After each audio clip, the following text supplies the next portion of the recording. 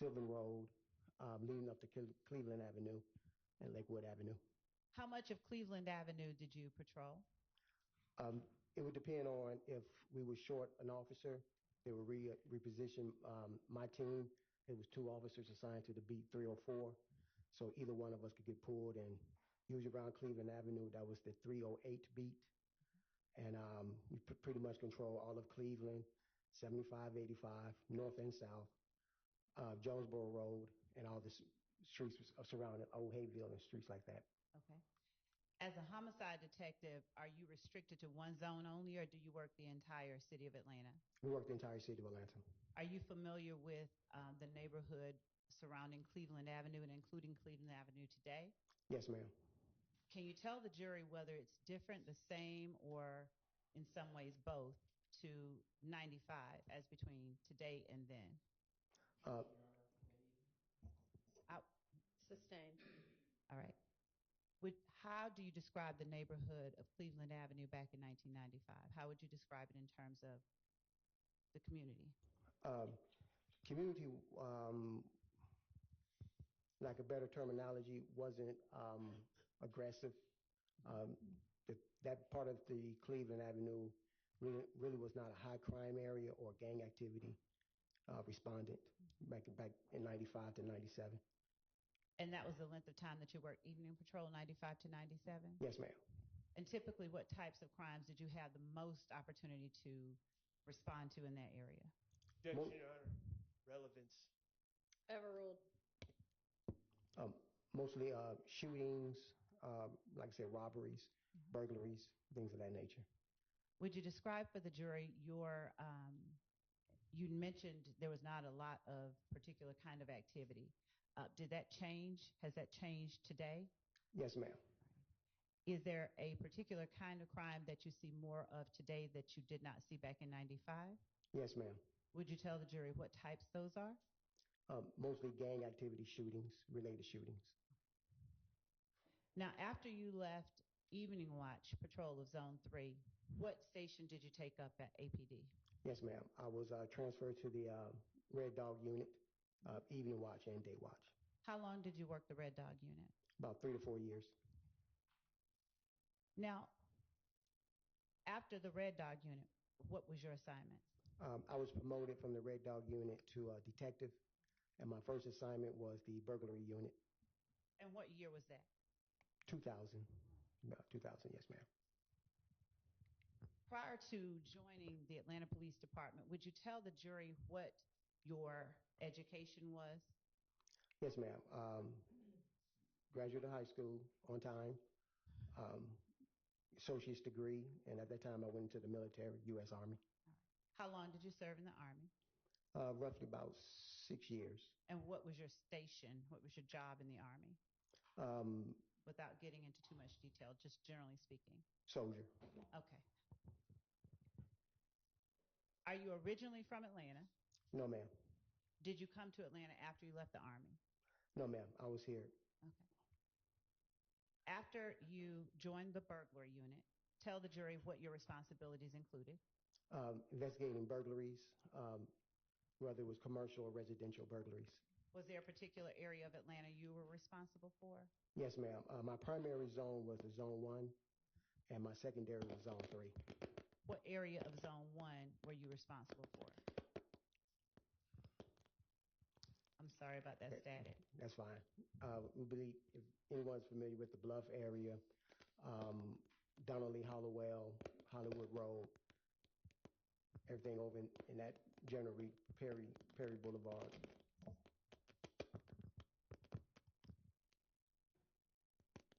Hang on one second. I'm trying to solve this problem.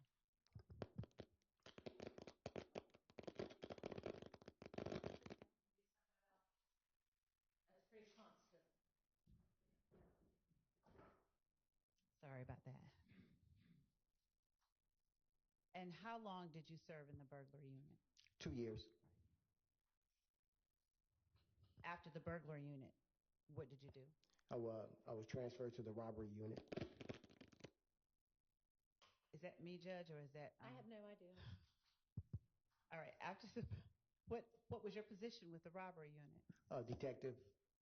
and my primary zone was zone 3. The secondary zone was zone 1. Were you patrolling the same or responsible for the same area in the robbery unit as you had been when you were in a zone 3 evening watch patrol officer? Yes, ma'am. Except I had the whole entire zone. Okay. I mean, yes, the whole entire zone, All A right. sector and B sector. Did you interact often with the residents of Zone 3 Yes. during your time as a patrol officer and as a detective in the robbery unit? Yes, ma'am. Was your interaction only when you were arresting people or investigating suspects? No, ma'am. What other types of interactions did you have? At that time, I was also working at part-time as an Atlanta Public School resource officer, and the school I was assigned was the Crawford Long Middle School, which is right off of Cleveland Avenue. Would you tell the jury what years those were that you worked as a Crawford Long Middle School resource officer? I would say it had to be from 2001 to 2012, 2013. And what were your responsibilities as a resource officer with Crawford Long? Primarily maintaining the safety and security of the school, walking around, patrolling the grounds, make sure the teachers' cars or anyone visiting the school wasn't cars were getting broken in, things of that nature. Did you have interaction with the students outside of investigating car break-ins and the like? Yes, ma'am. And would you describe for the jury what types of interactions that you'd have with the students at Crawford Long Middle School? Your Honor, as it pertains to particular people that are involved in this case, his knowledge of them and the jury's awareness of his foundation. Focus his attention to that. Did you interact with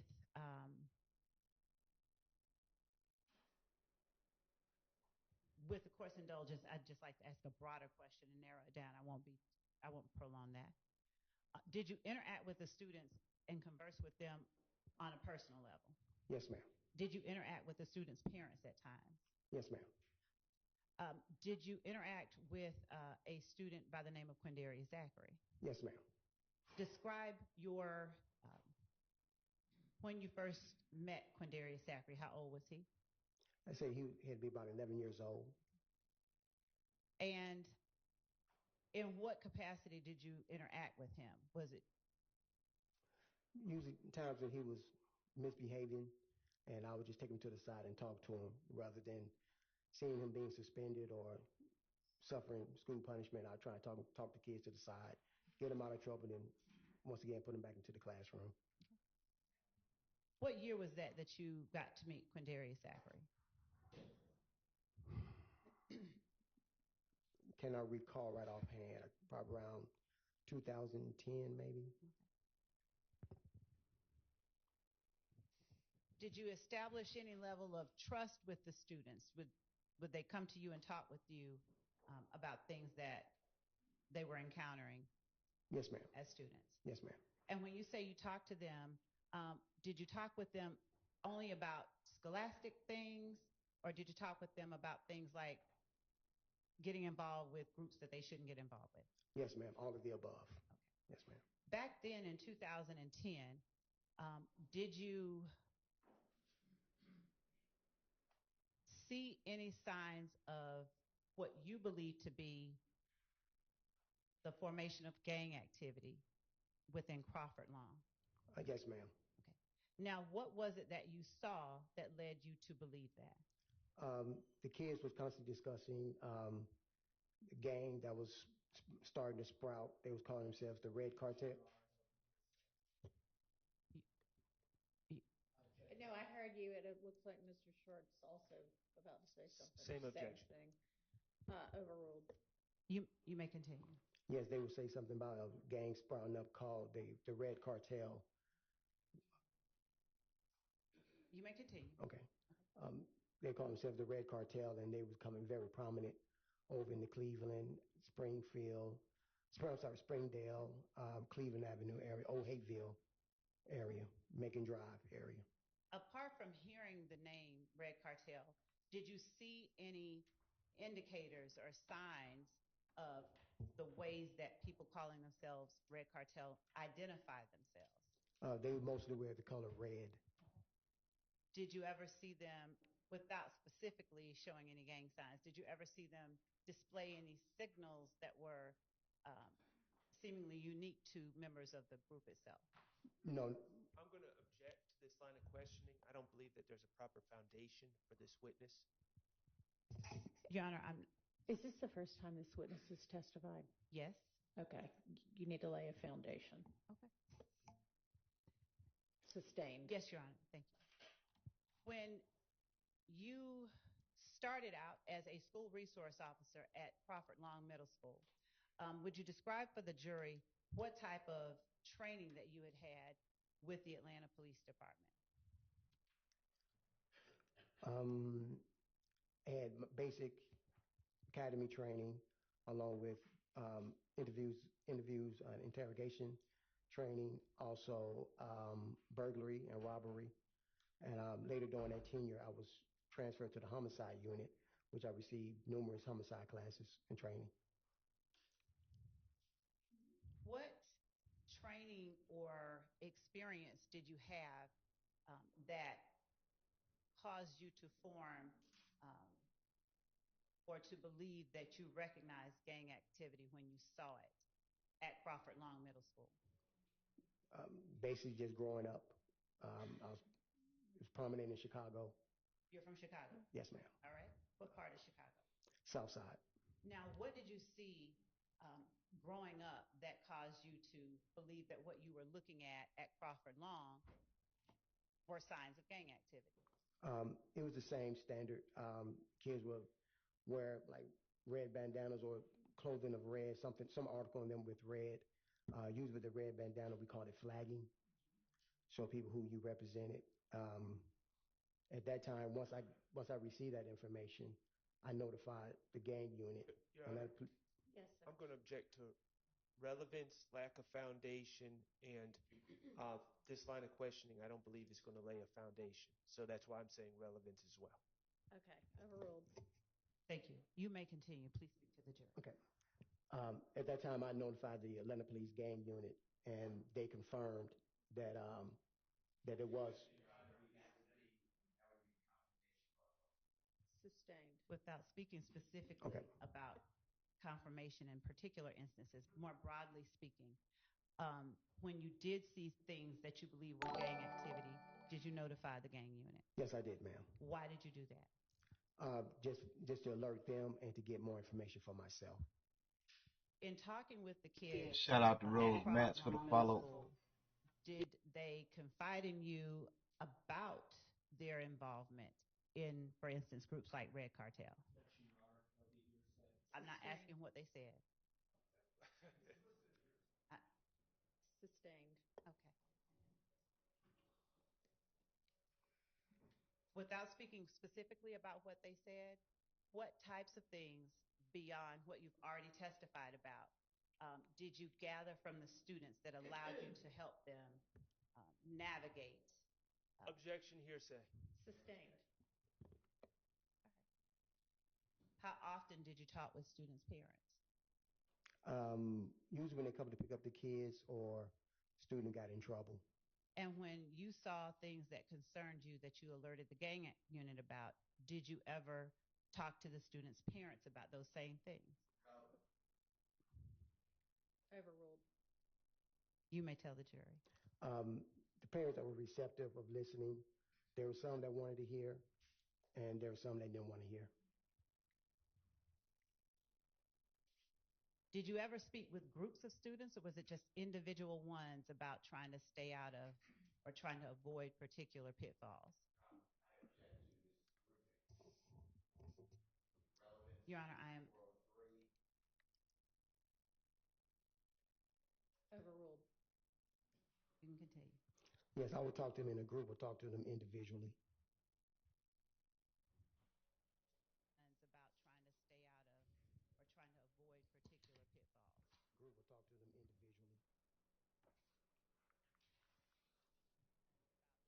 And were the subjects of the conversation always how to stay out of trouble? Yes, ma'am.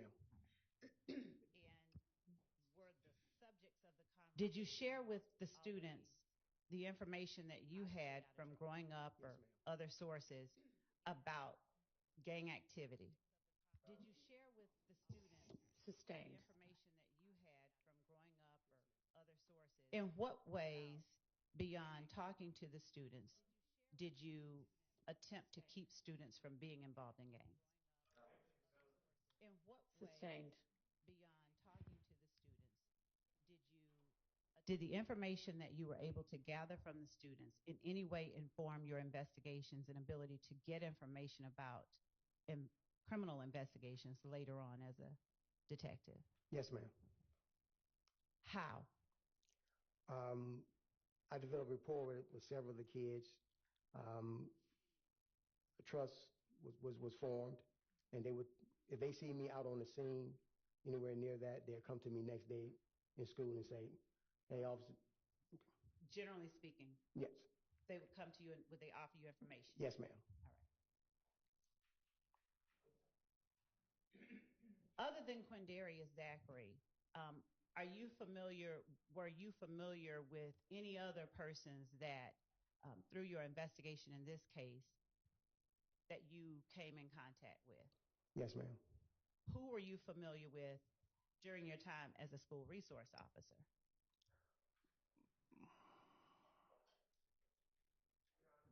Yes, sir. I'm going to object under 404A. What's your response?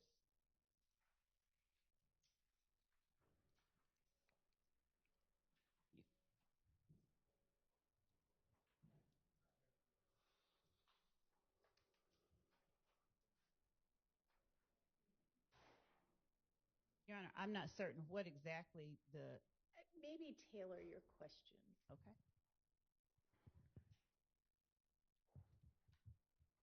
What other persons did you know during your time as a school resource officer that you also interacted with or taught or gained knowledge about during this case? Same objection, Your Honor. Do you understand the objection? Can you tailor your... Did you know any other... Trontavia Stevens. Did you know Trontavia Stevens? Yes, ma'am. Okay. What age did you learn about or did you meet Trontavia Stevens? At age 11. Was he a student as well? Yes, ma'am. Was he a student at Crawford Long Middle School? Yes, ma'am. Did you know Shannon Stillwell as a young person? No, I did not know Shannon Stillwell. Did you know Diamante Kendricks? I knew of him. I never had any interaction with him. Did you know of him as a young child? Yes, I think as he was getting to high school, yes. What about Quentin Porter? Did you know of him? Yes, ma'am. And was he a young child or was he an older person when you got to know him or knew of him? I believe I met him when he was in 7th or 8th grade. Okay. Of the people that you've named so far that you met, did you interact with them in the same way that you did with Quindarius Zachary, or did they not talk with you as much? They talked with me, but that was about it. They talked, but they never. Okay. All right. What year was it that you were promoted to a homicide detective? 2004. And during your time as a homicide detective, have you been recognized or given any special awards for your work as a homicide detective? Yes, ma'am. Objection, Yes, Your Honor. Relevance. Sustained. Would you tell the jury how many homicides you've investigated during your time as a homicide detective? Close to over, maybe as lead and assistant, probably close to 300, maybe more than that. Now, were all of these within the city of Atlanta, or did you ever have an occasion to interact with or investigate crimes that were outside the city of Atlanta but connected with crimes that you were investigating in the city of Atlanta? Yes, part of Atlanta is also in DeKalb County, so I worked some cases that was Atlanta, DeKalb County, and also Atlanta, Fulton County. Would you describe for the jury some of the training that you received as a homicide detective that allowed you to perform your duties that was different than the training you received as a patrol officer or a burglary detective? Yes, interviews and interrogations, reading crime scenes, logging things, crime scene processing. And as a homicide detective, were you involved in investigations that related to purported gang activity? Repeat that again, ma'am. As a homicide detective, did your investigations ever involve gang activity, the Yes. homicide investigations? Yes, ma'am. Now, did you share information with other law enforcement officers as it related to gang-related homicides? Yes, ma'am. And how, if ever, you were trained to recognize gang activity while you were performing your investigations, what kind of training have you received?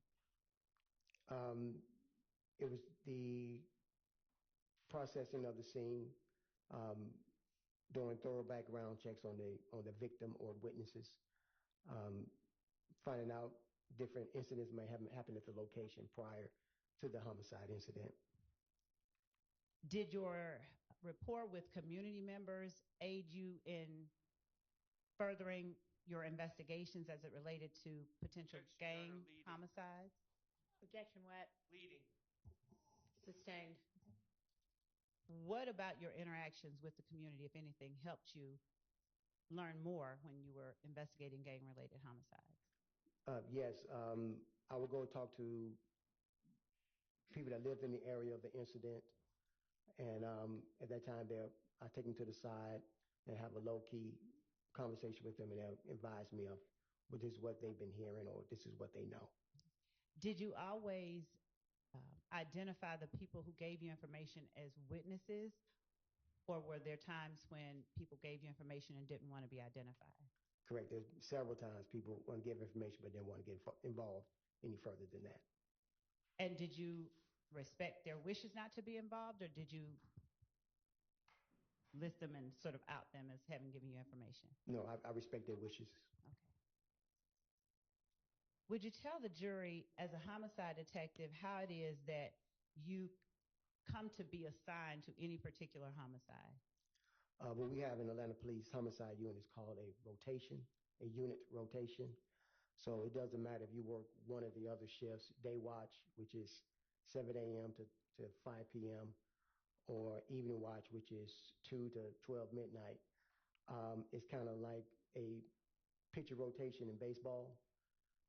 If you catch a case today, you're not due to catch a case until you come back up. So say there's 30 detectives. If you're number one, you go down to number 30. Number two becomes number one. Number three comes number two, and it goes like that. So it doesn't matter if you're off or it's past your shift time. If the call comes up, you have to come in and respond to it. And during the time that you're not up, is that the time that you're able to investigate whatever homicides that you do catch on your rotation? Yes, ma'am. All right. When you arrive on a scene of a homicide, are there any particular steps that you take to jumpstart your investigation? Upon arriving, I try and brief with the first responding officers and first responding detective on the scene, see what information he or she has gathered prior to my arrival. Is it your practice, has it been your practice to attempt to identify witnesses on scene if there are any? Yes, ma'am. Is it your practice to identify or attempt to identify surveillance footage if there is any? Yes, ma'am. How do you go about determining whether or not there is surveillance footage at a particular location? We walk around and you try and see if there's cameras fixated on the structures, or you go inside and see if there's door ring cameras on some of the residents, or you go inside the business and see if they have a camera that may be facing out their front windows. As the lead detective, do you delegate responsibilities in the investigation of the homicides that you're responsible for, or do you handle every aspect of that investigation? We delegate. What types of activities do you delegate to other persons? Depending on how many homicide detectives on the scene, I have them do what is called a neighborhood canvas. They automatically go around, start knocking and talking to people, and also looking for surveillance cameras, things of that nature. And do you work with the VIC unit to determine whether or not there are... Do you ever work with the VIC unit? Ever. Yes. And how long have you worked with the VIC unit? Since their first inception and coming into work with the APD, we usually call down and ask them to do. Injured in a car accident? Want to see if you qualify for a huge check like this? Don't call insurance, don't call an attorney. Do this instead. Time frame of the incident, and they're able to go back and take a look and see exactly if they have any footage of anything that may be relevant to our homicide investigation.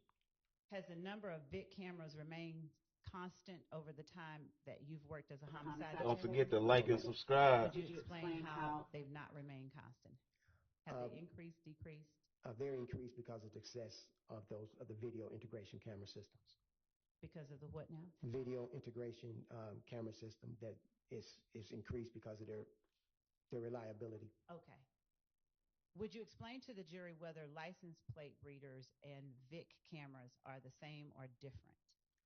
They're different. The license plate reader picks up on a tag of a vehicle, stores it in, as they would tell you exactly which direction that vehicle has been traveling, what other LPR readers it has hit on, so you can go back and backtrack to see exactly where that vehicle may have started or came from. Is there any particular information you'd need to be able to track a vehicle with license plate readers? Sometimes we're able to give a make and model and description of the vehicle. And once again, the LPR teams are able to go in and say, okay, we found this vehicle that looks like the vehicle you're talking about. We see that the license plate reader is showing that it was in the immediate area at the time of the incident. Okay. Now, have license plate readers always been in effect within the city of Atlanta during your time? No, ma'am. And do you know or remember when you all first would have had access to license plate readers?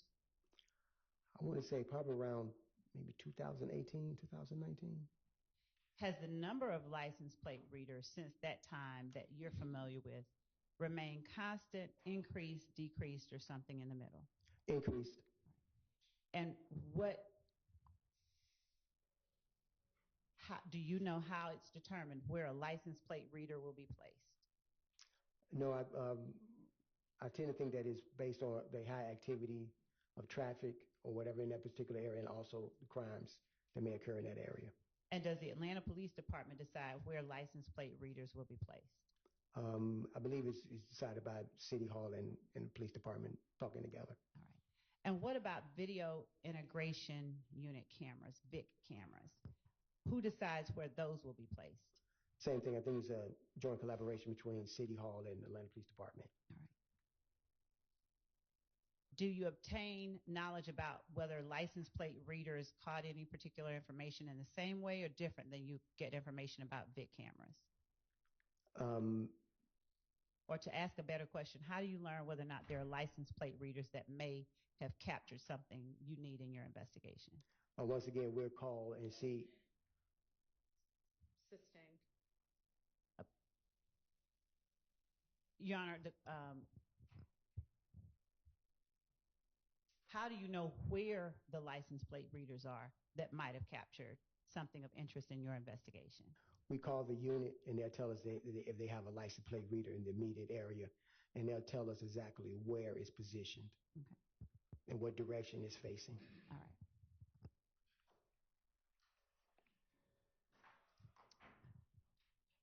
Would you describe for the jury where the Summerhill community is located? It's located off of Ralph David Abernathy and McDaniel Glen area. Okay. Down where the old Fulton County Turner Field used to be. Okay. How much time have you spent working in that area? I would say the whole entire of my career, 30 years. Okay. Are you familiar with the Castleberry Hills area of Atlanta? Yes, ma'am. All right. And how often have you worked in that area? Per my patrol as a Red Dog officer and responding as a burglary detective, robbery detective, and homicide detective. 330 McDaniel Street. What area is that in? That is the Zone 1, Zone 5 area. This is like a border. Okay. And what When you say border, is it a border between different communities? No, it's a border between the zones. Okay. What communities make up that area? It's both residential, apartment buildings, businesses. And is 330 McDaniel Street in Fulton County? Yes, it is, ma'am. Did you have an occasion to respond to that location on January 10th, 2015? Yes, ma'am. What time, if you recall, did you respond? I believe I received the call around 9:30 p.m. from Detective Darren Smith of the Atlanta Police Homicide Crypto Unit. market is pumping. He advised me that there were 3 subjects shot at that location. Are you called only when there is a confirmed death? Or are you called before you know whether or not someone has died? It depends on the status of the paramedics when they transport. If they say the person is low critical, we respond because there's a good chance that they might not survive once they get down to Grady. When you responded on January 10th, 2015, did you have any confirmed deaths?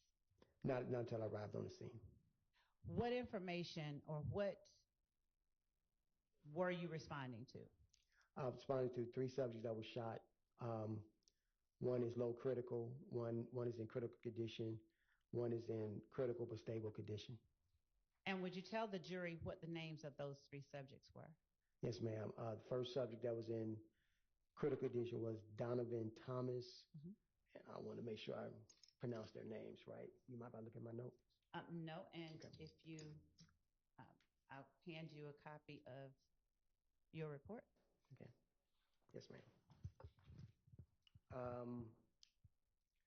Second subject that was in critical condition was Reginald Hendricks, and the third that was in critical but stable was Cardarius Sanders. Now, did you have an opportunity when you arrived on scene to speak with either of those 3 people? No, ma'am. They was already transported to Grady. All right. When you arrived on scene, had the scene already been cordoned off or roped off? Yes, ma'am. And when you arrived on scene, was there any other homicide detective already there assisting or directing? Yes, ma'am. Detective Smith was on scene. Now, was Detective Smith up in the rotation or was No, it ma'am. yours? No, ma'am. So when a detective is not up in rotation, how is it that one homicide detective would be working a scene before you, if it's your homicide? Yes, ma'am. That depending on how many detectives are working that day. There's a lead detective that will go out to the scene, gather the information, start processing, and they'll notify the next up homicide detective that there's a call and there's 3 subjects. Like on this day, 3 subjects that were shot. Okay.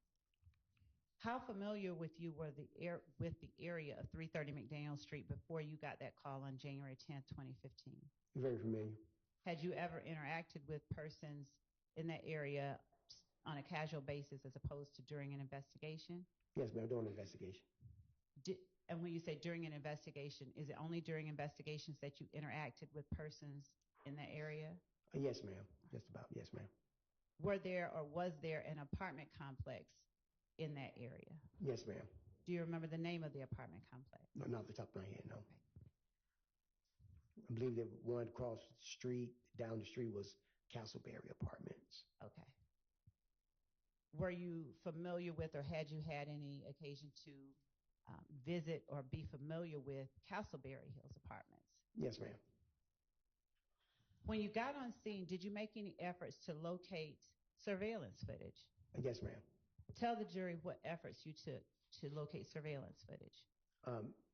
Immediately that caught my attention was there was cameras fixed on the barbershop at 330 McDaniel Street. Also, I noticed that there were surveillance cameras down at the gas station at the intersection of McDaniel Street and Northside Drive. Was it daytime, nighttime, something in the middle when you arrived on scene? I did not ask that question. No. We know, yeah, we know the time, so. Let me ask a better question. Was there daylight, moonlight, was there natural light for you to see on scene when you arrived there? No, the street was lit up with city lights. Okay. And how were you able to see the cameras that you were able to identify? They were just fixed on the building, so you can look up and see the cameras. At the time that you saw them, did you know whether or not they were working? No, I did not. Did you take steps to find out? Yes, I talked to the owners. All right. And when that happens, are you able to get the camera footage on scene immediately, or do you do something to get that footage? Yes, ma'am. I contact the cyber crimes unit, who goes out and retrieve all type of video surveillance for us. Detective Teague, are you familiar with Detective Teague? Yes, ma'am. And what does Detective Teague do for you during your investigation? Detective T went to those different locations and downloaded the video surveillance from those locations. I gave him the dates and the times. Okay. Did you, at the time, know whether there were, or did you learn if there were any surveillance cameras at the apartments across the street from 330 McDaniel Street? As I walked over there the next day, I saw that there was no cameras facing McDaniel Street. And what other efforts, if any, did you take to get surveillance footage or any kind of captured footage of what happened at 330 McDaniel Street? It was just those two locations that had cameras. Okay. When you said that you went to the Texaco, where were you focusing? Where was it that you understood the shooting to have occurred? The shooting happened right in front of the barbershop. The vehicle was traveling down McDaniel Street to Northside Drive and made a right onto Northside Drive. And that would place it right in the path of the Texaco cameras. Mm-hmm. How did you learn what the vehicle did? Without saying anything that anyone specific told you, how did you learn? People that was on the scene. Okay. And at the time, on scene, the night of January 10, 2015, did you get any specific details about the make and model of the car? Any definitive details? No, ma'am, except that it was probably a silver or a light gray colored vehicle. Okay.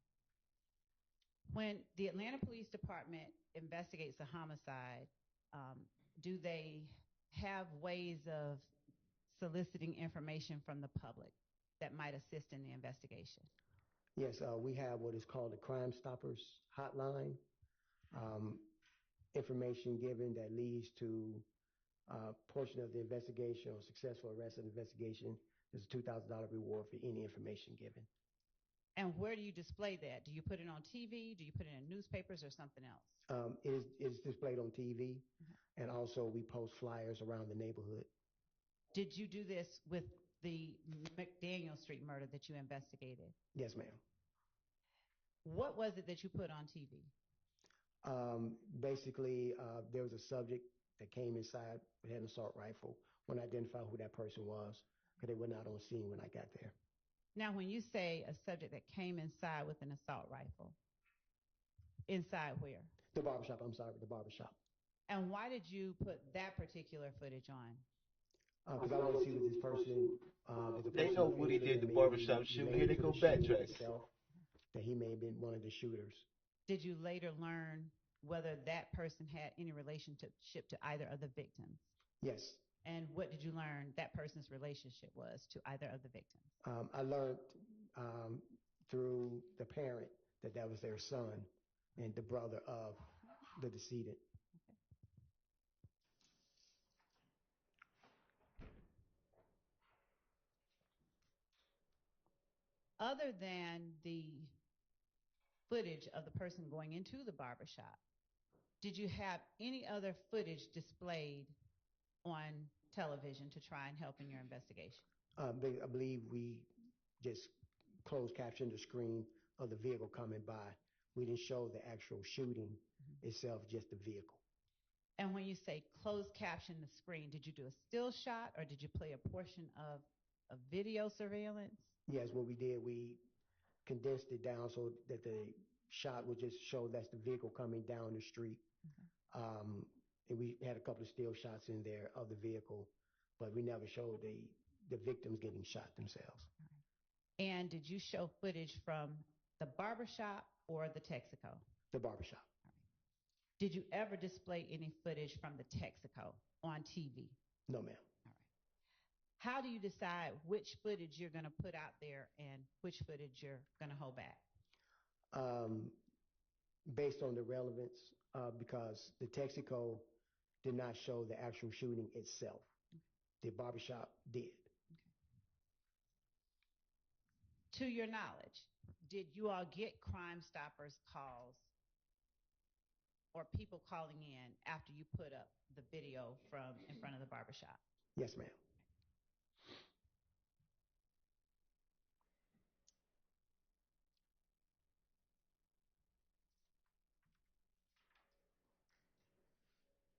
When you arrived on scene, were there people who were willing to talk with you and have their names listed as witnesses?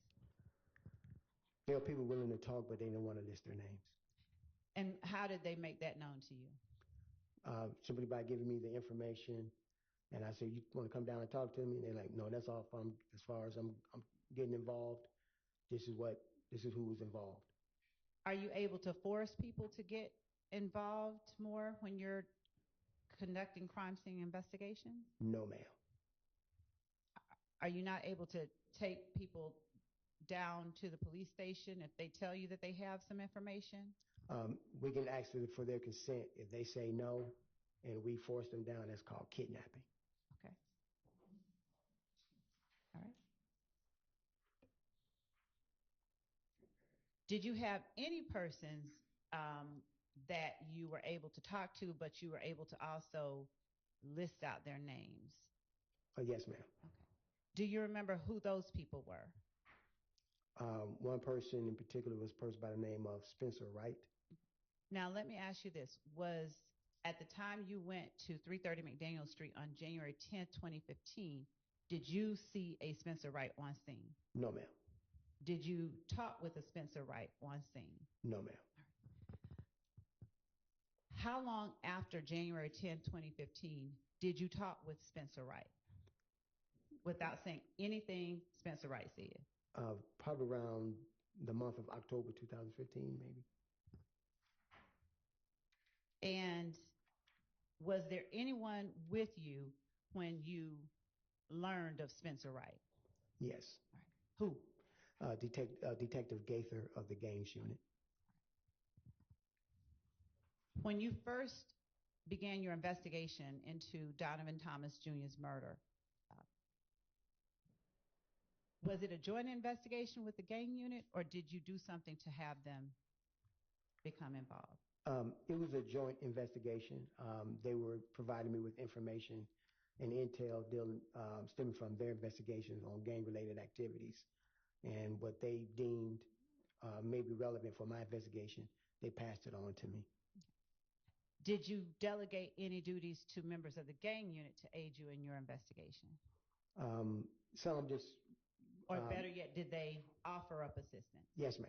Okay. Who within the gang unit offered up assistance in your investigation into the Donovan Thomas murder? Detective Gaither and Detective Dennis. Did you gain information that allowed you to interview people in relation to the homicide without saying any information that you gained, just yes or no? Did you get information? Yes, ma'am. And did you conduct interviews? Yes, ma'am. All right. Now, the night of the homicide, did you direct anyone to reach out to you? Yes, ma'am. And who did you direct to reach out to you? Kenneth Copeland. How did you reach out, or how did you direct Kenneth Copeland to reach out to you? Upon returning to the homicide office so I can start my investigation, I got alerted by the Zone 3 Morning Watch Mobile Patrol of a shooting that just happened on Van Ira. Mm-hmm. And from what the officers gathered was that this was We won't talk with Okay. you about the officers on Van Ira Okay. and what they said. Okay, ma'am. But were you able to determine whose residence or what was on Van Ira at that location that the officer told you about? Yes, it was Kenneth Copeland's baby mother's house. All right. And how did that cause you? Why was that of interest? And to ask a better question, what did you do after you spoke with the officer about the shooting on Van Ira? At that time, I went out to the scene myself. Okay. Did you speak with anybody on scene at Van Ira? Yes. Who did you speak with without saying what they said? I believe her last name was. Now I look at the notes. Nope, I don't mind at all. I don't want to mess up her last name. Quartermain. Okay. Deshawn. Deshawn Quarterman? Yes, ma'am. Okay. And did you speak with anyone else? I spoke with Kenneth Copeland over her phone, over her cell phone. All right. What did you see at Van Ira that caused you to be interested in talking to Kenneth Copeland? What did you see? There were assault-style rounds, spent shell casings in the middle of the street. Now, were you able to see what type of shell casings, if any, were on scene at 330 McDaniel Street? Yes, ma'am. And what type, if you recall, did you observe on scene at 330 McDaniel Street? At 330 McDaniel Street, there were 7.62 assault rifle rounds. There were 45 caliber rounds and 9mm caliber rounds. How familiar are you with firearms? Very familiar. And what training have you received in firearms over your career, not only as a law enforcement officer, but in the military? Extensive. All right. Tell the jury what kind of training. Basically, the uses of the weapon, the safety of the weapon, and what particular weapon is able to fire what kind of round. All right. Have you had occasion to fire those type of weapons that you saw shell casings for on scene at 330? Yes, ma'am. What you saw on Van Ira, were they similar type rounds? Not necessarily caliber. Were they similar or different? They were assault rifle rounds, so they similar but not similar. Okay. And when you say similar but not similar, could you explain a little bit more? Okay. The 7.62 rounds that was recovered from 330 McDaniel Street are typically fired from AK-47 assault rifle. Mm-hmm. Any rifle built off that schematic. The rounds that we recovered from Van Ira was rounds that is associated with the AR-15 assault rifle. Do you recall how many rounds you observed at Van Ira? I want to say possibly 10 to 12, or 10 to 15, something like that. Did you observe any damage to any structures or property at Van Ira? Yes, there were some defects to the residence. Were there any people shot at Van Ira? No, ma'am. Were there people at home at the time that the residence was shot up, or something different? Yes, ma'am. All right.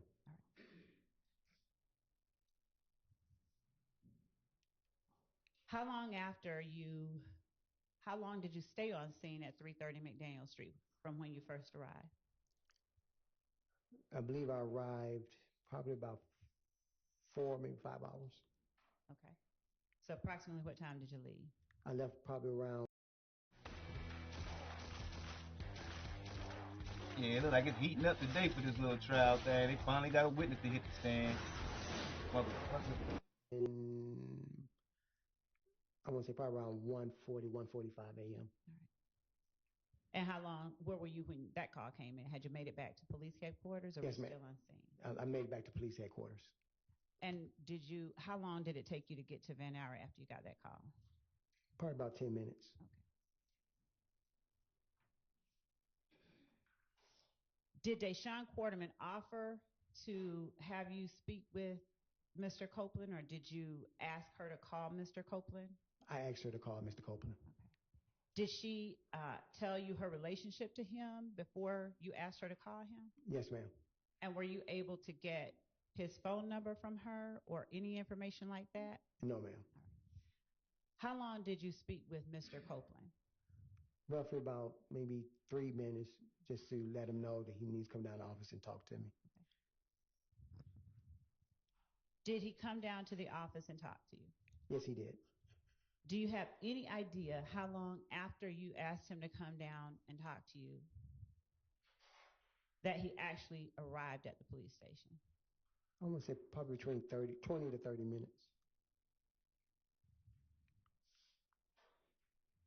When he came to the police station, do you recall, did you meet him in an interview room at the police station? No, actually, I met him. Oh, No. go ahead, I'm sorry. I met him in the rear of the police headquarters. Okay. I was standing by. I'm sorry, I was standing by with his brother, waiting for him to get there. Who is his brother? I forgot his brother's name. I don't recall his brother's name. Are you familiar with anyone by the name of Rontrez Brock? Yes. Do you remember whether that was the brother or? Yes. Rontrez Brock was the brother.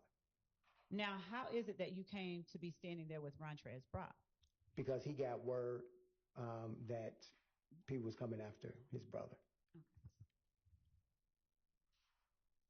When you met with Mr. Copeland and his brother behind the police department, was that something usual that you do? Like, why do you meet behind the police department as opposed to? It was easier parking for them. Okay. Instead of having to park and walk all the way up, I just said, meet me here. I can get your brother in, get him upstairs and talk to him. And did you get Mr. Copeland in and upstairs to talk to him? Yes, I did. Now, when you first saw Mr. Copeland, do you remember what his demeanor was like? Whether he was sad, happy, excitable, based on what you could observe and see? Or something wholly different? It was something totally different. He was even keeled, and he just kept asking. He don't know why people putting him in this. Okay.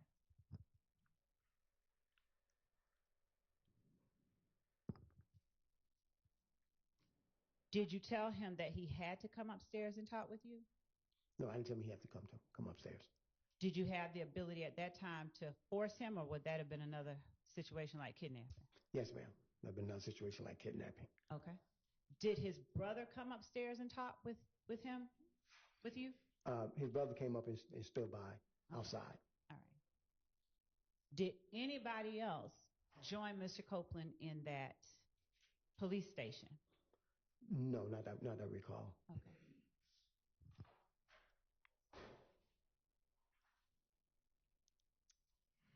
Do you remember about how long you talked to Mr. Copeland in the police station? I think maybe a couple of hours, an hour or two. Did you talk to him inside an interview room, outside an interview room, or both? Inside the interview room. Did you start any conversations before you got to the interview room? No, just basically that his name had come up in the investigation. Okay. Now, when you have people that you want to talk to, are these interview rooms always equipped with recording devices, video and sound? Yes, ma'am. Are they running constantly, or do you turn them on before you take someone inside? You turn them on and you log it in to our database up under your particular case number. Okay. And when you began talking with Mr. Copeland, did you read him any Miranda rights or just start? No, ma'am, because he was not under arrest, so it was a non-custodial interview. So there's no need for me to Mirandize him. We just started conducting the formal interview with him. When you began conducting the interview with Mr. Copeland, did you have any particular target in mind that you wanted to have him implicate? No, ma'am, no particular target. And as you interviewed him, did you attempt to get him to tell you somebody did any particular thing? Yes, ma'am. All right. And were you telling him the people that you wanted him to talk about, or were you asking him for information or something in the middle? Yeah, I was asking for information, and pretty much the question was always in the middle. Okay. When you began talking with Mr. Copeland, did you have knowledge about any people and that you wanted him to give you information on? No, ma'am. All right. And during the course of your conversation with Kenneth Copeland, did you get information that led you to other people you were interested in talking to? On that initial night, no. Yeah. And was there any particular concern that you understood Mr. Copeland to have that night? Other than he spoke about an altercation. And when he spoke about an altercation, did you say anything to suggest to him that you knew about the altercation? Somewhat, yes, ma'am. Now, did Mr. Copeland's, did he ask you questions during the interview? I think just general questions like, how did my name come up in this? Once again, I don't know why. Did he try to get you to help him in any way in terms of ensuring his safety? Yes, ma'am. He wanted me to speak with the family of Donovan Thomas, let them know that he had nothing to do with it and stop coming after him. Okay. Now, did he know, or did you tell him that it was these people coming after him, or was he just speculating, to your knowledge? He was just speculating. Okay. Did you give him any assurances about what you would do to try and ensure his safety? Yes, ma'am. I told him I would speak with the family and let them know that at this point in time, he is not a person of interest or suspect. And when you gave him that assurance, when you told him that, did you have any information that anybody in Donovan Thomas's family was involved in shooting at Kenneth Copeland or his family? No, ma'am. Okay. No information.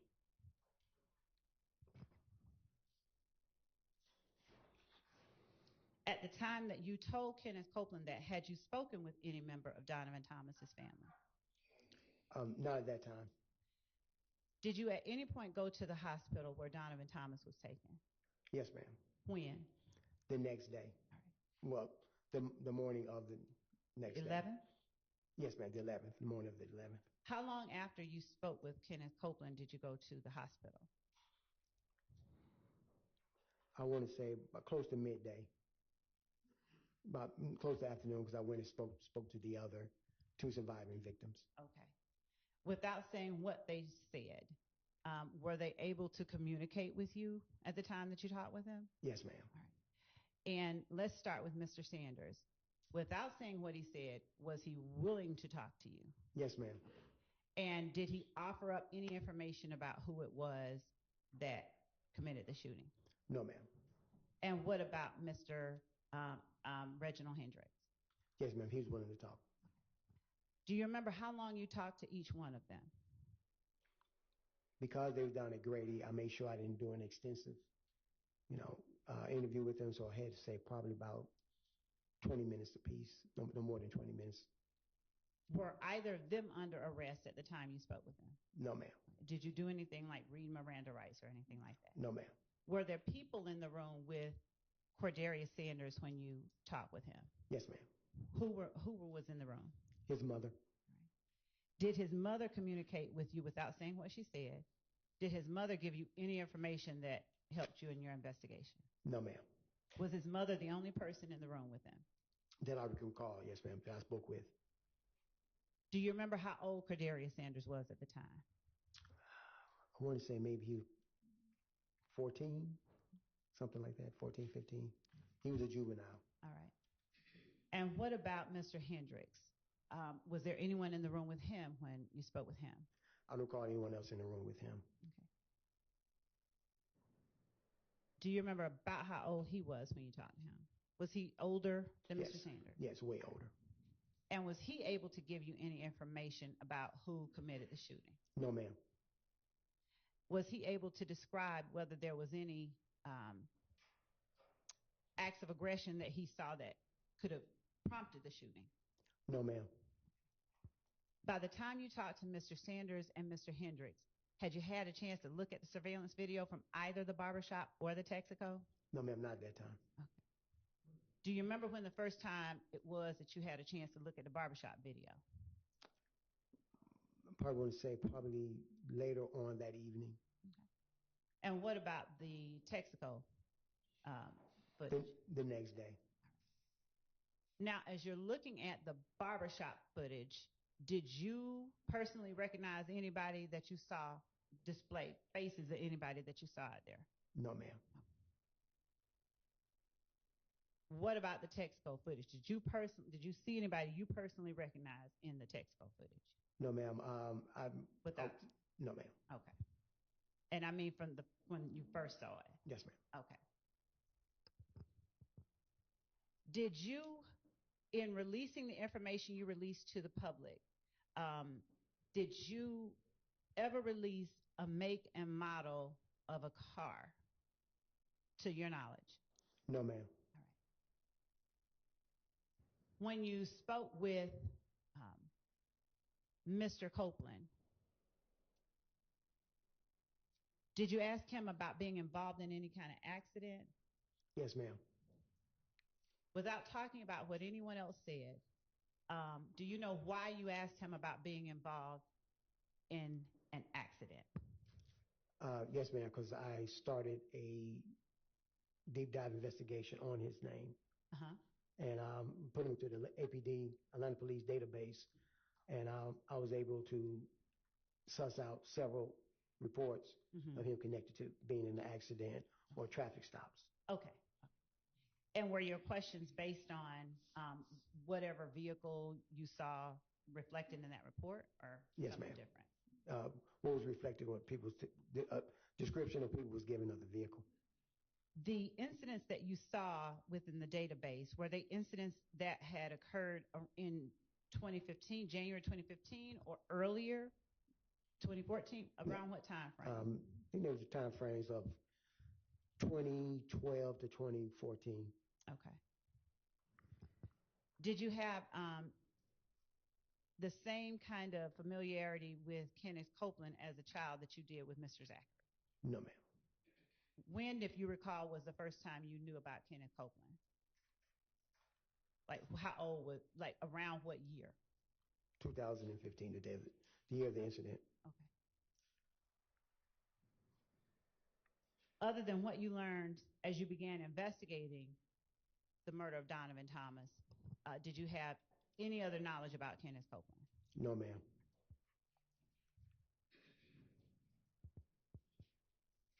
Did you ensure or did you offer to do anything else to, or offer any advice to Kenneth Copeland to help him secure the safety of his family? Did you make any suggestions? I think probably general Okay. suggestion of that nature. All right. Did Kenneth Copeland have any cell phones or anything with him that you saw when you first talked to him on January the 11th? I didn't see him with a cell phone. Okay. Now, do you remember Mr. Copeland offering you, and let me ask you this, the interview with Kenneth Copeland, it was recorded, right? Yes, ma'am. All right. Now, when was the last time you could remember looking at that interview? Like, did I show it to you today? No, ma'am. Okay.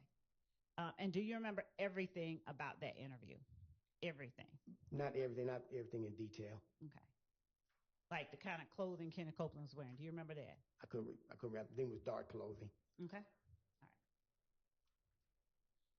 Did Kenneth Copeland offer to give you any information that might help you sort of determine that he should not be a target of any retaliatory shootings? Yes. All right. Did you follow up on the information that he gave you? Yes, ma'am. Would you tell the jury the ways that you followed up on whatever Kenneth Copeland told you? Yes. The information I got from Kenneth Copeland I immediately went to Detective Dennis and Detective Jacob. On scene here that we're getting this information from. We were actually the first ones here with about 30 different law enforcement vehicles at least. There are 3 Bearcats on scene here. This just all unfolded, Sandra, I would say, less than 10 minutes ago. We got here even before the crime scene tape came up.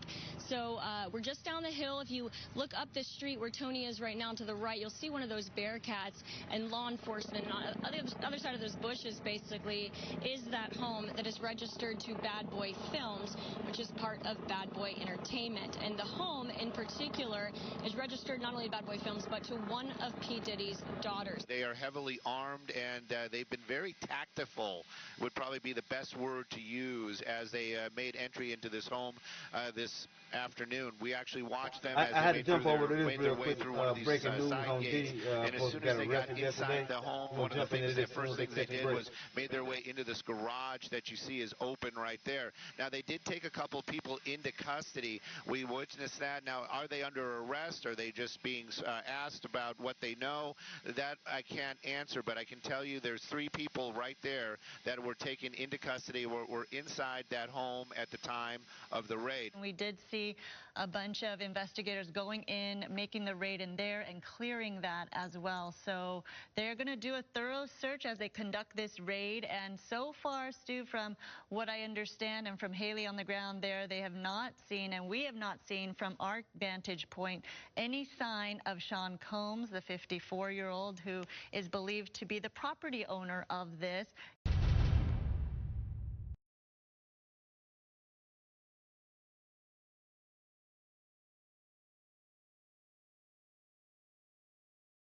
In the school system. All right. Now, when you say your time working in the school system, about what year would you say you first heard about YSL? I'm going to say probably about maybe 2012, 2013. Okay. That's about the first year that you heard of it? Yes. Okay. And did you conduct any investigations yourself into any group called YSL during that time? No, ma'am. Did you speak with, without saying what they said, did you speak with any students about a group called YSL? Yes, ma'am. Do you know how many students you talked to? Probably a total of 8 students. How many? 8 students. And were you on school property, or was this outside school, at the house, or some other place? School property. Okay. Were there any particular incidents that led to your speaking to these students about YSL? Yes, I heard the name constantly coming up. And was it you asking particular students, or particular students just coming up to you? Just asking certain students I was very aware of and had a trust relationship with.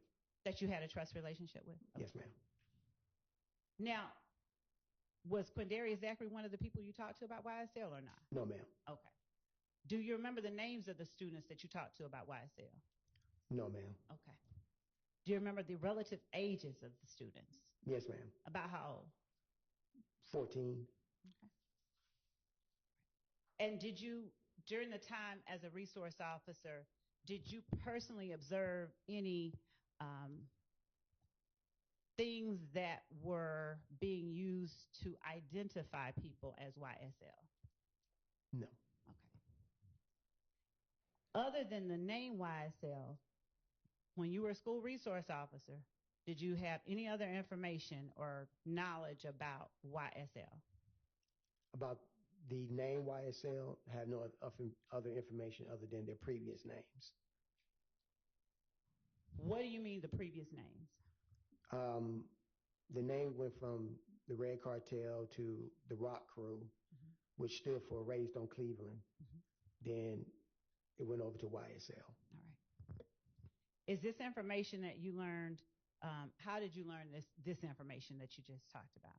Talking to the kids and working in the neighborhood. All right. Did you ever speak with grown-ups, the family, the parents of the kids about YSL or these other groups, Red Cartel or Rock Crew, without saying what they said?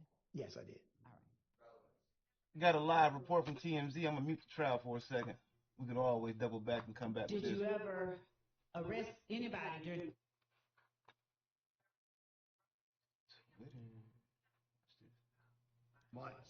Now, the indictment has now come down against Sean Diddy Combs, and there is absolutely no doubt prosecutors have thrown the book at him. Among other things, he has been charged with racketeering, kidnapping, and sex trafficking. This is all based on a grand jury indictment where prosecutors went to the grand jury over a period of months. Now, there is a long list here.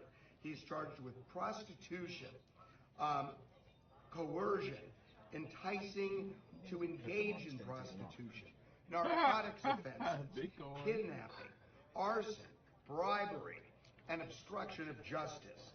The complaint, the indictment, mentions the now notorious freak-off parties, calling them, and this is the words from the indictment, elaborate and produced sex performances that Combs arranged, directed, masturbated during, and often electronically recorded.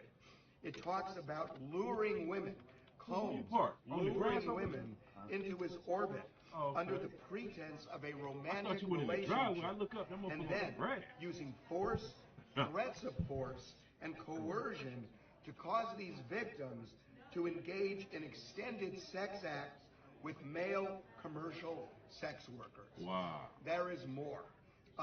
After these freak-offs, the indictment says that Combs and the victims actually received IV fluids to recover from what they call physical exertion and drug use. As for the kidnapping allegations, unclear what they are. They just reference them, as do arson and several other crimes, but they say they were committed in California. Now, as for drug use, the indictment says there was an intent to distribute narcotics which include cocaine, oxycodone, Xanax, GHB, which is the date rape drug, MDMA, and ketamine. It goes on to say that during the raids of his homes in Beverly Hills and Miami, they found 1,000 bottles of baby oil and lubricant, suggesting this was part of the freak-offs. They also found 3 AR-15s with defaced serial numbers and drum magazines. There is also a clear reference to the Cassie video, the video where Diddy brutalized Cassie at the Century City Hotel. They talk about assaulting a woman by striking, punching, dragging her in March of 2016, clearly Cassie.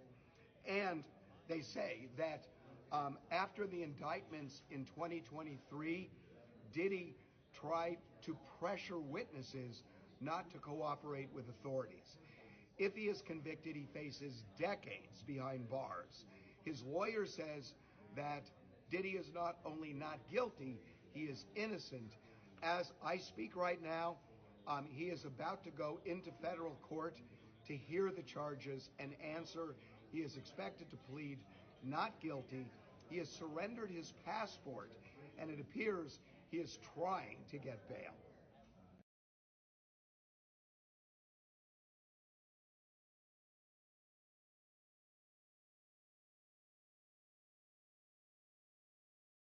Down. Bench conferences are never recorded, so this is a bench conference. Well, honestly, it's not, because it's just an evidentiary issue, right? Yes, so, yeah, that's fine. Okay. All right, so that was a 401, 402,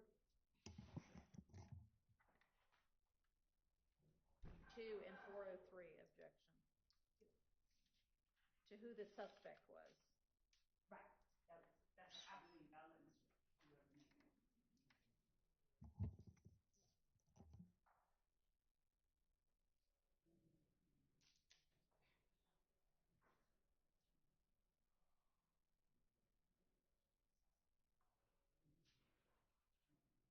The indictment.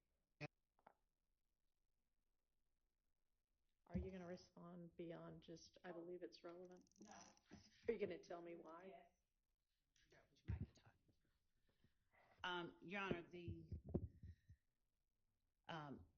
the homicide, I believe one of the homicides that the witness will talk about is a matter that an earlier witness talked about as it related to Rock Crew. I believe that the one that he is going to talk about is going to deal with Quentin Porter and Javaris Crittenton.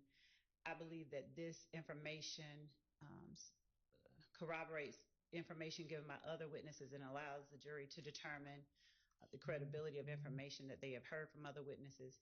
It's not bolstering because it's his personal knowledge, but to have information about a subject from two unrelated people who are not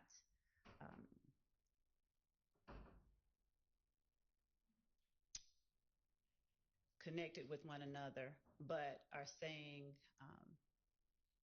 things that are consistent with one another, we believe allows the jury to determine things that are pertinent to this indictment, the existence of the enterprise, some of the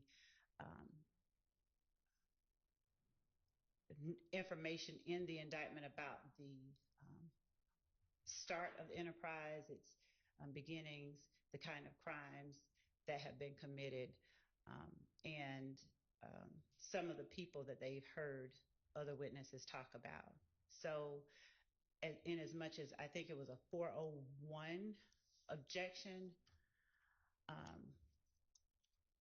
it's relevant. We're talking about YSL and the beginnings of YSL and the groups from which YSL evolved. The relevant standard is a very low standard in as much as it's a 402 objection. Any relevant evidence is presumptively admissible in as much as it's a 403 objection. I'm not sure what, I haven't heard any offer as to how it's substantially more prejudicial. I know I hear a lot about. Is it that I don't prong know. of it, Mr. Steele, or something else? Every prong of it, Your Honor. Every prong. Well, him saying every prong, Your Honor, any information that tends to prove an allegation in the indictment is going to be prejudicial to a defendant. And Mr. Steele or no one on behalf of the defendant Williams is offering up how it unfairly prejudices Mr. Williams for the state to be able to prove the elements in the indictment, the existence of the gang, the beginnings of the gang as we allege, and the kinds of crimes and activities that the enterprise participates in, and the conspiracy itself. I don't know how it's unfairly prejudicial in such a way. So the question that you asked was, who was the suspect of the murder? I mean, are you going to establish that just for somebody to be a suspect doesn't establish anything other than they were a suspect. Are you going to establish something beyond that?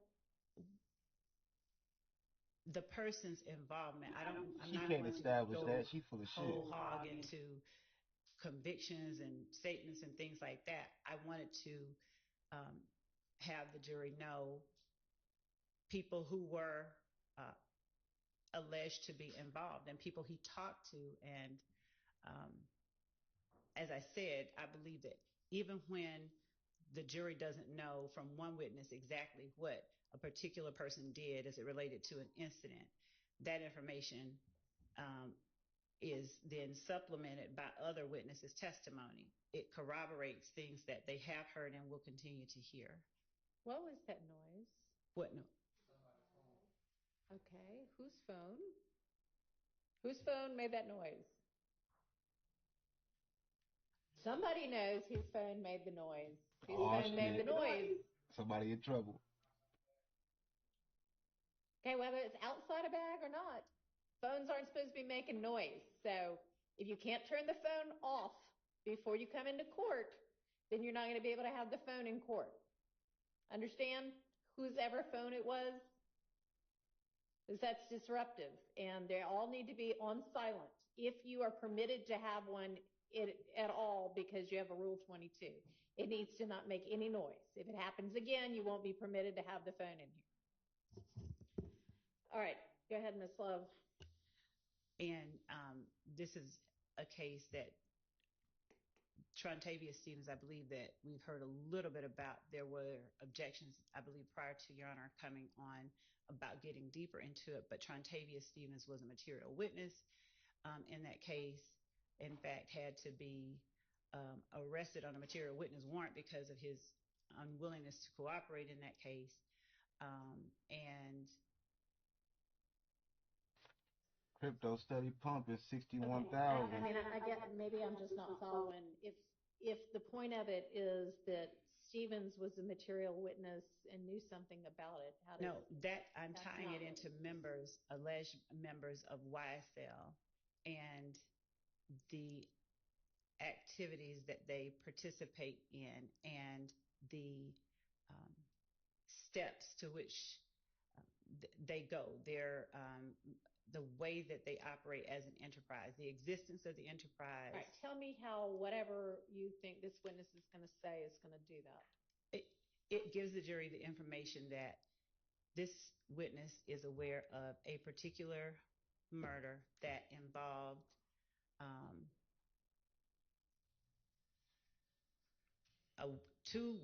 Rock Crew, and then later YSL, Quentin Porter and Crittenden?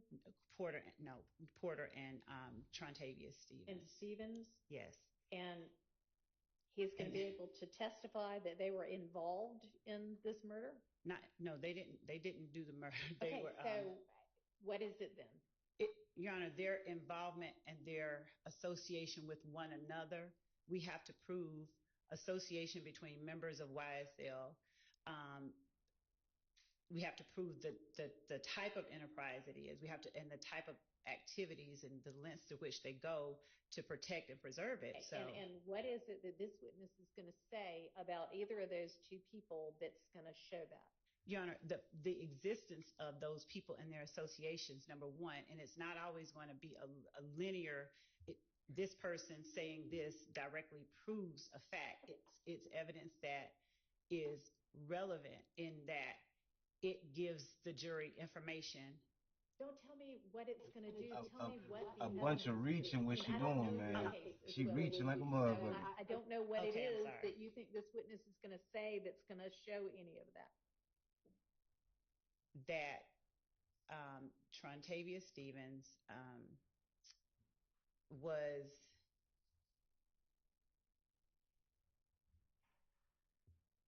what I know happened. So he was believed to have been set up by Big Boo. It was put out that he was set up by Big Boo. There was a break. The judge don't even believe the shit she pulled up. Big Boo as a result of this particular murder, and that offshoot eventually produced YSL. Now, I don't expect that he's going to say all of that, but it's the connections between Porter and Stevens that I believe are. Okay, and how is this witness going to testify to connections between Porter and Stevens?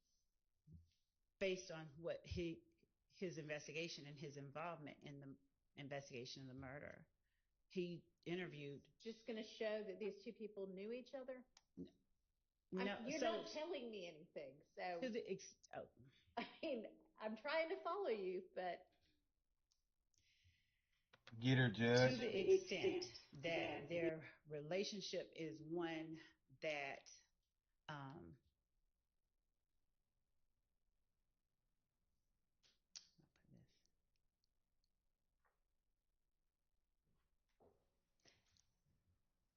has been described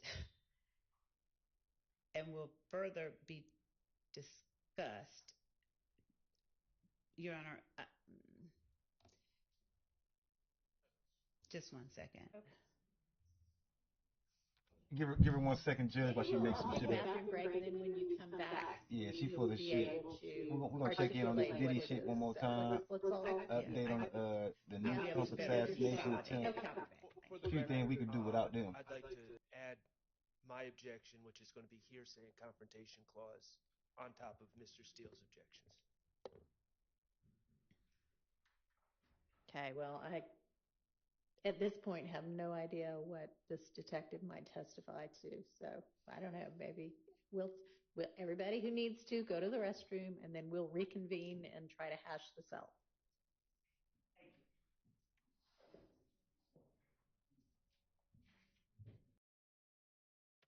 Yeah, I think that's kind of crazy. The judge can't even follow what she's trying to deliver, and she trying to build a whole Rico case and conviction off hearsay, uh, unfounded evidence, and people to just testifying to testify. Basically, shit. I don't know what the hell kind of shit she got going on.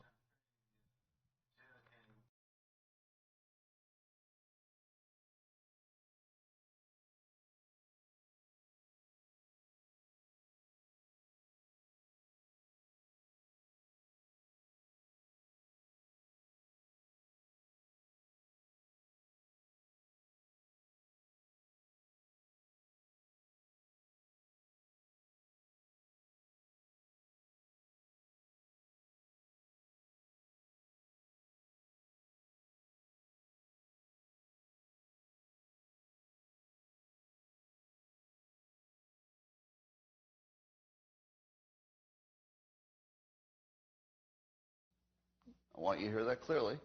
The anti-vax people appear to be the winners. The anti-vaxxers clearly are the winners at this point, and I think it'll probably stay that way. And I don't want to put any shade on that whatsoever. I intend to fight for Black Lives Matters. I intend to fight. If Black Lives matter to her, why didn't I matter? Because of truancy, California public schools lose $1.4 billion a year in funding. I want money. I don't agree what Kamala Harris did to my mom. So I decided I was going to start prosecuting parents for truancy. And I spent a majority of my time here at the hospital. When Kamala Harris was the California Attorney General, she had me arrested and prosecuted because my handicapped daughter was sick in the hospital and had missed some days of school. I have sickle cell anemia. Sickle cell anemia is a hereditary disease, and it is very, very painful. In 2012, like all California parents, I received a threatening letter from Kamala Harris saying we'll go to jail for a year if our kids even miss 10% of school days. Little did I know there was a warrant out for my arrest. All of a sudden, the police is outside my house, and they started banging on the door. They told me I was under arrest for my child missing school. I was shocked. I said, but my baby is sick. The school knows that. And they said, go talk to Kamala Harris. Place your hands behind your back. My mom did nothing wrong. We did everything we were supposed to. I was always bringing doctor's notes, always calling the school to let them know that I was in the hospital. But my hell was just beginning. They gave me 2 charges. I spent the next 2 years in court fighting these charges. Kamala assigned her nastiest prosecutors to my case. My homicide prosecutors, my gang prosecutors. And they went over there, and I said, when you go over there, look really mean. All the time I had to spend going to people court, confused about her. I was struggling to care for my Shayla. We are going to make sure that you face the full force and consequences of the law. I lost my job and couldn't pay rent, and we got evicted. I became homeless. We had to move into a motel. And I ended up being in the hospital a lot during her trial. And in that hospital stay was when I had my stroke. I had a stroke about 4 or 5 days ago, and right now I'm doing pretty good. My hand is doing okay, I guess. Let's be clear, my values have not changed. Look, I am not a political person, but I want people to know what Kamala Harris has did to me. If she do it to me, she will abuse anyone if you give her the power. The truancy program got a lot of criticism too. Did you actually lock anybody up? No, we never locked anybody up. We did prosecute some cases, but far few, only about 20. My She's message killing her own to hand with all this shit. Americans, especially Black Americans, do not trust Kamala Harris.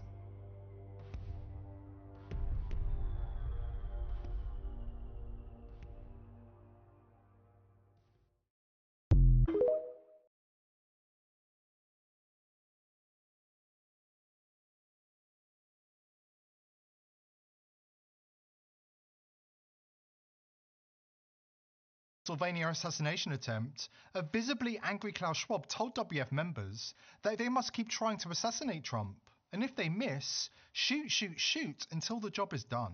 We then revealed the existence of a WF memo circulated among members, revealing a 3-point plan to take out the 45th President of the United States before the November election.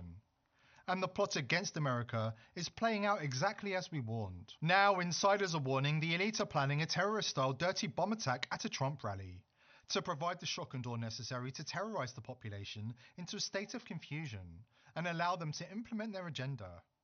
The mainstream media are desperately trying to suppress this information, just as they did after the first assassination attempt, because it implicates those at the very top of the globalist hierarchy. We've got the inside scoop and all of the details coming up. Before we dive in, join the People's Voice Locals community if you haven't already, and sign up to become a member of the world's first ever cyber nation that truly believes in life, liberty, and the pursuit of your dreams. Visit joson.com and click the Join Us button today. It's completely free. The mainstream media attempted to gaslight the public after the Butler Park assassination attempt, reporting on loud bangs at the rally rather than gunshots, and trying to deny there was an attempt on Trump's life. Some things don't change.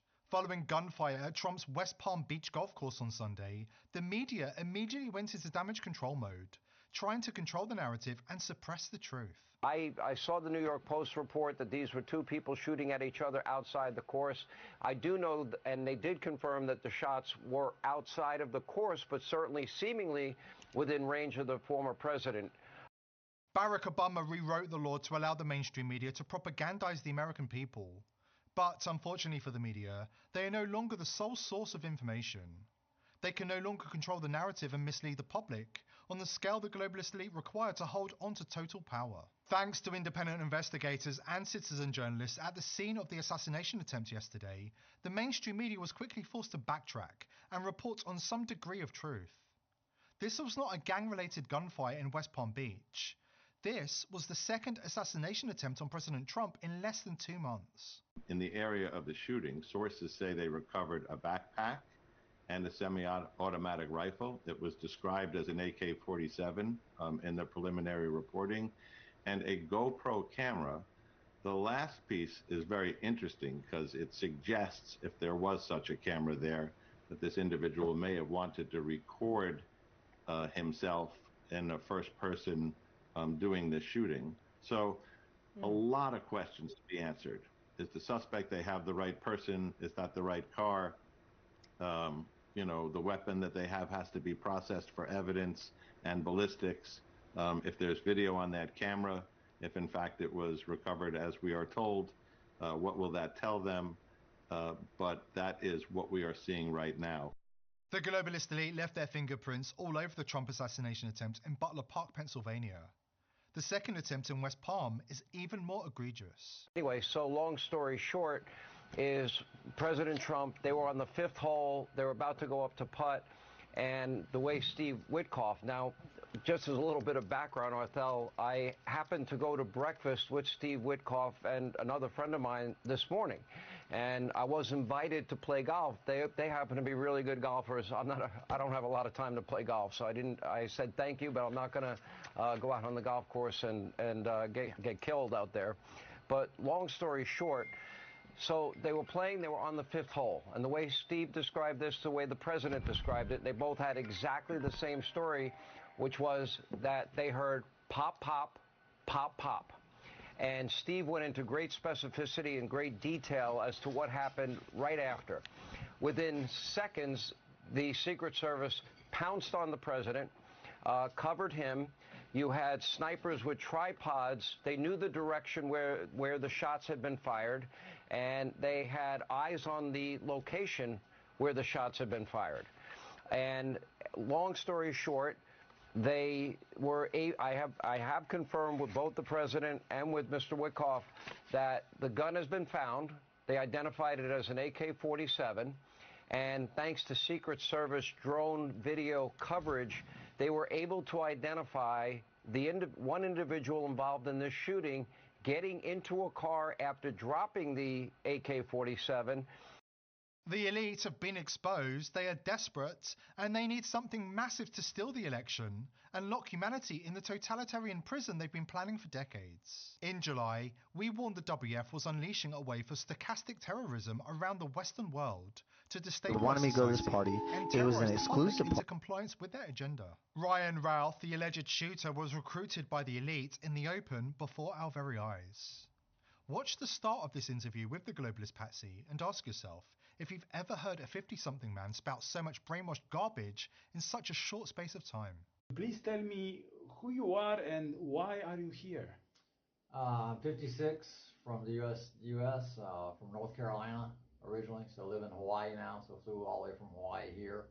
So the question as far as why I'm here, to me, you know, a lot of the other conflicts are gray, but this conflict is definitely black and white. This is about good versus evil. This is a storybook, you know, any movie we've ever watched, this is definitely evil against good. I mean, we're battling a situation here where, you know, the Ukrainians and the rest of the world are caring and kind and generous and unselfish. Stochastic terrorism works when the media, operating on behalf of their paymasters in the global elite, incites extreme and irrational hatred of Donald Trump, thus inspiring lone actors to commit unpredictable, yet statistically inevitable assassination attempts. In 1984, Orwell called it 2 minutes hate, the daily period during which members of the outer and inner party of Oceania had to watch a propaganda film about a boogeyman called Goldstein, designed to stir up their hatred. But even as we grasp at victory, there is a cancer, an evil tumor, growing, spreading in our midst. Shout, shout, shout out his name.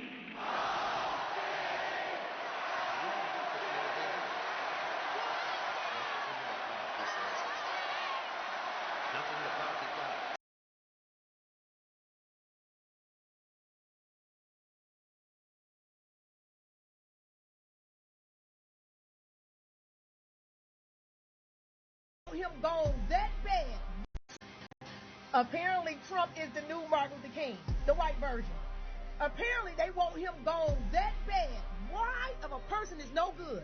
Why if they have already sued him for almost $90 million? Why if they have blasted his name out here on the streets? Why are they still trying to kill this man? Y'all got to stop and think. It's like the Martin Luther King Day. It's the government that's setting this up to try to kill him. You know why? You know what a woman said? She said, after $90 million, you mean to tell me Trump haven't shut up yet? They're trying to shut the man up because he's revealing all of the things that is exposing the enemy. Y'all better wake up. Apparently Trump is the new Martin Luther King, the white version.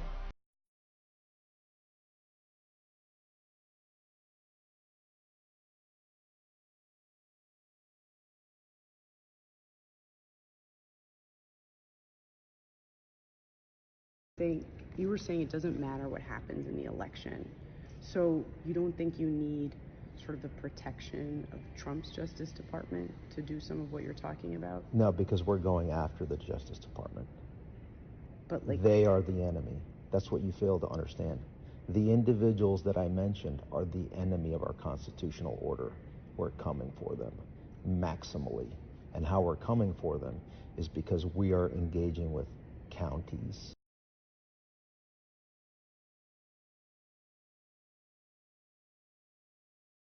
Shirt, right? Do you know who this is? First of all, it's a chef. Chef Jose Andres. Do you know who that is? Smart Farming with Jose Andres and Secretary Hillary Clinton and President Bill Clinton. No.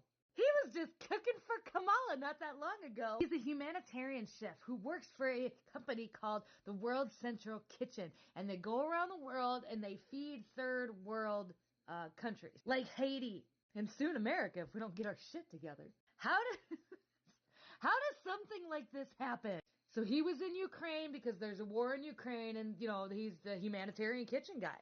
And apparently the would-be assassinator wanted a picture with him while he was also out there pushing for America to get more involved in Ukraine. Look at all the Ukraine flags, right? And he just spoke at the Clinton Global Initiative meeting like a week ago.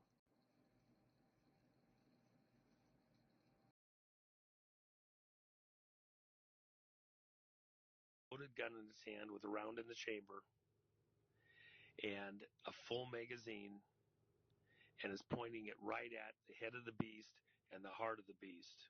If they so much as flinch, this Supreme Court could take out 388 members of the House of Representatives, the Senate, Joe Biden, Harris, and Pence in one fell swoop, done over in minutes.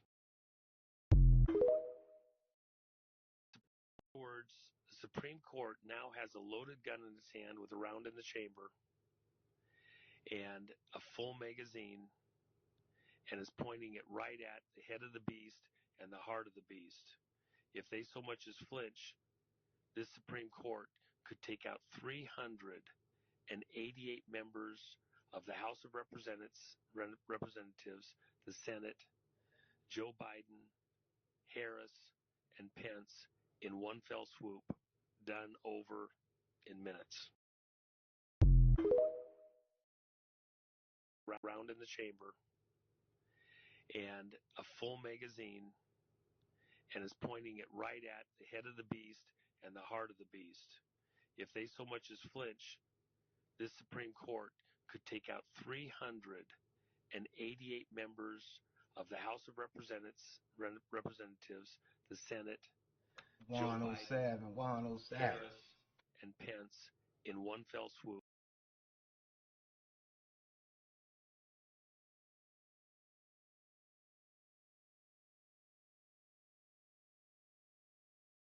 I tell y'all right now, boys, a lot of shit going on, man. We back. Let's get back to it.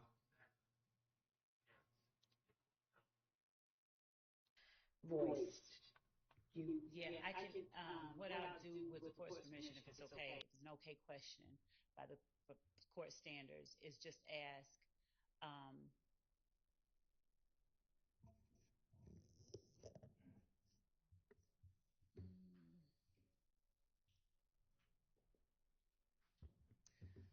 well, given that that was what I was going to pull out, whatever the court's ruling is. Well, it seems like the only way he would know that is through his investigation, and given that it was an investigation that would be testimonial and they're not he's not talking about what they said, he's just saying that they were able to, and he's going to be saying, I learned XYZ. Well, how did you learn it? Right.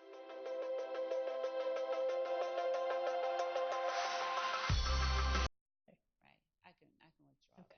I think we're gonna switch over. We're gonna follow up on Caleb Bunker's channel, man. So we ain't However, going I through would these just like to commercials. say, moving forward, this is an example.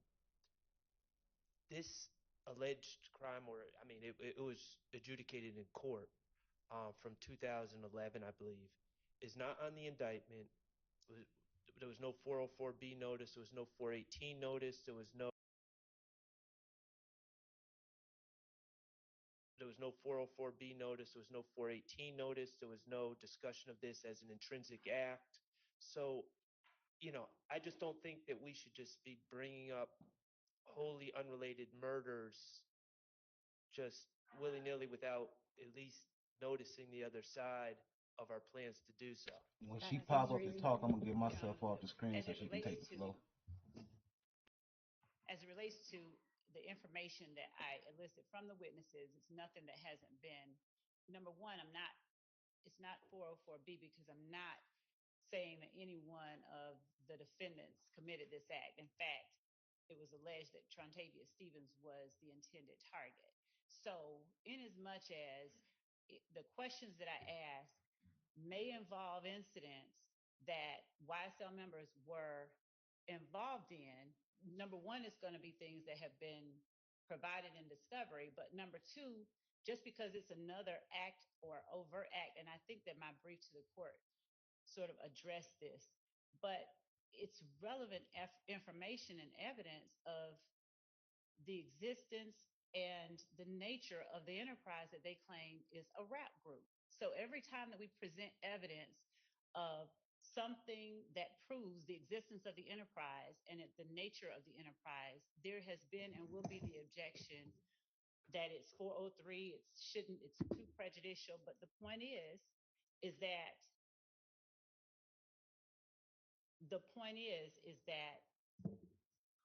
the information that I'm soliciting from the witnesses are intended to prove up elements of count one in this indictment.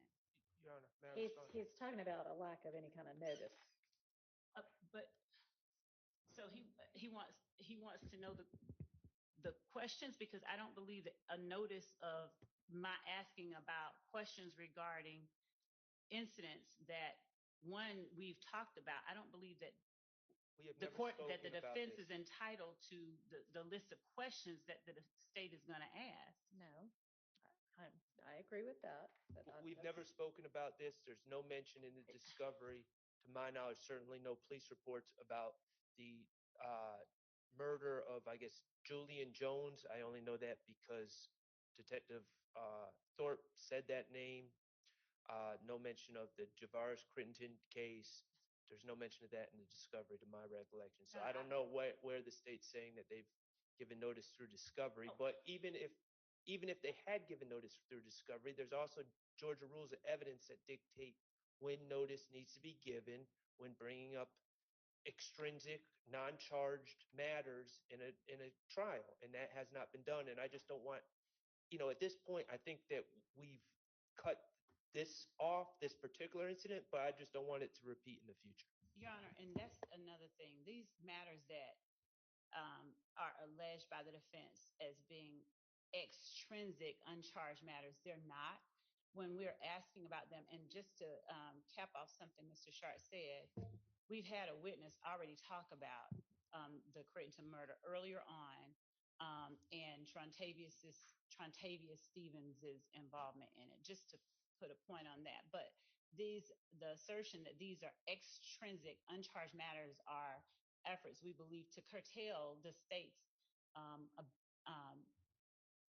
right to prove its case through valid questions that are not improper, they are not impermissible, they're not 404B. These are questions and evidence through testimony, we believe, that proves an element of one or more elements of count one, the existence of the enterprise, the nature of the enterprise, and the means by which particular people participate in the enterprise. Well, I'm not sure that evidence, it's not going to come in through this witness in this way anyway, but I'm not sure how evidence that Porter told Crittenden Stevens' whereabouts in any way establishes any of your elements that you need to prove for Rico. So, Your Honor, since we're not talking about this apart. particular one, the point that I was making is that this detective's investigation involved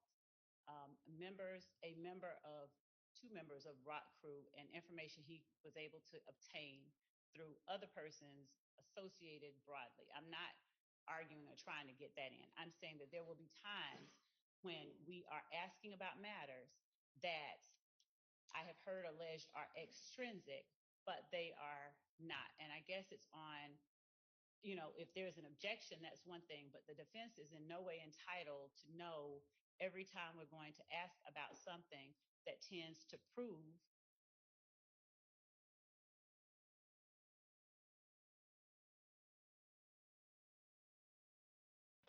Video acting up over here. We'll have to go back to Law and Crime, same place you getting it from.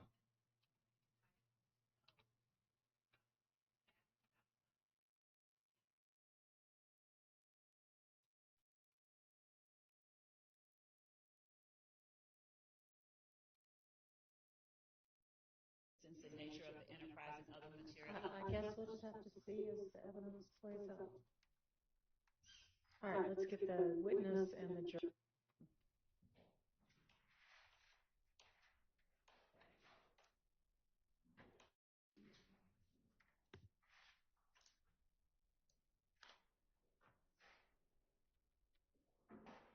They got Miss Love running around this motherfucker like a chicken with her head cut off.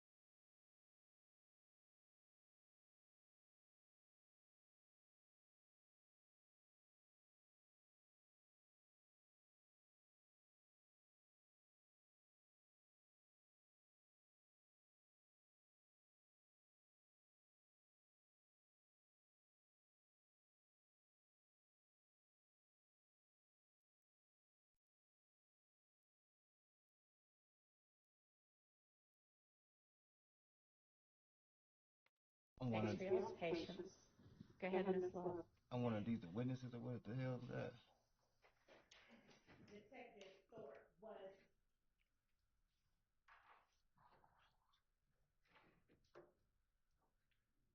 I think I got a hold of the Diddy indictment too. So once they take another break, we're gonna bust that Diddy indictment down.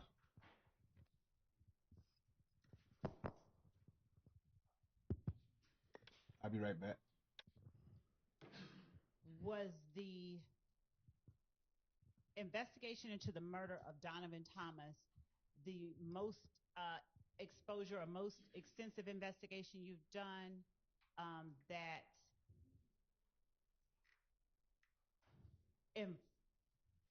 throughout your investigation of Donovan Thomas, did you have an occasion to investigate more about the group YSL? Yes, ma'am. Was that the most extensive investigation that you have done that has involved or in which the name or group YSL has come up? Objection, Your Honor. Sustained. What is when you went out to Van Ira on January the 11th of 2015, was Deshaun Quarterman the only one you talked to? I recall, yes. Did you speak with an Emmett Yarborough as well? Yes. All right. Excuse me. Without talking about anything that Emmett Yarborough said,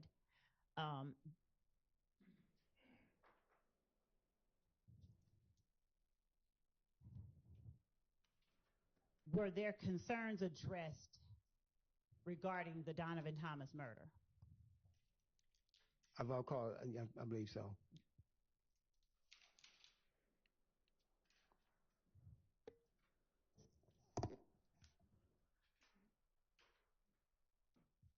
When you collect shell casings, did you direct, when you are on scene as lead detective, do you or other homicide detectives working sort of in tandem with you, do you all direct the collection of those shell casings? Yes, ma'am. All right. And what do you do with them once you collect them? Yes, ma'am. They're photographed and they're placarded, so we know exactly what shell casing belonged to what group. And at the time, our crime scene investigations unit, they collect the shell casings, and at that time, we turn them in directly to the GBI, firearms. Now, do you all also have with the Atlanta Police Department, do you all also have a firearms section or a department that conducts NIBIN comparisons? Yes, ma'am, we do now. Is Jennings Kilgore the person that does that? Yes, ma'am. Did you work during the investigation into the murder of Donovan Thomas with ATF as well as the GBI? Yes, ma'am. Was some of the evidence that was collected in later associated incidents submitted to the ATF versus the GBI? I believe so, they were. Yes, ma'am.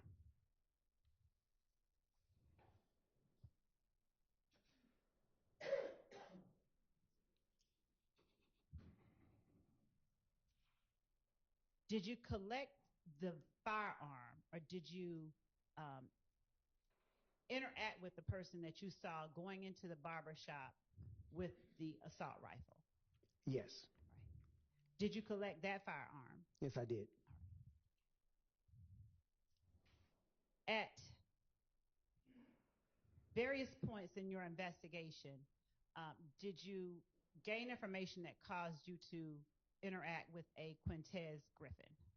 Yes, ma'am. And did that person have a nickname? Yes, ma'am. What was that nickname? Head, Head. Now,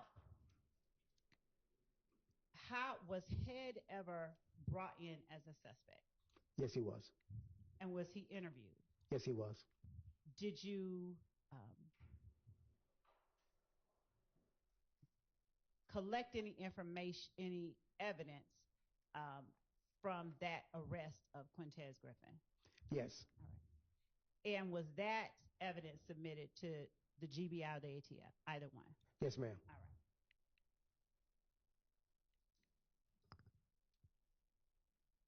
Throughout the month of January and into February, were you personally aware of other incidents that you then looked into as connected with the murder of Donovan Thomas?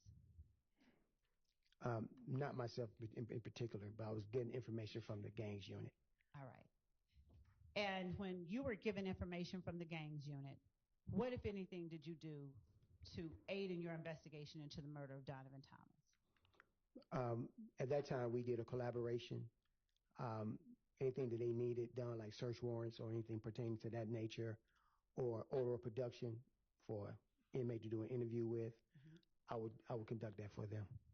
And when you would do things like an order of production to produce an inmate, is there a record that you're taking someone out of custody to APD, for instance? Yes, ma'am. All right. And did you keep records of each inmate that you did that with? Yes, ma'am. Now, when you talked about Spencer Wright, how did you learn about Spencer Wright? Okay. Let me phrase that better. Did Spencer Wright reach out to you, or did you reach out to Spencer Wright? Neither. Did he reach out to a member of the Atlanta Police Department? Yes, he did. And when he reached out to a member of the Atlanta Police Department, did that member of Atlanta Police Department reach out to you? Yes, they. Overruled. Yes, they did.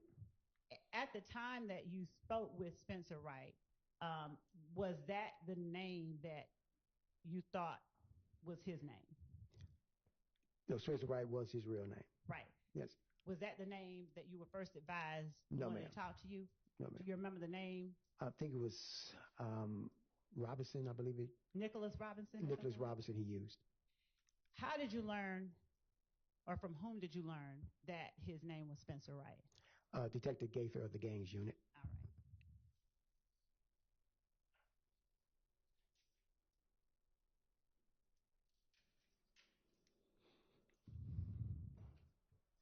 Between January of 2015 and October of 2015, when you interacted with Spencer Wright, were there any other steps that you took that you can describe for the jury to help you solve the murder of Donovan Thomas without going into anything anybody said, just the steps that you took? Yes, I will work and correlate information along with the gang unit, possibly develop suspects based on their investigation. Okay. Was Do you know how many incidents between January of 2015 and October of 2015 you looked into to aid in your investigation of the murder of Donovan Thomas? Yes, ma'am. How many? It was over 40. Okay. Were all of these incidents the same type? Were they? What type of incidents were they? Retaliation shootings.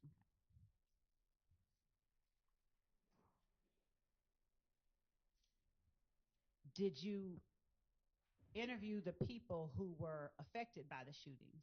Did you have an occasion to interact with or interview any of the people who were affected? No. Did members of the Atlanta Police Department, yes, ma'am. responding officers? Yes, ma'am, in the gang unit. And was it always Detective Dennis and Detective Gaither, or did, for instance, Investigator Connor, Investigator Price, and other people help you? Sustained. Was it always Detective Dennis and Detective Gaither? Yes, ma'am. Sustained. Who in the gang unit gave you information during the course of your investigation into the murder of Donovan Thomas? It was Detective Gaither, Detective Dennis, and Detective Underwood at times gave me information also. Detective Underwood, did she work in any other capacity with any other agency? I believe she worked hand in hand with the ATF. Okay. Was she a task force officer? I believe so, yes, ma'am. Did Detective Underwood ever participate in any of your interviews with persons that you found were of interest in your investigation? Not that I can recall. Did Detective Dennis and Gaither? Yes, ma'am. Were they the only persons who helped or participated in these interviews? Yes, ma'am. Do you know how many interviews you conducted in trying to find out or solve the Donovan Thomas murder? Objection to solve. Objection to what? To solve. Oh, okay. Sustained. I asked. To help. Just okay. rephrase it. Do you know how many interviews that you conducted to aid in your investigation into the Donovan Thomas murder? Probably a little bit more over 12, a dozen or more. Were these between January and October 2015, or did you do any after that date? After that date. All right. Now,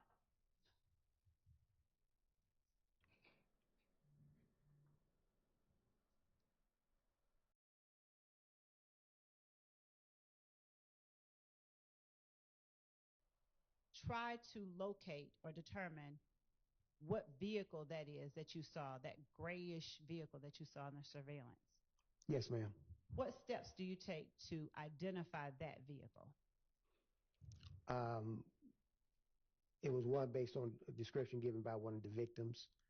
I started sending around to other officers or detectives in the Atlanta Police Department who are very familiar with vehicles. And without talking about what anyone says, unless I specifically ask you, beyond seeking information from other people, did you take any other steps to identify that vehicle? No, ma'am. That's about it. At what point did you learn of did you ever learn of a specific make and model vehicle that you were interested in that investigation of Donovan Thomas's murder? Yes, ma'am. What was the specific make and model of the vehicle you were interested in? I believe it was an Infiniti Q35.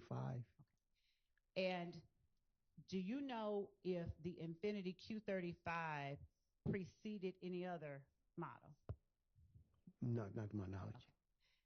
Now, when you became interested in the Infiniti Q35, did you do anything to determine who had or whose vehicle it may have been? Yes, ma'am. Right. Are you able to tell the jury whether you got that information from a source, one particular source, or multiple sources? Multiple sources. Okay. How many times did you talk to Kenneth Copeland? Maybe a total, maybe 4, I believe. Did Kenneth Copeland provide you information that you were able to in any way use to get more information about the murder of Donovan Thomas? Yes, ma'am. Did he provide you information that you were able to confirm or deny was accurate? Yes, ma'am. Did you take steps to confirm or deny the accuracy of the information you were given by Kenneth Copeland? Yes, ma'am. Were you ever given phone numbers by Kenneth Copeland? I can't recall. Okay. Were you ever given information regarding vehicle rentals by Kenneth Copeland? Yes, ma'am. Before 2016, did you go or make any efforts to try and locate information about that vehicle? Yes, ma'am. Now, what vehicle information did you get that you tried to follow up on before 2016? That it was possibly a rental. Mm-hmm. And a rental from where? The airport. And did you ever go out to the airport before 2016 to try and get information about it? I believe I did. All right. Were you successful? No, ma'am. Now, after a certain point, do you keep your file with you and that's the end of it, or do you turn it over to the district attorney's office at some point? Turn it over to the district attorney's office upon their request. When you turn the file over to the district attorney's office, does the investigation, or do you stop working on the crime itself? No, ma'am. Do you work with any particular people to further investigate the crime? Yes, ma'am. Is there any one particular person at the district attorney's office back in 2016 that you worked with to try and further investigate the murder? Yes, ma'am. Senior ADA Mike Sprinkle. All right. Do you know what his job was at the district attorney's office during that time? Yes, ma'am. Did he work primarily homicides? Yes, ma'am. Okay. Did you participate in any interviews with Senior ADA Mike Sprinkle back in 2016? Yes, ma'am. Based on, were you able to get information from Senior ADA Mike Sprinkle that you didn't have before 2016? Yes, ma'am. All right. Did you make any effort to follow up on that information? I did, because I worked with him. He was doing the follow-ups and let me know. Okay. So I became his assistant. All right.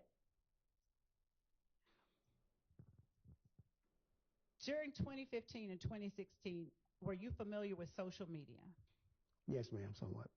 When you say somewhat, did you ever utilize social media inquiries to help you in your investigations? No, ma'am. All right. Did you ever gain assistance from others with social media to help you assist in your investigation? Yes, ma'am. And for the Donovan Thomas murder, do you recall who it was, if anyone, that gave you social media assistance? I believe it was Detective Gaither and Senior ADA Mike Sprinkle. All right. And how is it that Detective Gaither assisted you with social media? She would tell me about different media posts. Okay. What is being spread around on Instagram, media posts, social media, period, about this incident. Would she capture any of those posts and provide them to you? Yes, ma'am. And she'll tell me that she's looking into this to verify. Okay. What about Senior ADA Sprinkle? Did he look into social media information to help you in your investigation? Yes, he did. Did he provide you with social media accounts and posts that aided you in your investigation? Yes, ma'am. Okay.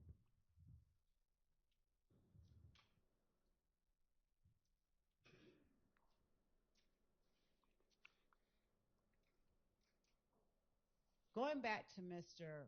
Wright, did you interview him once without Senior ADA Mike Sprinkle? Yes, ma'am. Did you interview him again with Senior ADA Mike Sprinkle? Yes, ma'am. All right. What about Quindarius Zachary? Did you ever conduct any interviews of Quindarius Zachary, not getting into anything he said? Yes, ma'am. Right. Do you know how many you conducted? Maybe about 2 or 3. Okay. Did you take any steps to compare information you got in one interview with information you may have gotten in another interview? Yes, ma'am. Did you in any way use those comparisons to sort of either dispel information as untrue or corroborate information? Yes, ma'am.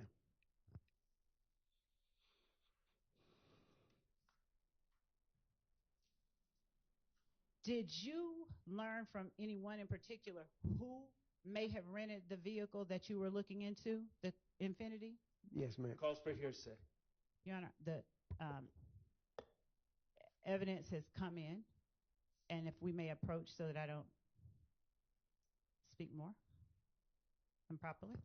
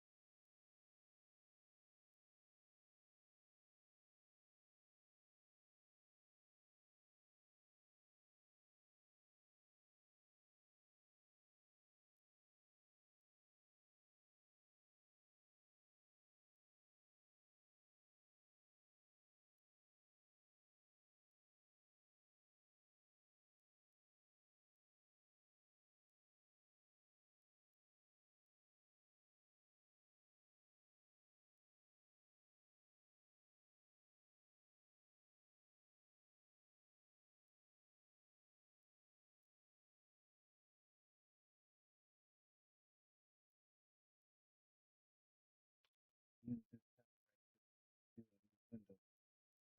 1 sec.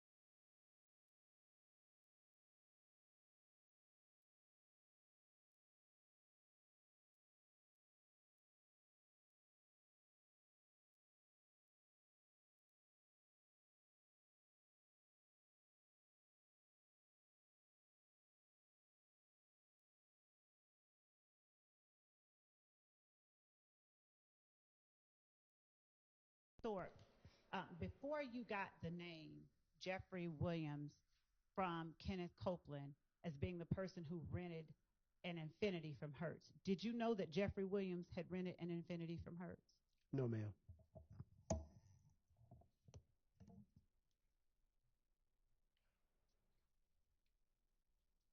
Were you present when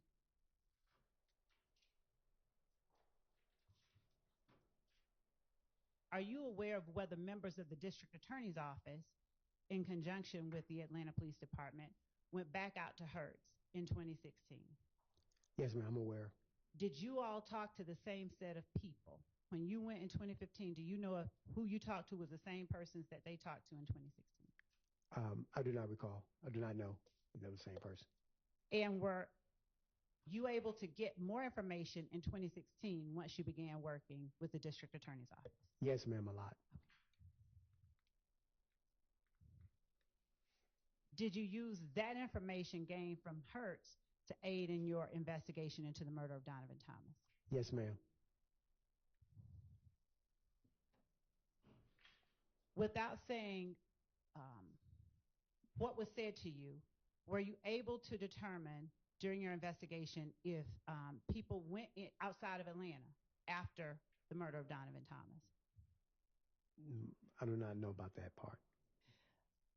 Did you get any phone records during your investigation into the murder of Donovan Thomas? Yes, I did. Did Detective Gaither aid you in getting some of those phone records? Yes, ma'am. And when you get phone records in investigations like this, would you tell the jury how it is that these records assist you in your investigation in trying to determine who murdered somebody? Yes. We use the cell phone records to plot their course of travel. Also, see if they was in the area where the incident took place, based on the cell tower. Also, we try to see, based on their call logs, who did they call before, during, and after the incident. Do you remember all of the phone records that you gained or gathered through this investigation from 2015 through 2016, either alone or with other members of the Atlanta Police Department or the DA's office? Yes, ma'am. Would you tell the jury, without getting into the details about the phone records themselves, some of the persons whose phone numbers you sought and were able to obtain? Yes, ma'am. Now, who are some of the people whose phone numbers you got during this investigation? I believe it was Kenneth Copeland, Demikian Garlington. Can't recall the other person's real name. Knew him as Montonk, I believe it was. Antonio Sledge? Yes, ma'am. Who else? Who else's phone numbers do you recall getting throughout this investigation? I believe that's the ones that I targeted on. Were other numbers provided to you by members of the DA's office or members of the gang? Yes, ma'am.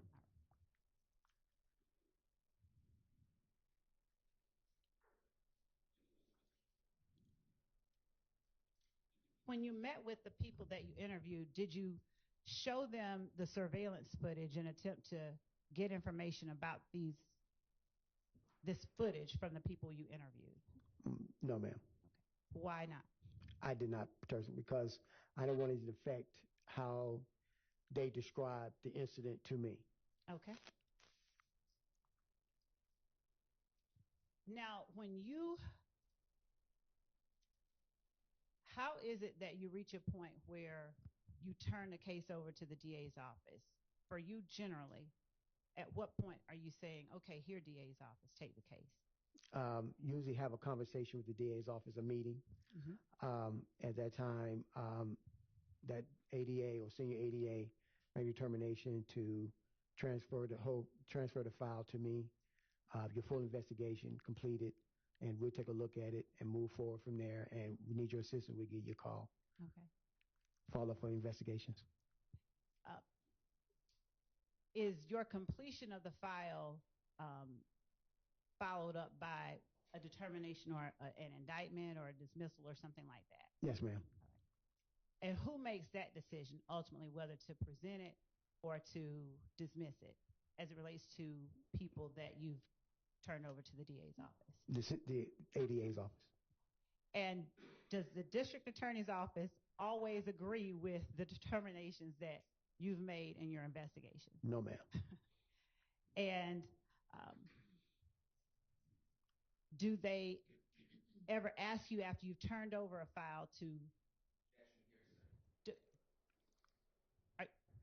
the question was going to be, has he ever been asked to get more information after they get a file from him? I don't know how that's hearsay. It's a request, so it's not hearsay.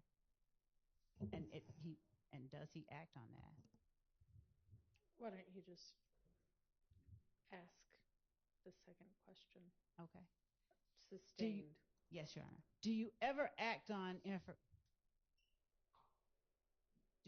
Do you ever act on requests from the DA's office for additional information even after you've turned the file over to them? Yes, ma'am. And when you act on that, do you turn over to the DA's office whatever information you get that they've asked for? Yes, ma'am.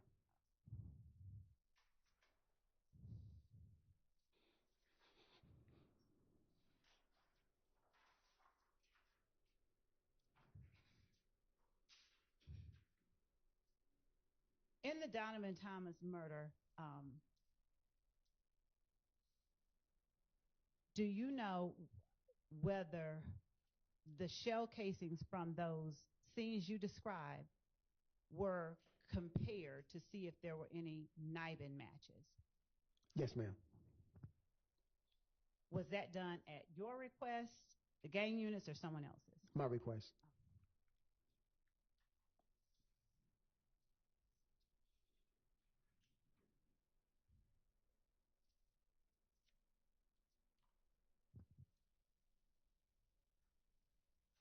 Did the information that you gained from every person that you interviewed always turn out as true? Yes, ma'am. Every person that you talked to told you the truth? Objection asked and answered. I'm going to overrule. I'm going to let her clarify. Okay. Did the information you get from the people, everybody you interviewed, did it always pan out? Did you always find that it was true, or did you sometimes disprove or discredit the information? Yes, ma'am. Sometimes we proved and disproved what they were saying. Okay. And if you were able to discredit or disprove information, did that help you in your investigation as well? Yes, ma'am. In what way? We know if we hit in a wall or we found a good door to go through to further investigation, find more information. Okay.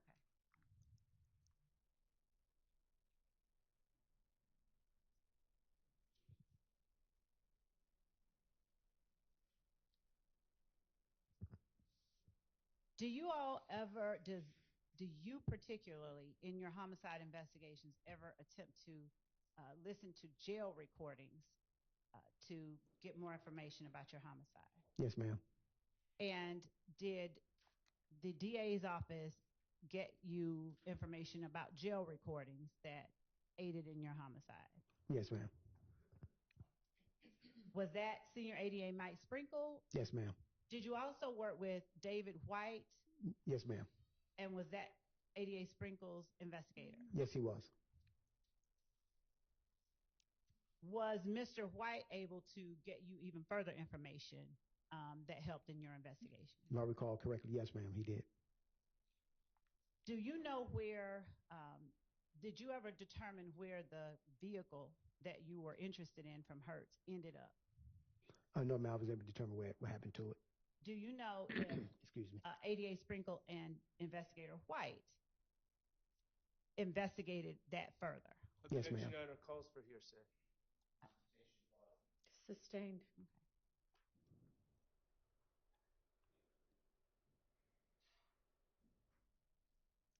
Without saying what information, did you get any more information about where that vehicle ended up from either Investigator White or ADA Sprinkle? Yes, ma'am.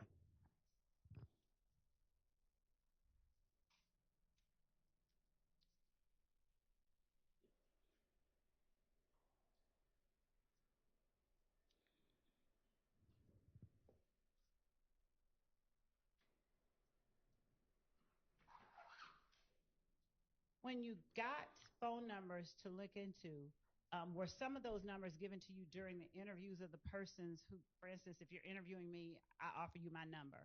Does that happen sometimes? Yes, ma'am. Did that happen sometimes in this case? Yes, ma'am.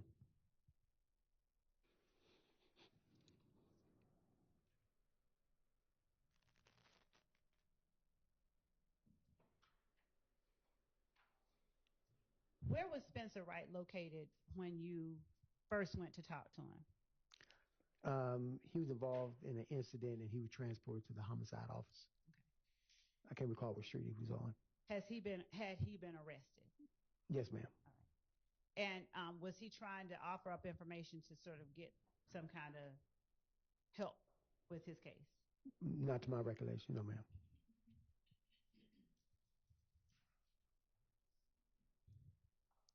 When you get information, do you ever get information from people who've been arrested that want sort of quid pro quo? Yes, ma'am. And what do you discard that information, or do you try to follow up on it, or something different? I try to follow up on it.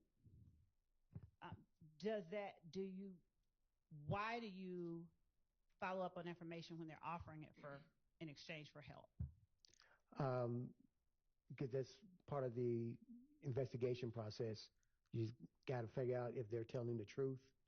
Mm-hmm. Information they deem is correct and can help you further your investigation. Okay.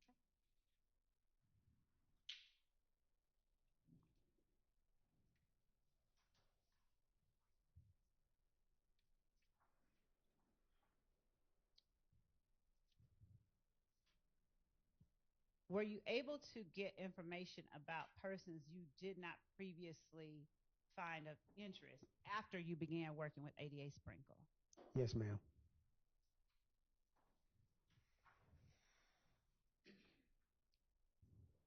Now, when you get to the point where you turn over a case to the district attorney's office, do you have to make arrests? I mean, have you at that point made arrests or taken out warrants? Overall, or this particular case? In general, do you turn over the case before or after you've taken out warrants? It depends on the investigation. Sometimes before, sometimes after. A whole lot of times more after the arrest is made. And what is it that decides whether you're going to turn it over before you decide who to arrest versus after? Depending on the investigation, like I said, we have a discussion, a meeting with the senior ADA, and let them know exactly what's going on with the investigation. This is what I've determined as a possible probable cause. 9 times out of 10, sometimes they see it your way, sometimes they don't. Okay. And if you've made an arrest, do you have to go into court and testify after, not before trial, but before a judge to make any determination about whether or not? Objection, Your Honor. Relevance. Sustained.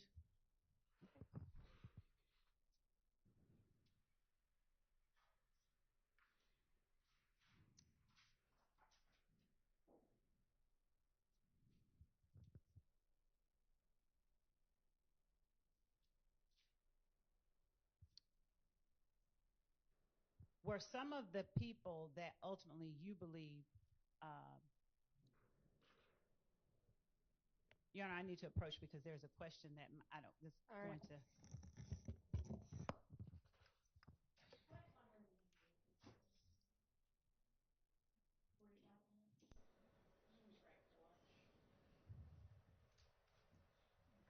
All right, so we're going to take our lunch break now. Yeah, let's be back at 1. Can we be back at 1:30? Can y'all be back at 1:30? Is that going to give you all enough time? Let's do that, since we got a late start this morning.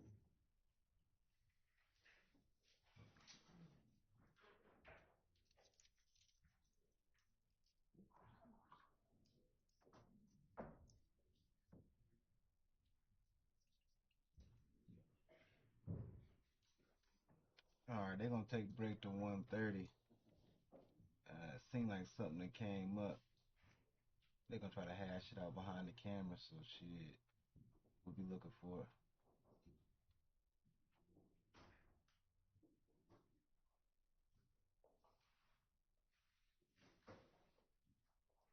All right, detective, you can step out and we'll see you back at 1:30. Yes, ma'am.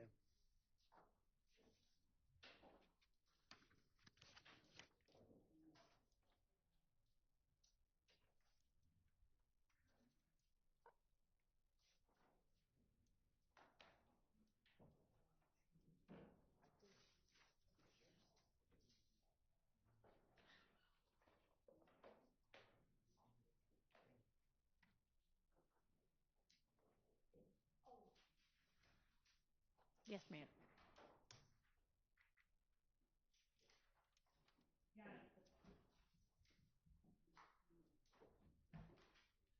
The question that I was going to ask was regarding some of the people that he arrested that ultimately did not end up on the indictment. And I'm going to follow whatever direction the court gives, but I think that Mr. Sledge was a person that he arrested that probable cause was not found for, and the state did not include as one of the persons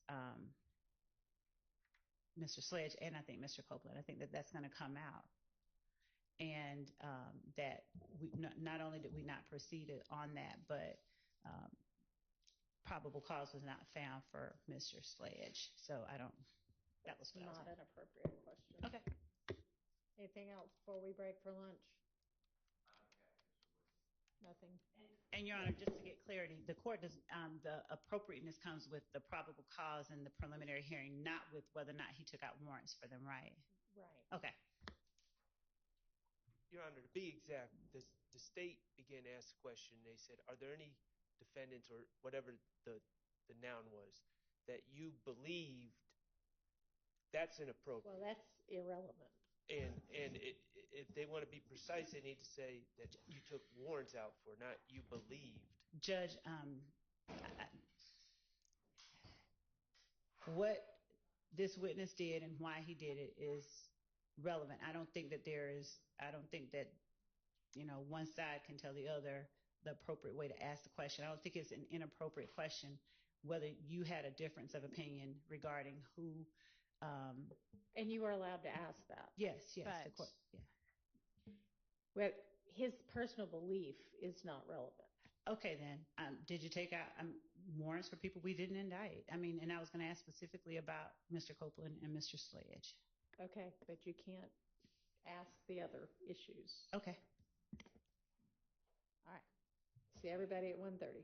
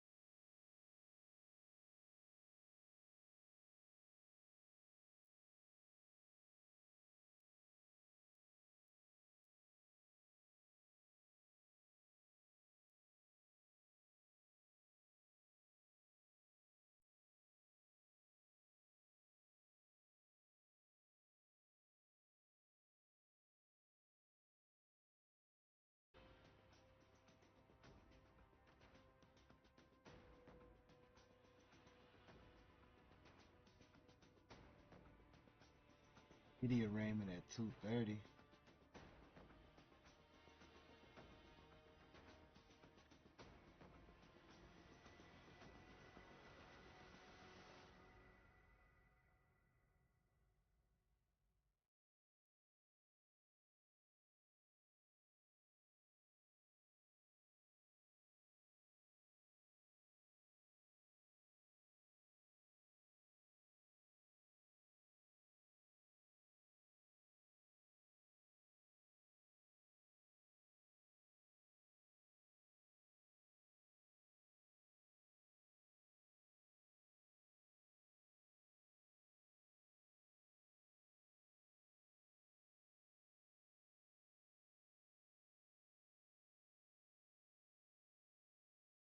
Remember, thank you very much. Now to some breaking news. TMZ reporting that Sean Diddy Combs is now a criminal defendant in a sex trafficking, racketeering, and kidnapping case after a grand jury indicted him. Let's bring in founder and executive producer of TMZ, Harvey Levin, for more on this. Harvey, we are expecting some sort of news conference, I believe, in less than an hour from New York. But what are you hearing so far?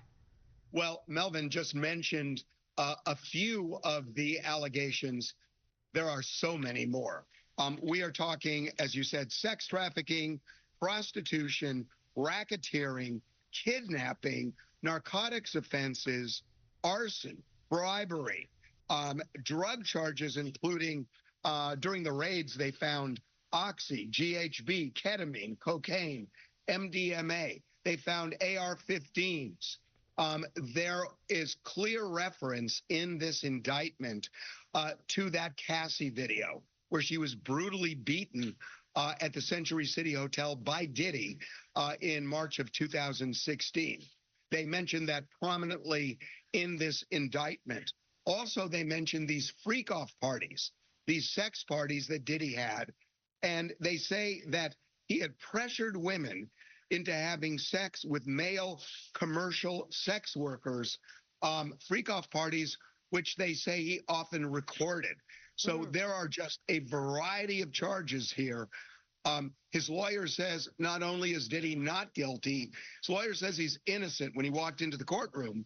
And like you said, the U.S. attorney is going to be laying this out at 8:30 our time in a news conference. Harvey, the arson charge that you mentioned, is that in any way connected to the when he allegedly blew up someone's car in a driveway? It could be. The only thing they reference with respect to arson is that it occurred in California. So we don't know, but it well could be. TMZ also reporting on a cryptic post from Aubrey O'Day, who was a member of Danity Kane, which is one of the pop groups that Diddy put together. Yeah, I don't know, Melvin, that it's cryptic. I mean, we interviewed her for our documentary, and she is thrilled that this indictment came down and said more to come, and there would be women coming forward. She has spoken with some of them, and this is a day she has been waiting for many years. I know it's so early in this, but given the heaviness of the charges and how many charges, federal charges, he's facing, what does this mean for possible jail time? Decades and decades in prison. Right now, the big issue is, will he get bail? We're told he has surrendered his passport, and I think they're doing that to show he's not a flight risk because they're trying to get him bail. We will see. And even his attorney, I believe, said that Diddy had gone to New York knowing that this was coming. Yeah, I mean, it was really clear this was coming. Now, we were told that this was supposed to happen today. And for some reason, the feds accelerated it and did it last night in Midtown Manhattan. I don't know whether they found out he was going to leave or what, but we're told it was supposed to happen today. And what about the implications for what's at stake here in the state of California? Well, it's a good question whether California would file charges. I don't have the answer to that. I have no idea whether the DA is looking at that. But I will tell you, when you read this indictment, they threw in everything, including the kitchen sink. In this indictment, these charges and the allegations go back decades, even back to the 90s, right? Yeah, I mean, they're saying that he was in a conspiracy with his group to do all sorts of things. And again, they lay out, bribery and all sorts of allegations, some of which involve violence toward women, but also involve money.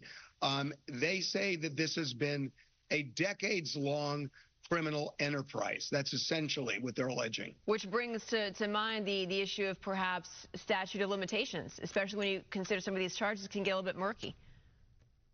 Yeah, I mean, we don't know the specific dates of what they're alleging. I would assume that prosecutors have calculated that in the indictment because it would shock me if the U.S. attorney would file charges past the statute.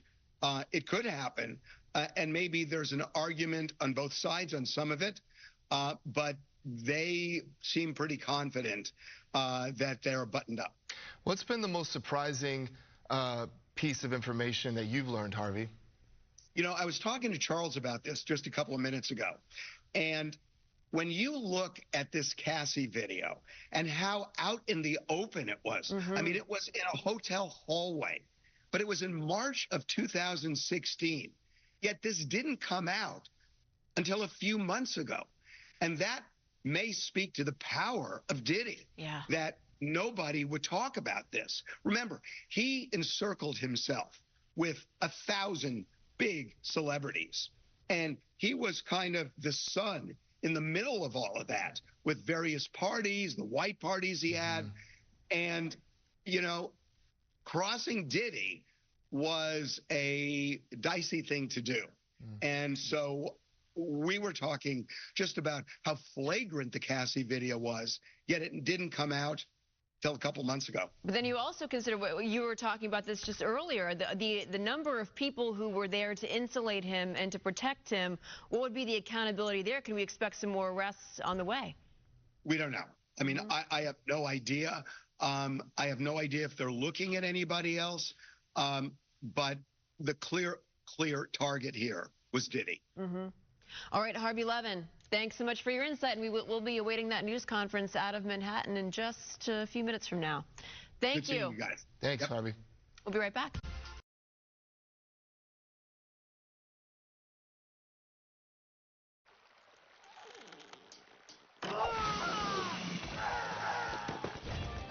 Would also testify. Now, here's the thing.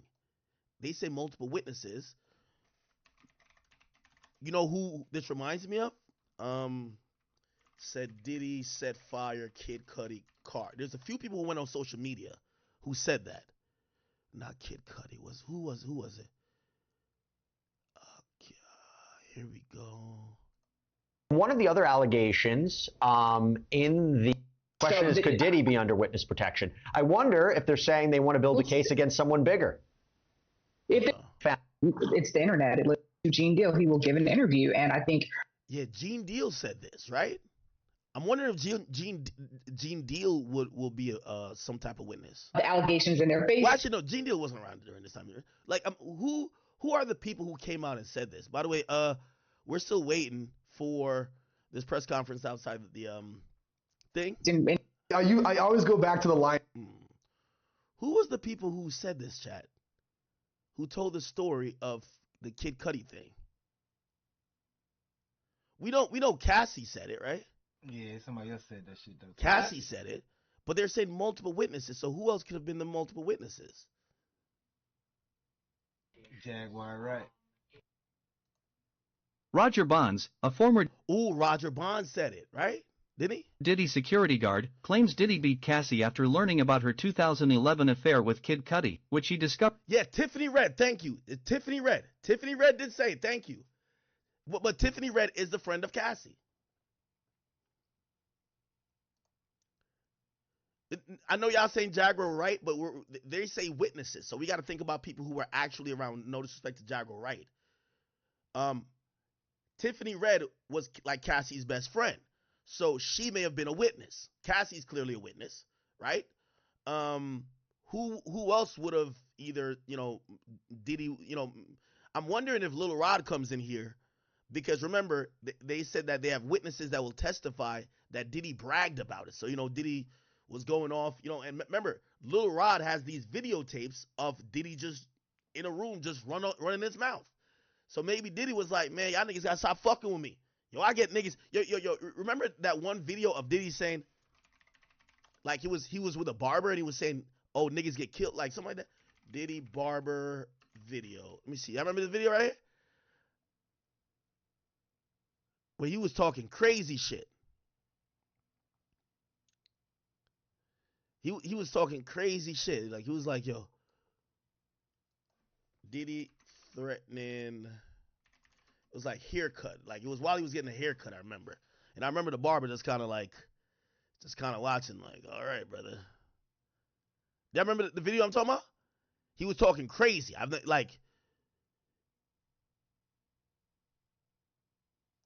Diddy. Y'all know the video I'm talking about? Diddy makes threats on video. Nigga said Fabulous booty hole is finally safe. Man, stop playing with Fabulous, man. Stop playing with FABOLOUS. You know what I'm saying? Y'all know what I'm talking about? Oh my God, I know that video, bro. Please, somebody help me find it. It was a video where like he's kind of sitting and like you could tell everybody kind of looking at him like, yeah, I know what video I'm like. He started just talking crazy like yo, niggas get fucked up. Diddy. No, it wasn't Drink Champs. No, which one was it?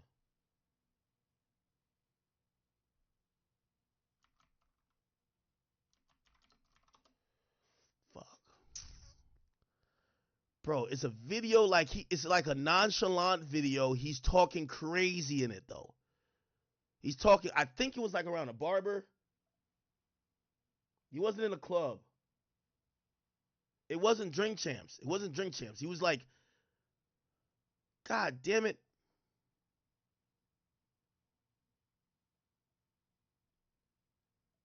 Somebody said Freddie P. Art of Dialogue. No, Freddie P. has his own stories, but there's a video where like Diddy's like he's just talking crazy.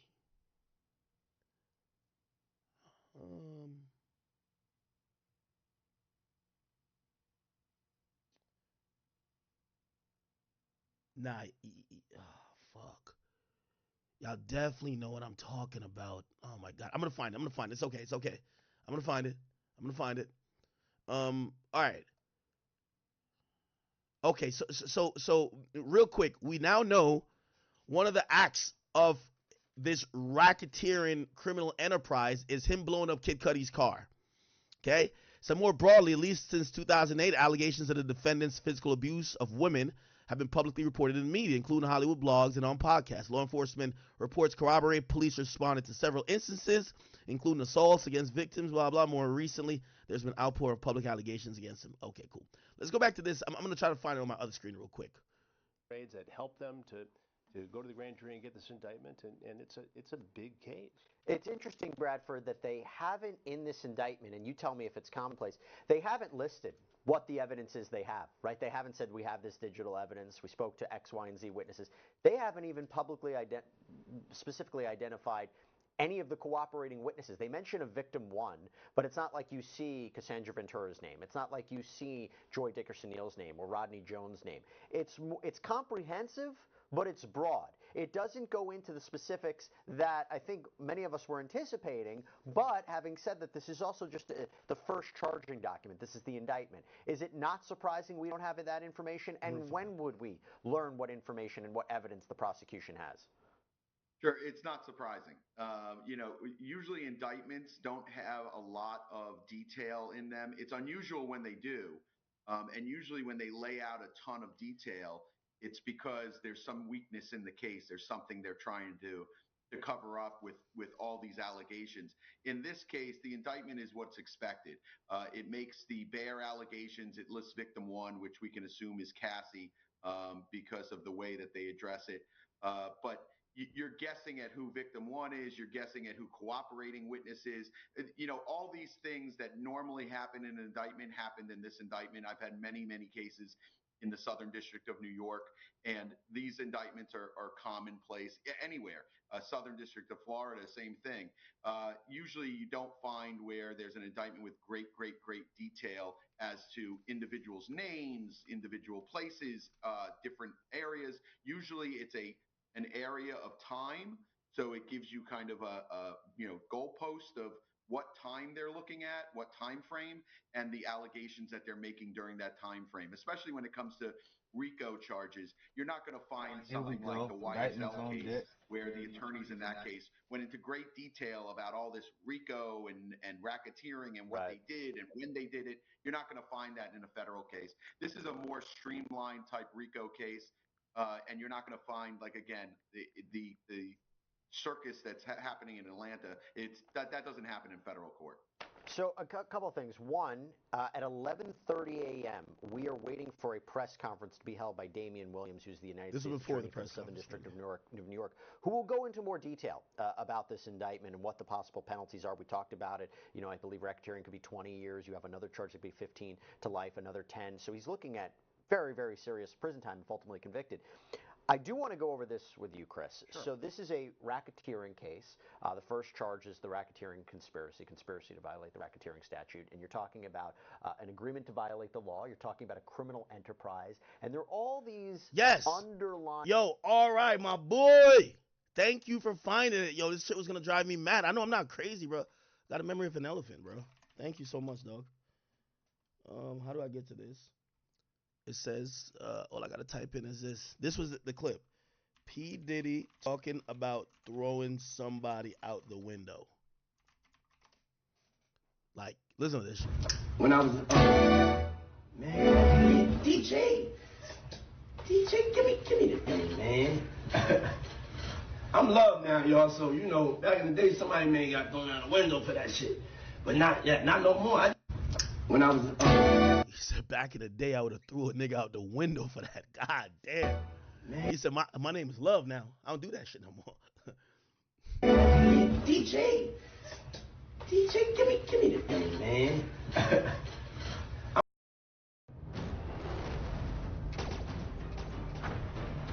That's kind of crazy. Diddy off the hook with that shit right there, boy.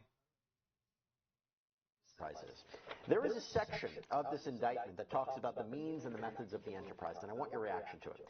This is where they talk about the freak-offs, right? These really disgusting sexual sessions. Freak-offs were elaborate and produced sex performances that Combs arranged, directed, I'm not even going to electronically recorded. In arranging these freak-offs, Combs, with the assistance of members and associates of the Combs enterprise, transported and caused to be transported commercial sex workers across state lines and internationally. This is why you get the sex trafficking. Freak-offs occurred regularly, sometimes lasted multiple days, often involved multiple sex workers, and the allegation was he would force women to have group sex with male, sometimes male sex workers. And during freak-offs, Combs distributed a variety of controlled substances to victims, in part to keep the victims obedient and compliant. Sometimes, unbeknownst to the victims, Combs kept videos he filmed of victims engaging in sex acts with commercial sex workers. After freak-offs, Combs and the victims typically received IV fluids to recover from the physical exertion and drug use. And then it says this part, that, you know, they talk about how he had help, that members and associates of the Combs enterprise, including high-ranking supervisors, security staff, household staff, personal assistants, and other Combs business employees, facilitated the freak-offs by, among other things, booking the hotel rooms, stocking the hotel rooms, including with controlled substances, baby oil, lubricant, extra linens, lighting, cleaning the hotel rooms after the freak-offs. It's really disgusting stuff. Well, it is. And what you see here is the extreme level of predatory behavior, right? This is the extreme of what we see in our investigations, our takedown investigations on True Blue with, you know, predators who come into our stings. This guy is the ultimate groomer, according to this indictment, allegedly. Wait, is True Blue like Blue Chew? Hell no. All these allegations are true. He set it up. He had a fantasy. He couldn't resist this fantasy. He had to fulfill it. And he had the means and the contacts, the power and the...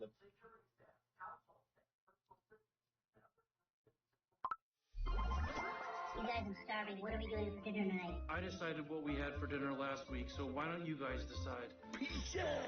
I just want french fries. Sushi!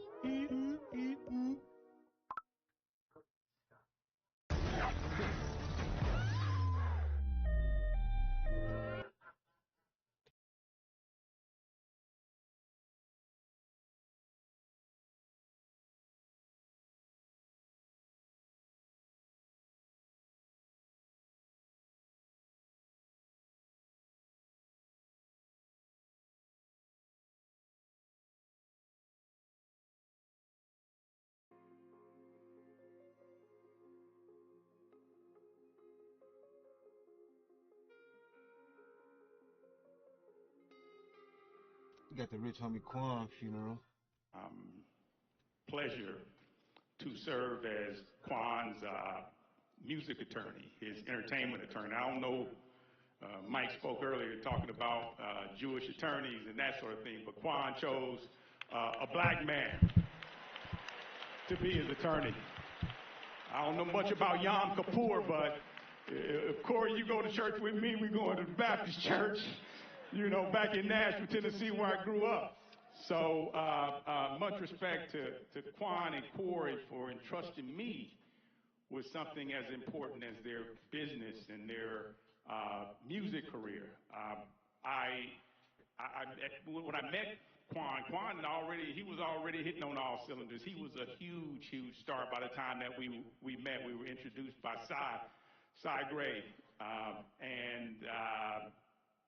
Corey, we set up a meeting for Corey to come to the office, and Corey arrived at my office. It took actually probably a year before he actually came through to talk to me from when we first made contact, but he made it to my office, and I was sitting in my conference room awaiting him, and he walked in, and I stood up, shook his hand, and offered a seat to him, but Corey didn't sit down. Corey stood at the end of the conference table, looked at me, and he said, "Hey, man, look, this don't have to be long. How much you charge?" He was letting me know, it caught me off guard for a second, but he was letting me know that he was the protector of his son, and that if I had any intentions outside of doing what was right by him, that I was going to have to deal with him, that he was going to feel some type of weight as it related to me.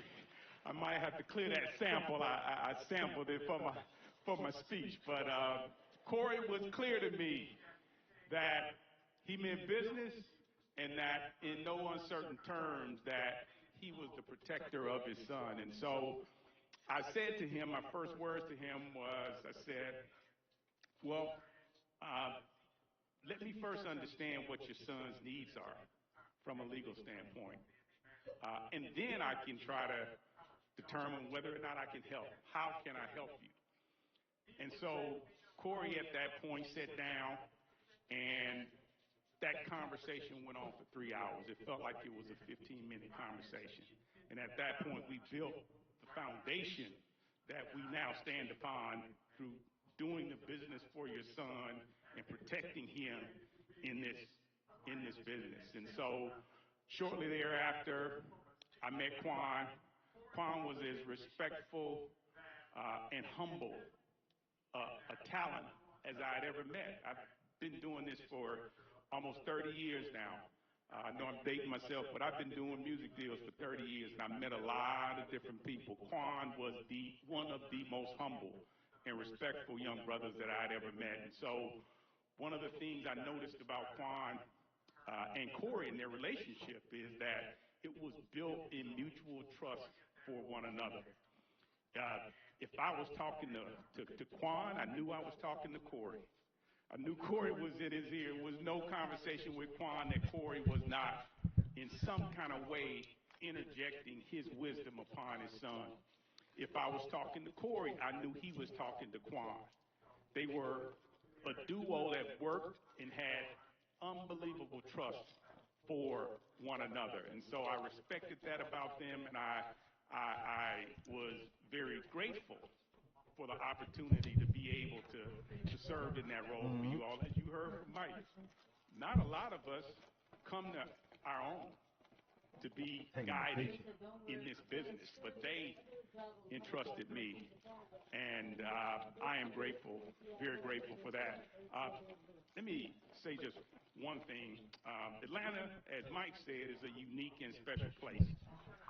It allows us as a community the opportunity to form relationships with people that are celebrities, high profile, rub shoulders with them. Sometimes our kid might come home and they're in the room with someone in the classroom with someone who has a #1 song on the charts. You go into a restaurant and you are rubbing shoulders with somebody who has an international platform. It is important and incumbent upon us as a community to look at these people and understand what they go through on a day-to-day. Their challenges and their struggles are different than the normal persons that walk day-to-day. They become everything to everybody. They become commodities to companies, to personal relationships, to representatives, all over. They become everything to everybody, and that's a heavy weight to bear. And we oftentimes don't take that into consideration when we are interacting with them. I would say that we as a community need to turn towards asking the question, how can I help when you come in contact with these young men, young women? How can you be a benefit to them? How can you be an asset, not a liability? How can you be calm and not chaos? You know, how can you make their lives easier because they're struggling and dealing with things that you may never, ever know. And so I would ask us as a community that we come together and we think about these and not look at what is in it for us. And that's, I hope, Corey, I hope that's what you all understood with me, is that I cared about you all, your son, his best interests, those that sought to take advantage of him, that I stood in between that, along with you. You, man, are one of the best protectors I've ever seen to a son. You know, you really are. And so, to the family, thank you for the opportunity. I will continue to be here, man. I'm gone nowhere. You know, I stand here with you, and we will continue on your son's legacy. Thank you.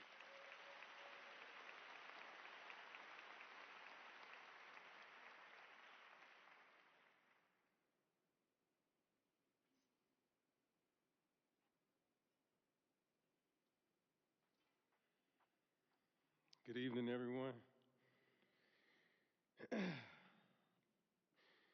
In all my years, never did I think I'd be up here doing this for Quan. When I met Quan, I immediately knew he was special. His energy, his passion, and he always had a way with words. I remember asking him, "What's your goal in music?" And he said, "I just want to be heard." I said, "Well, I'm going to make sure that the world hears you." Quan was like a little brother to me. He always cherished the little things, the gestures of love, and always told you how much he appreciated it. But one thing Quan did not play about was his art.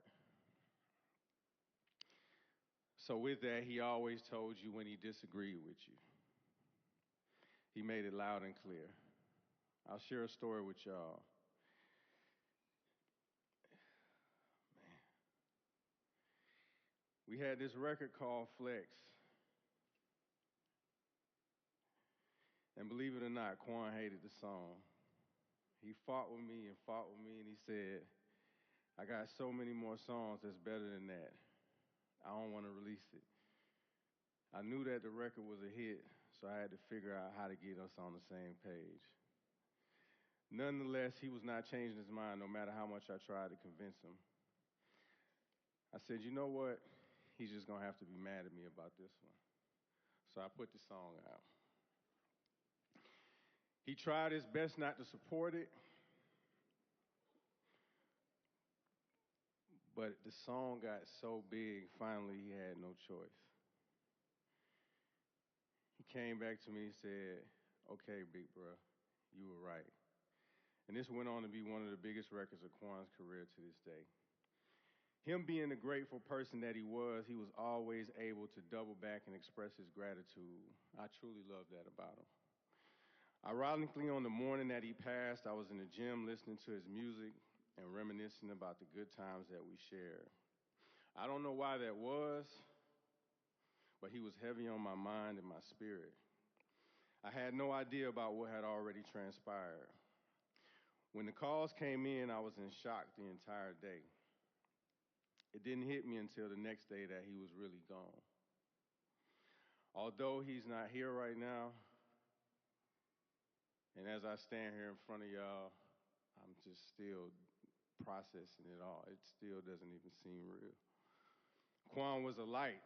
He had the energy that made everyone he came in contact with want to be a part of it. He wasn't just an artist, he inspired a whole generation of people, musicians, and fans alike. His work ethic, his creativity, his commitment, and his determination, these were all qualities that people admired about Quan. No matter what he was committed to, he loved that studio. He made success look effortless, but those of us who were close to Quan know just how much effort he put into everything that he did. He showed us that it wasn't just about the destination, but it was also about the journey. Watching Quan evolve from the kid recording at his mom's house to a global superstar, it was impossible not to be inspired. He was the kind of person that made you want to push harder, dream bigger, and never settle. Quan is truly an icon. For me, Quan taught me to love what you do. He was the first artist that I saw who truly lived for his craft. There was one time we stayed in the studio, and Quan was in the studio for 36 hours straight. He didn't stop recording except to eat or take a few short breaks. His passion for music was infectious, and it reminded me that real love for what you do is what keeps you going, no matter how tough the times get. Quan's legacy is undeniable. His music was and still is the soundtrack to so many people's lives. The Rich Homies era was so epic to the culture. Whether you were a student, running around in the streets, or working a 9-to-5, Quan's voice was what got you through your day. His music, his spirit, and his legacy will live on forever. Let's remember Quan for the light he was and for the inspiration, love, creativity, and joy he brought to this world. He may be gone, but even in his absence, his legacy is still going in. Just want to say thank you to Tammy and Corey and to the family for allowing me the opportunity to work with Quan. It was just one of the best parts of my life. Thank y'all.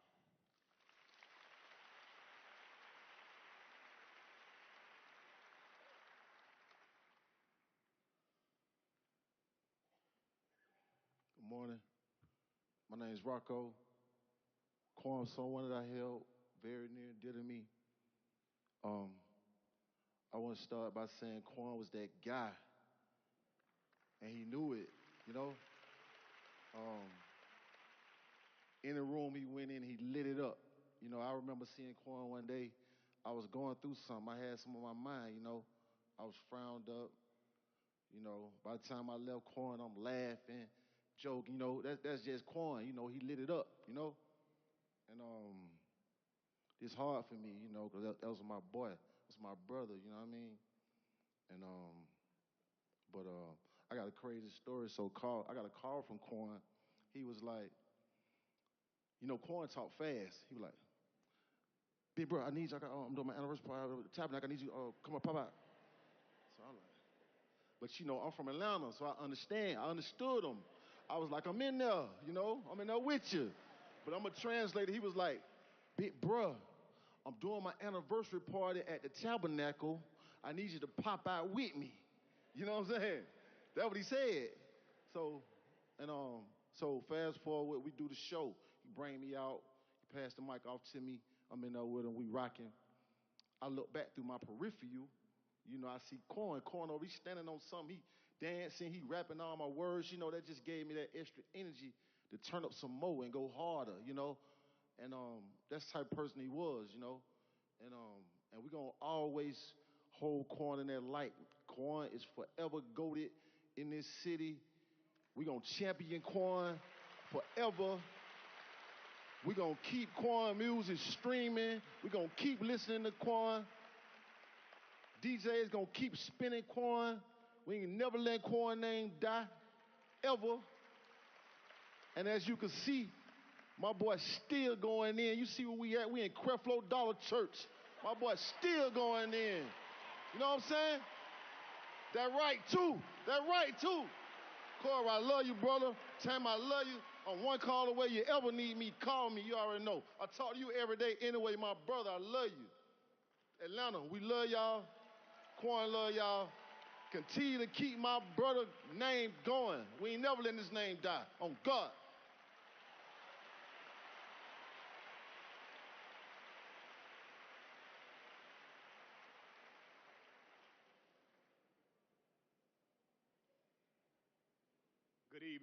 Good evening. I'm Monte. Rich homie might take to a lot. I can get up here and talk for a while, but I'm gonna try to make it short and brief. I was gifted the opportunity about 20 years ago by Tammy to be in Quan's life. A lot of y'all hear the baseball stories, right? I was that one person that took that faith and said, you know what, it's something in you. I see it in you. He was real timid. He was real shy, right? But he could play ball. He could play ball. At that time, I didn't know anything about rapping. I didn't know nothing about it from him. But I had some family member that's in the building, that's in the entertainment, right? So I'm going to transition into his third year when I started knowing that he had a problem. That big problem was women. He wasn't coming to practice.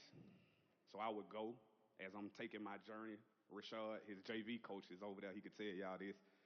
He would be sitting on the gate at McNair talking to a girl. And I'd be like, bruh, why you ain't come to practice? Talk real fast. Man, it ain't fun no more, man. Come on, make it ain't fun no more, man. You know, I don't know, it just ain't fun no more. And I said, man, you know what, man? We got a lot of things in store for you, man. I need you to come on to practice. He came back a couple times, but guess what? That liking for women took over again. I started finding out he was smoking weed. Got to me, I didn't know what to do. And I remember going to Quan and saying, hey, man, well, what do you want to do with your life? And he said, hey, man, I've been rapping. I've been in the studio. And I looked at him and I said, oh. Because I had so much experience with seeing negative things in the music industry, and I gave Quan this promise. And I said, whatever you want to do in life, I'm with you. I'm riding by your side. Y'all understand me? And through that journey, Quan got arrested. That's when I was introduced to Corey, my right-hand man. I'm losing one of my hands, but I still got one of my hands. So the stories that y'all hear about this rich homie debt, this rich homie dynasty, this business that we put together, this brotherhood, if you knew Quan, like Nar said, if you know Quan and if you want to know Quan, go back right now today when you get home and listen to Quan music. His whole life is poured into every single song. Nothing he rapped about was fiction. Nothing. If you want to know him, go back and pay attention to that.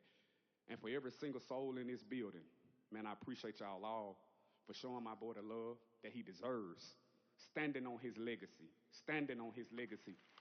Because at 34 years old, he'll be 35 in a couple weeks. Quan is a true icon, a true legend, and a very, very, very loving man.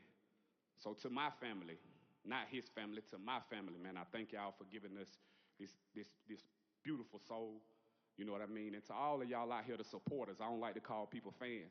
I appreciate y'all for letting us and allowing us to say, Rich homie, baby.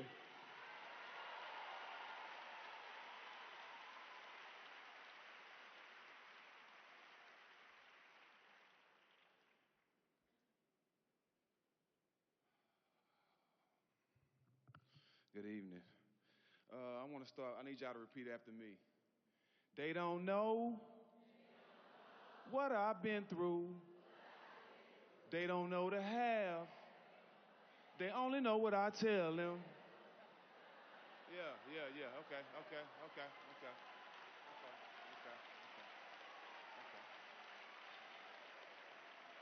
And I said, I wanted to make sure I say those bars for a lot of people that want to judge people, because if you've never been a breadwinner of your family, if you never put your family first, if you never did everything and put your career, your life, your finance, and did everything for your family and kids, then you won't know what it takes.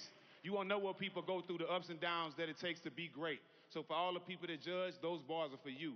Second, I came into the Rich homie family through his uncle that we lost last year, Meat. Was my best friend, one of my close friends. And rest in peace, Meat. We miss him dearly.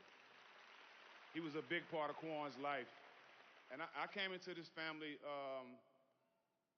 when I played for the Hawks, and I have two families out here, the Platt family, my brother Will, my best man in my wedding, and Lamar family. These are my two families. I come from Texas in 2003 when I played for the Hawks, and they embraced me and accepted me as family. And 2 years ago, I lost my little brother and my little sister a month apart.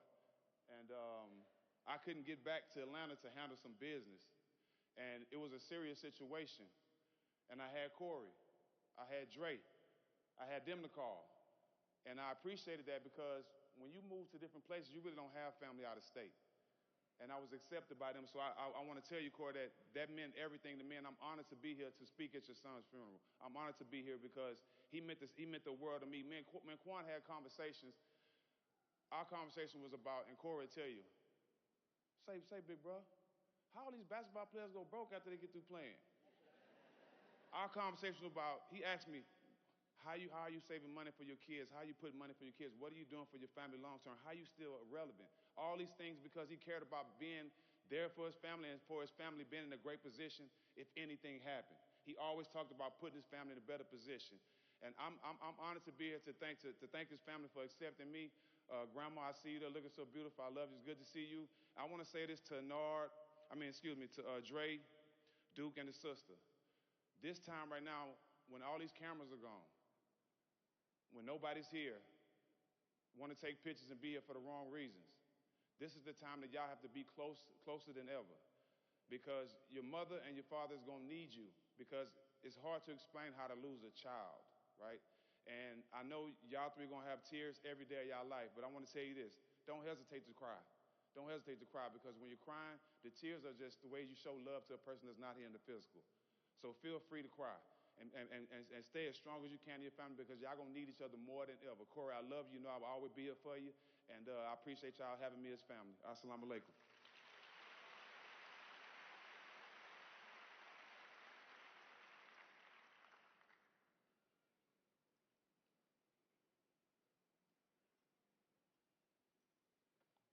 How y'all doing? How y'all doing? Pastor, I ain't gonna be long. I see it on your face. You like, what I'm here for?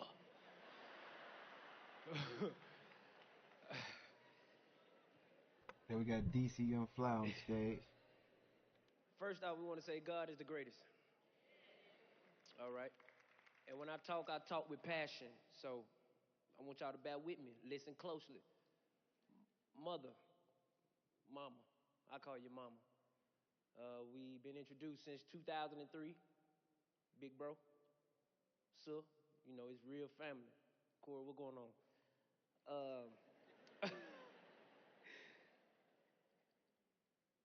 Y'all gave us an icon. Y'all gave us a legend. You know, we all on borrowed time. So the things that he accomplished while he was here, we want to let y'all know that we're going to continue on his legacy. And even through the small amount of time, it made a big impact. You understand? And I know he's the head of the household, and a lot of people in here is probably questioning. Now, there's two ways to ask questions. The first way to ask questions is you're asking because you're trying to learn the knowledge so you can apply it to future understandings.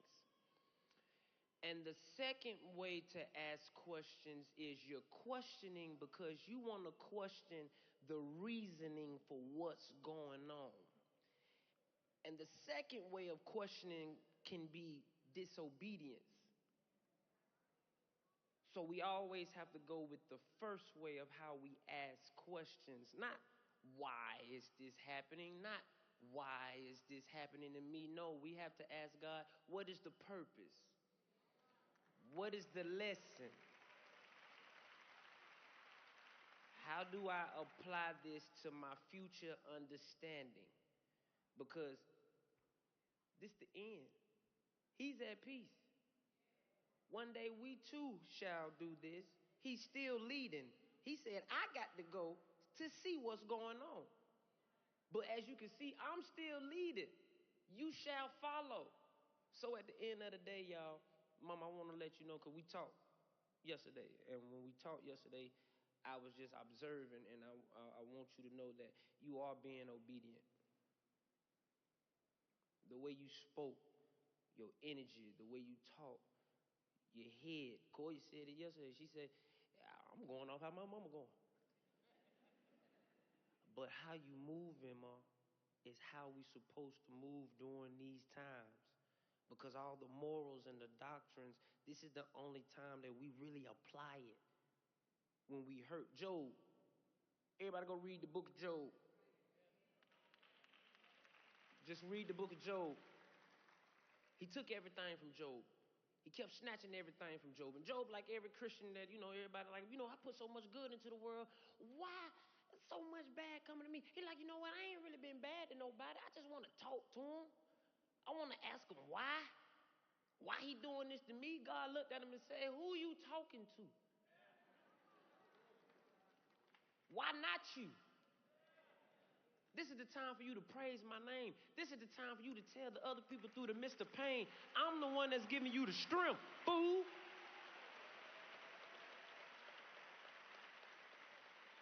So when people think you crazy, Mom, you ain't crazy. You being obedient. And I'm here to tell the family, big bro, sir, it's time to be obedient. It's time to take charge.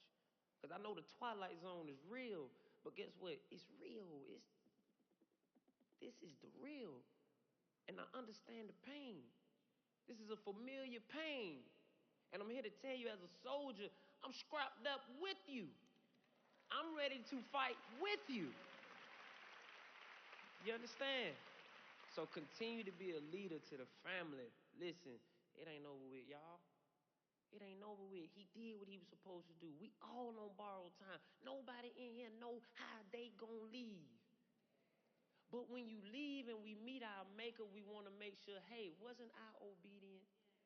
Didn't I do the best I could?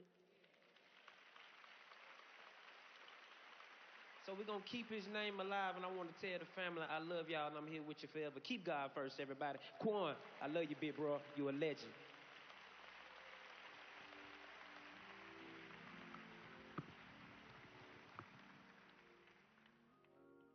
Ladies and gentlemen, give a hand to the Reverend D.C. Fly.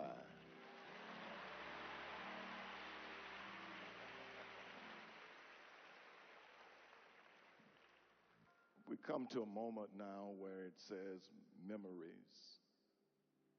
Someone has accurately put that memories is the photo album of the body containing the pictures of the good, the bad, and even sometimes the challenging.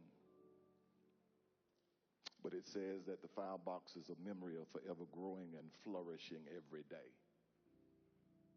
It is housed in those file boxes memories that can bless us in days to come.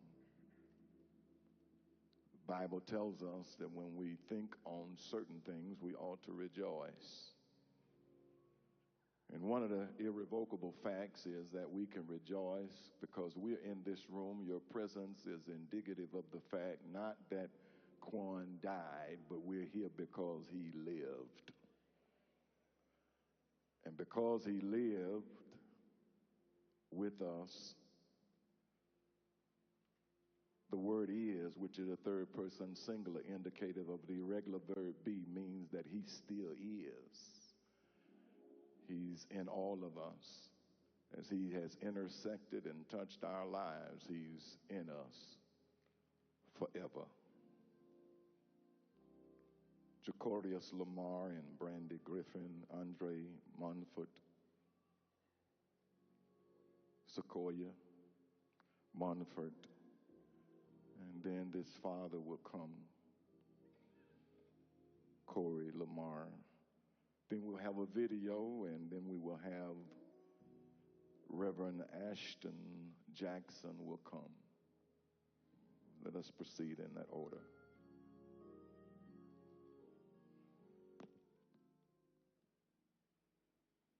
Good afternoon. I am Brandy Simone Griffin, and by extension, Lamar. If you know Quan, you know his motto was fam first, right next to that's right too. My dad, Corey Lamar, came into my life when I was 3 years old, which means at 3 years old, I gained a brother. Well, two, but I wouldn't meet Duke until later. Quan and I always had a unique bond. I never would have imagined that my brother would blow up to be a global icon and legend. This is the same person who would ask me to call my mom and our dad while they were on a date night to see if he could use the car to go get me McDonald's. I never asked for McDonald's, and I don't think he was coming back with food, but they already told you about his women. This is the person who told me and Duke we were just playing boot camp in the basement, just so he could turn the treadmill up to 15 and watch us fly off. I still have the scars on my back.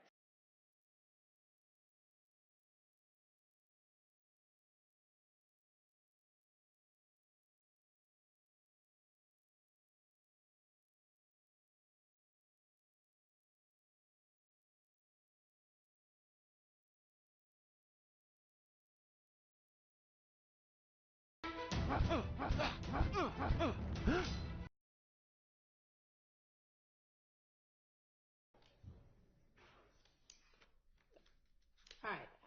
My ruling would be that's close enough in time to negate the likelihood of deliberate or conscious misrepresentation. So I'm going to permit that as a present sense impression exception to hearsay. Does anybody need to use the restroom before we have the jury back?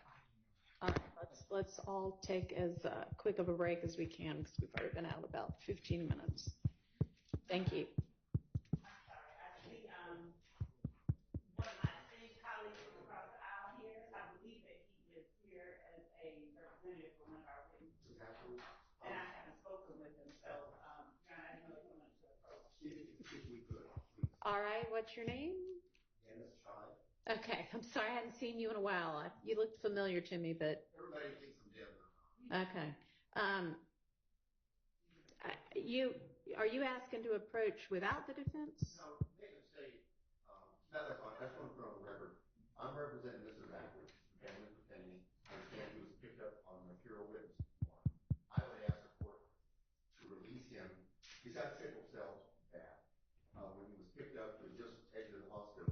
They had to do 2 blood replacements, transfusions. He's in the hospital, or he's in Brady right now. That Brady, he's in Fulton County Jail. He's got pneumonia. He will not live, Judge. I talked to the family. In the last 4 months, he's been 10 out of the hospital 10 times. He's extremely sick. He will not survive in Fulton County. I would ask that he be released, and I'm going to be in touch with him. He will come to court when you ask him to come to court. Go ahead. If not, he won't live. All right. So the information I got this morning, and y'all, this was actually what I wanted to discuss on the record had we, at the bench conference, had we gotten started at 8:45 like I asked for us to get started. So anyway, no, this has nothing to do with that. But the information that I got this morning from the sheriff's office was that he is in Grady. Your Honor. So I don't know how recent your information is. I talked to family 2 a.m. Well, we've spoken with the sheriff has informed us since that time, and that was what I wanted to bring to the court's attention. Okay. I didn't know that. Judge, and I think that this is a matter that I can speak with Mr. Scheib about. I don't know if he wants to fully flesh it out now, but I did want to approach the court with the information and the defense with the information we had. There's more information than just that. Okay, why don't we do Back in 2022, I lost 2 very important people in my life. Big figures. It really wasn't until February of this year that I finally gave therapy a chance. And the cool thing here is I actually use BetterHelp to do it. In fact, I still use it weekly to this day. And I gotta tell you, I feel very foolish for not using it sooner. I'd say it wasn't until about the 4th session, but all of a sudden I started having these just aha moments. And it was like, oh, wait a minute. So you're telling me that other people experience this and this is normal? It's helped me get my motivation back. It got me going back to the gym. It just feels like somebody took a giant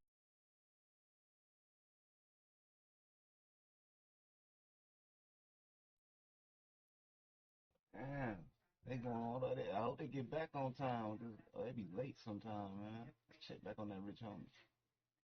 For one, I mean, bring it back home. One, back to my mom. Ma, I got you. Ma, I got you. Thank you.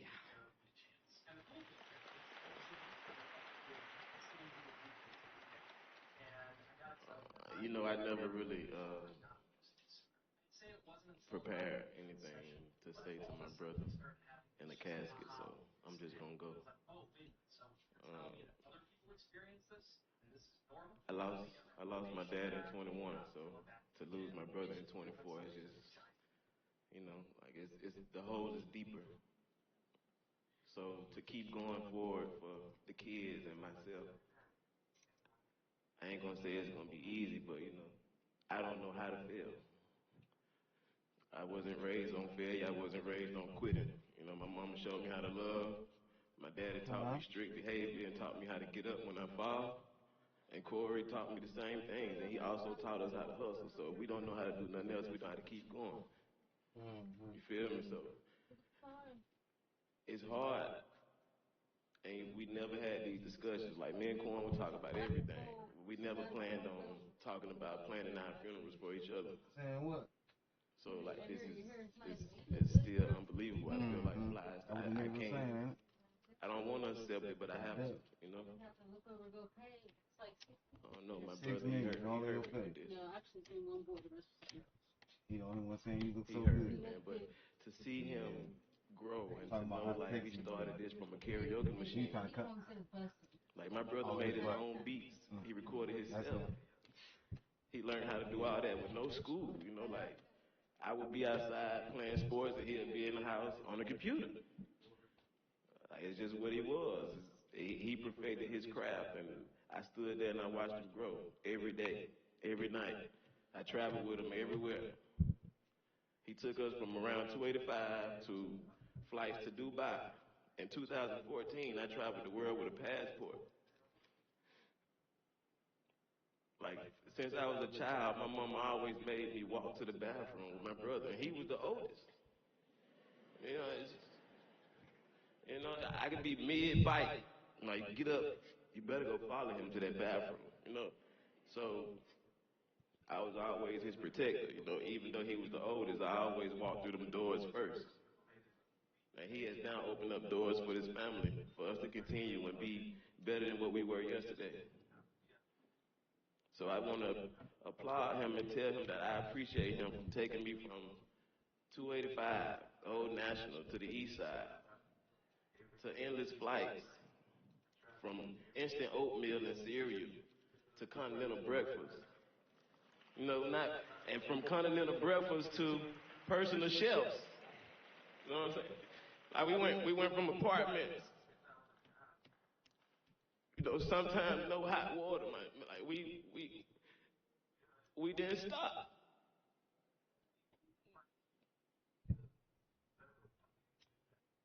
I love you, man.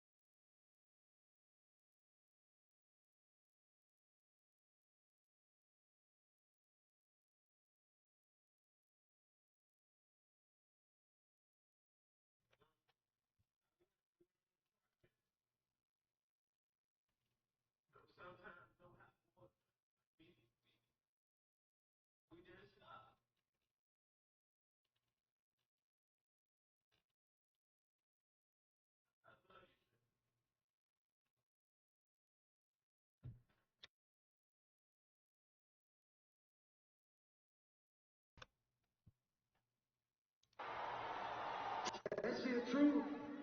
That shit. Man, I ain't gonna lie, man.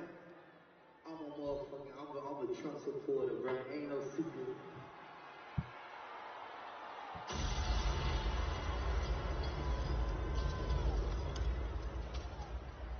That's besides that boy and shit, man. That's besides that. But that shit crazy, man. I'm Haitian, man.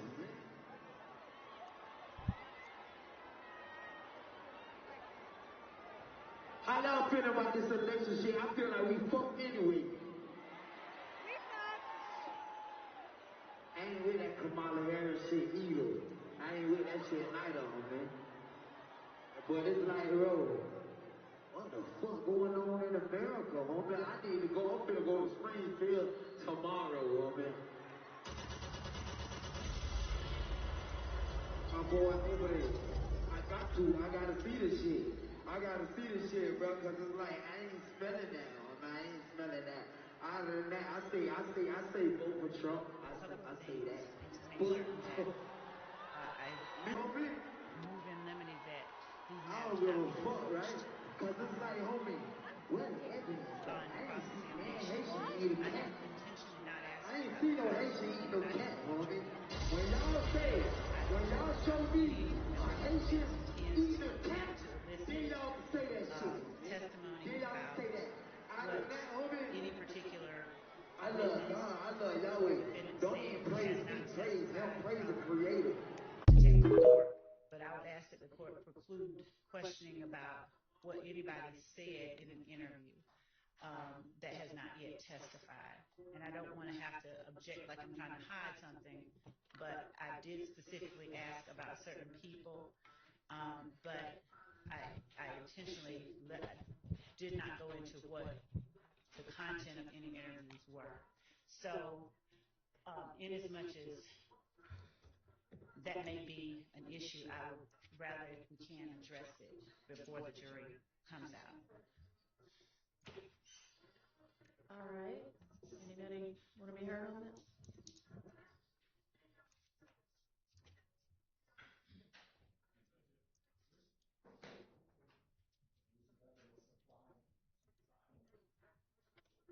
Well, I know not.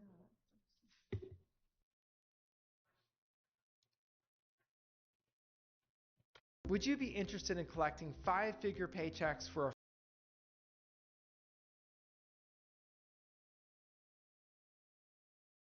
I guess it depends on the question and the reason for it, so that's very broad.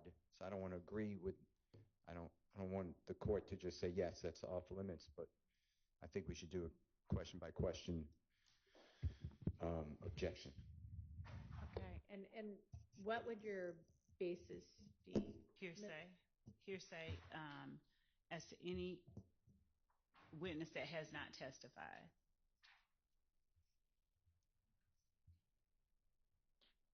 All right. I mean, I don't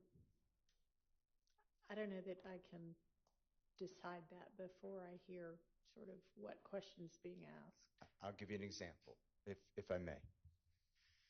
You've heard the name Spencer Wright, Your Honor, which is R-I-G-H-T for the Miss Winfrey. Well, it is my belief that Spencer Wright lied, did not tell the truth. He was looking to get a deal, a favorable agreement from the district attorney's office through the detective as well. And Detective Thorpe took out warrants that then were not followed through. That would not be hearsay because it's not offered for the truth. So that's why I say the question by question should be continued.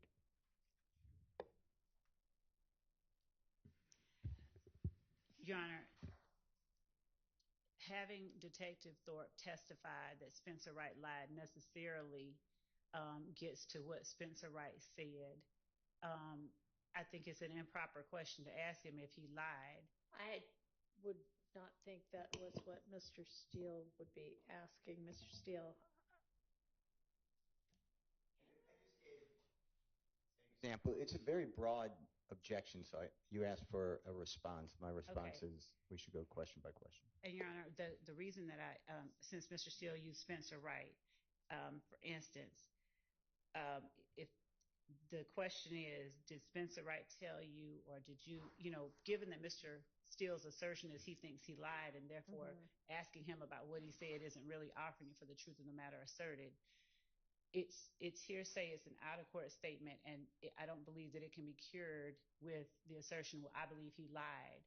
If he wants to get into what Spencer Wright said, then Spencer Wright can be called as a witness, but I don't think that it's proper to allow Detective Thorpe, one, to characterize, to testify about what Spencer Wright said when I've not opened that door, and there's no exception that affords him the ability to permissibly elicit that type of testimony from the witness.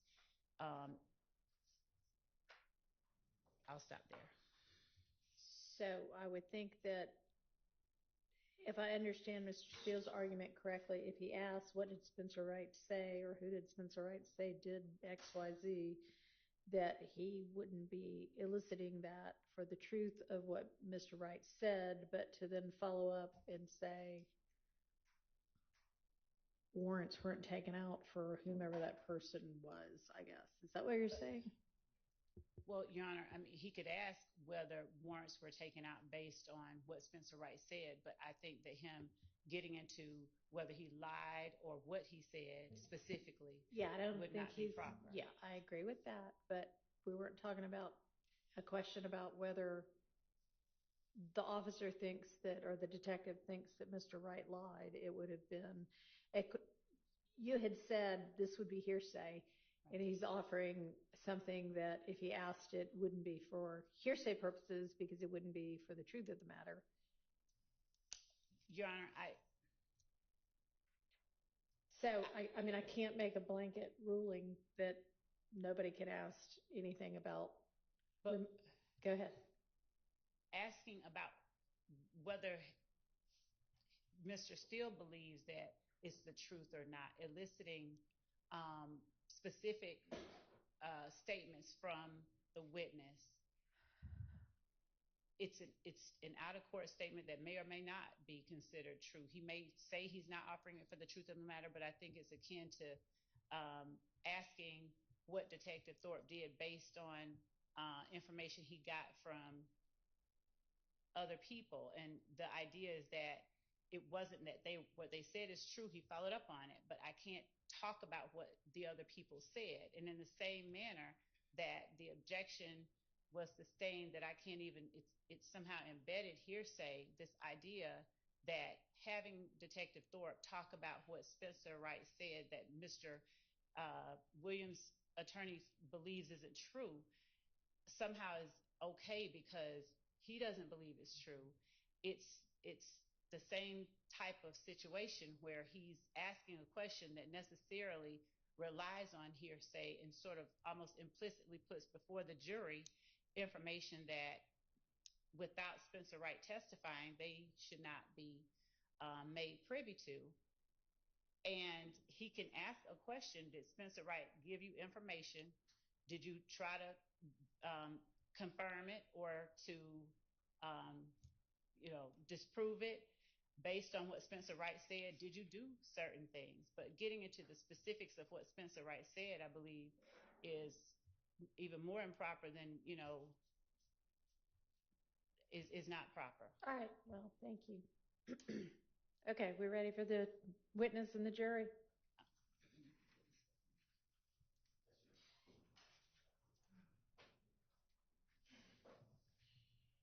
And I'm sorry, I just want to say one thing. And I will be asking if he interviewed certain defendants. I will not be asking what they said. Okay.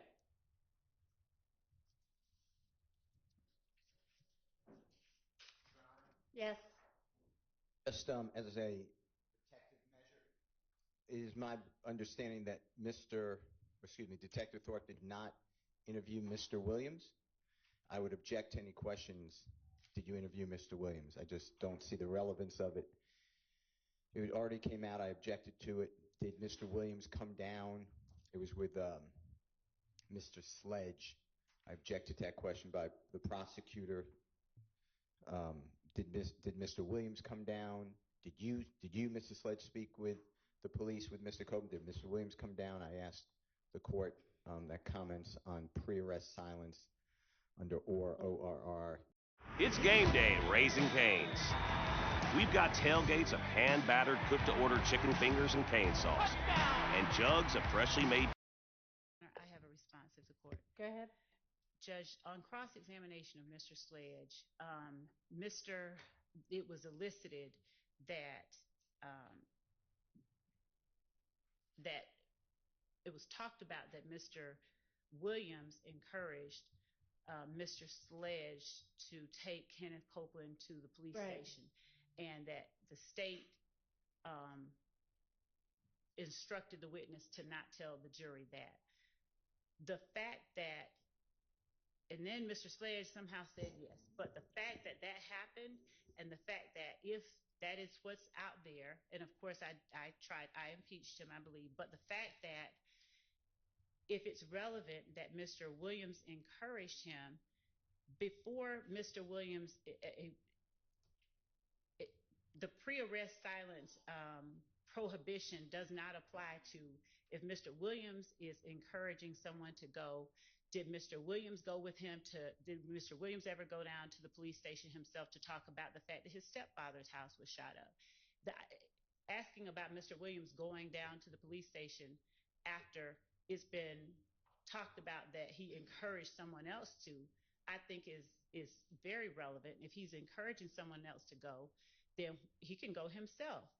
And I'd have to find the case, but it specifically. Right. I don't think a question that just says, did you interview A, did you interview B, did you interview C, and the answer is either yes or no, is a comment on pre-arrest silence if they say no. So you may ask that question. Okay. Are we now ready for the witness and the jury?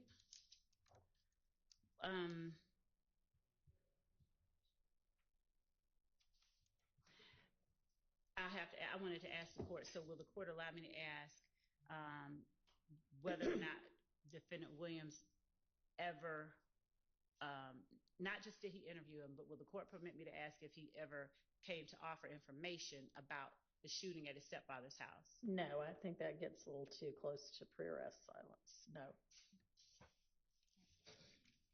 Are we now ready for the jury and the witness? Yes, I have. Yes. Okay.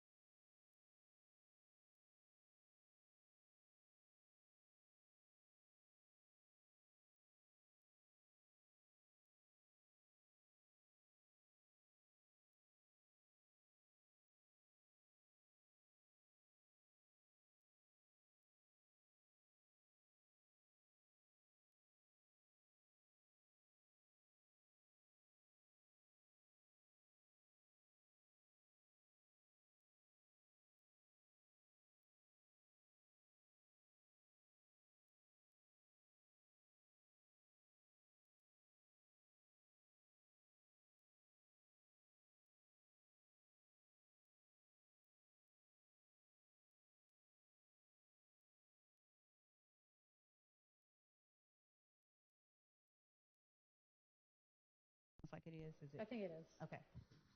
Detective Thorpe, before you talked to Kenneth Copeland, did you know that Jeffrey Williams had rented a Corvette before he rented the gray Infiniti?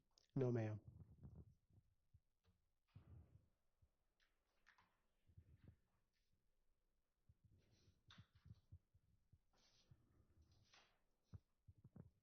After you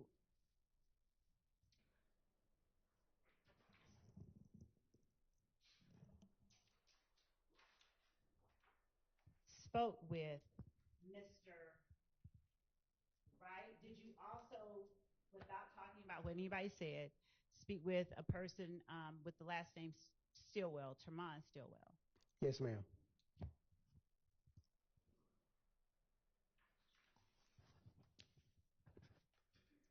Did you speak with that person along with ADA Sprinkle? Yes, ma'am. And was that in the DA's office? Yes, ma'am.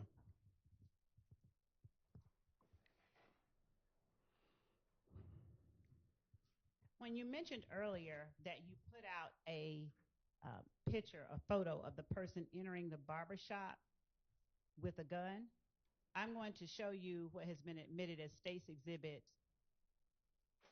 292 Charlie, 292 Yankee Charlie 2, and ask you if this is generally the depiction that you release to the public.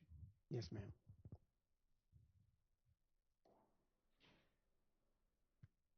Yes, ma'am. All right. And I'm going to now show you State's Exhibit. Just one second. 5 Yankee. 5 Yankee. And ask you whether this is or isn't similar to the photograph that you released to the public.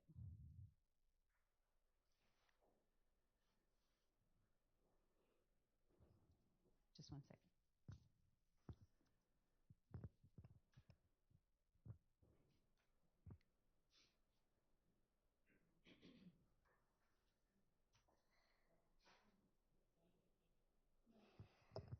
And while we're actually pulling up, it's going to be a different exhibit.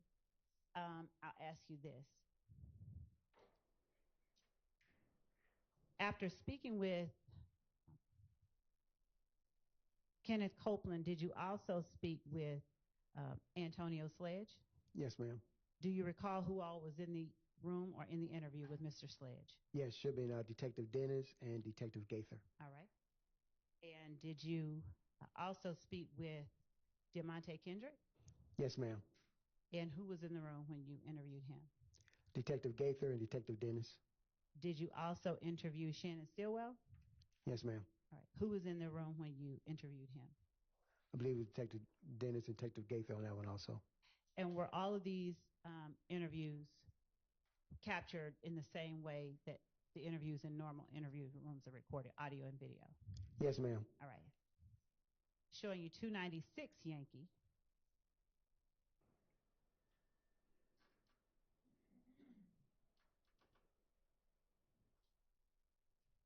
Is 296 Yankee reflective generally, like, of the area that you put out or depicted when you put out the photo of the car passing by the barbershop? Yes, ma'am.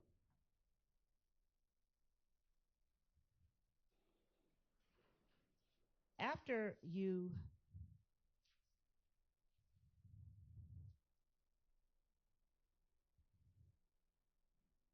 did you learn about a Kelvin Treadwell during the course of your investigation?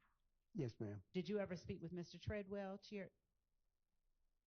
I believe so. Okay.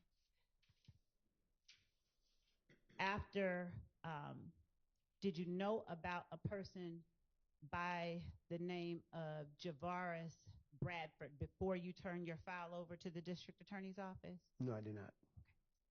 Did you learn about a person named Javaris Bradford afterwards? Yes, ma'am.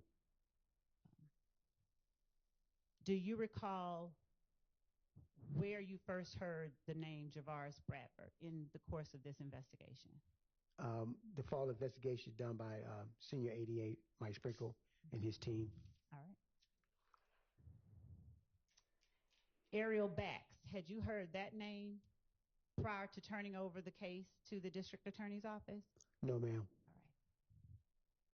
Did you learn that name after ADA Sprinkle began looking into this case? Yes, ma'am. What about, did you know about a person by the name of Kenya Morton? No, ma'am. Did you learn about Kenya Morton after you turned the case over to ADA Sprinkle? Yes, ma'am.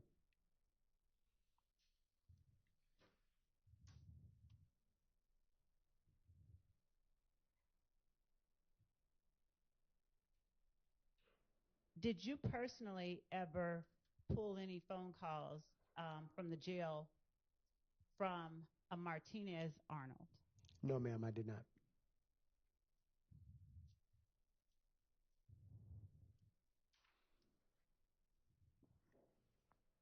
Were you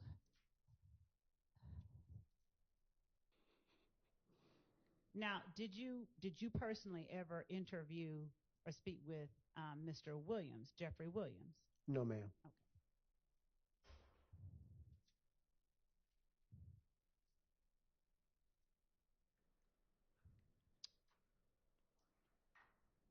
Tell me if you interviewed or knew of, rather, the name Justin Cobb before you turned the case over to the DA's office. Yes, ma'am. All right. Do you remember how you first learned of that name? Yes, ma'am. Did you learn about it before your investigation, or did you know of that name before you began the investigation into the murder of Donovan Thomas? No, ma'am, during. Did you speak with Justin Cobb before you turned the case over to the district attorney's office? I do not believe so.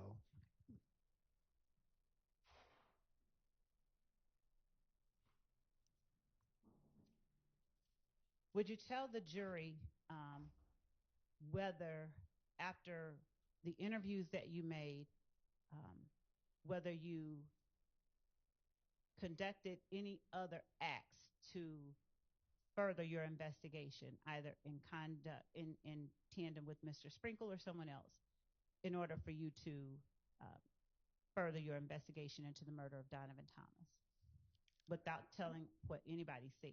Okay. Yes, I did. What types of other actions did you take to further your investigation? Interviews. Mm-hmm. We conducted several interviews afterwards, Okay. in which they took the lead. And who took the lead? Senior 88 Mike Sprinkle. And after those interviews, and when you collected cell phone records, was it you that plotted them, or did you simply aid in collecting the cell phone records? Aid in collecting the cell phone records and sent it all over to the ADA's office. Okay.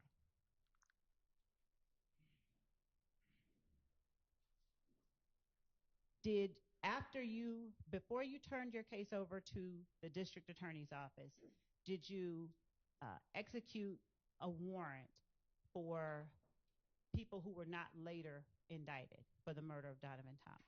No, ma'am. Did you, and by a warrant, I mean, did you have a cert or an arrest warrant signed for Antonio Sledge for the murder of Donovan Thomas? Yes, I believe so, I did. Is that a person that the district attorney's office declined to prosecute for the murder? Yes, ma'am. Did you execute an arrest warrant for Kenneth Copeland? Yes, ma'am. Did the district attorney's office decline to prosecute Kenneth Copeland? Yes, ma'am.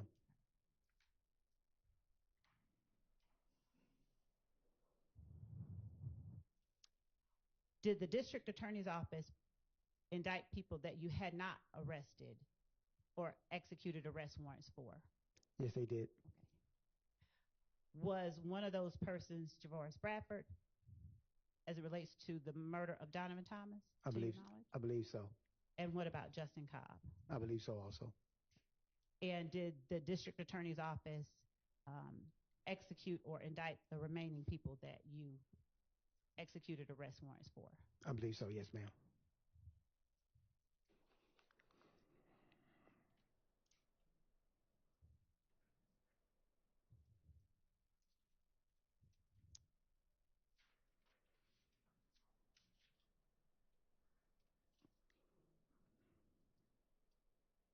How long is it customary to investigate a murder? Do you have a certain timeline that you have to finish it by?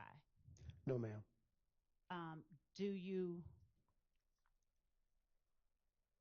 close it after one arrest, or if there are other suspects, or do you continue to investigate it? Continue to investigate.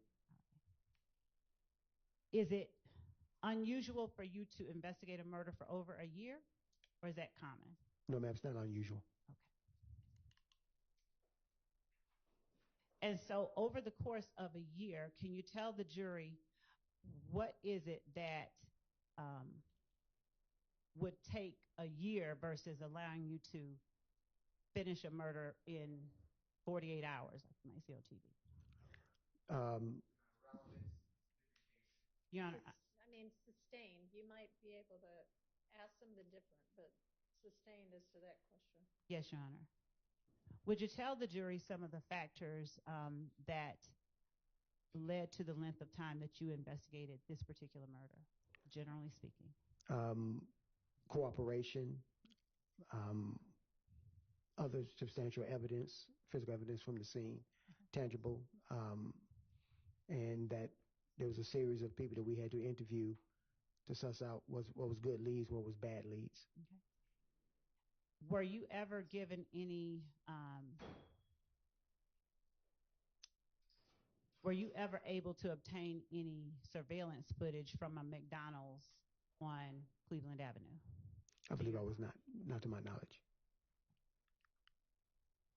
Did you make an effort when you obtained information in an interview to follow up on each piece of information, or did you just discard some and just?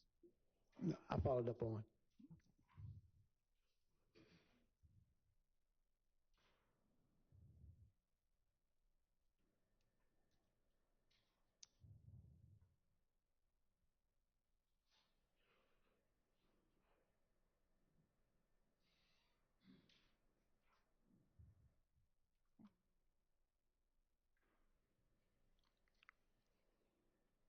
Just 1 second, Your Honor.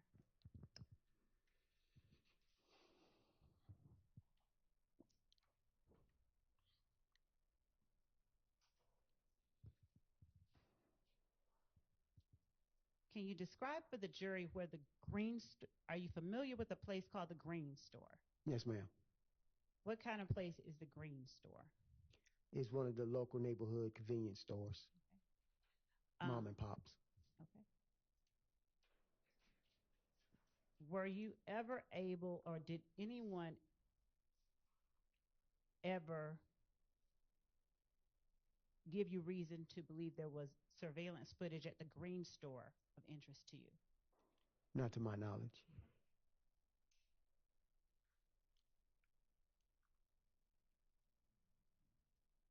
When you interviewed people who were under arrest, did you make certain to always read them their rights? Yes, ma'am. Okay. And if they weren't under arrest, was there ever any reason to read any rights? No, ma'am. Okay. All right, just 1 second.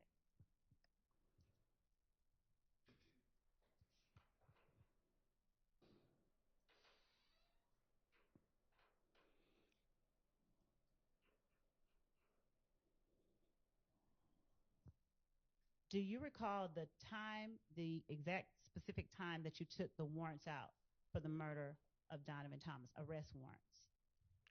I believe it was around the month of November. Of what year? 2015. Okay. And do you remember when it was that you turned the case over to the DA's office? January of 2016. Okay. Did you know the name Demise McMullen? Yes, ma'am. Did you learn about that name prior to turning the case over to the DA's office? No, ma'am.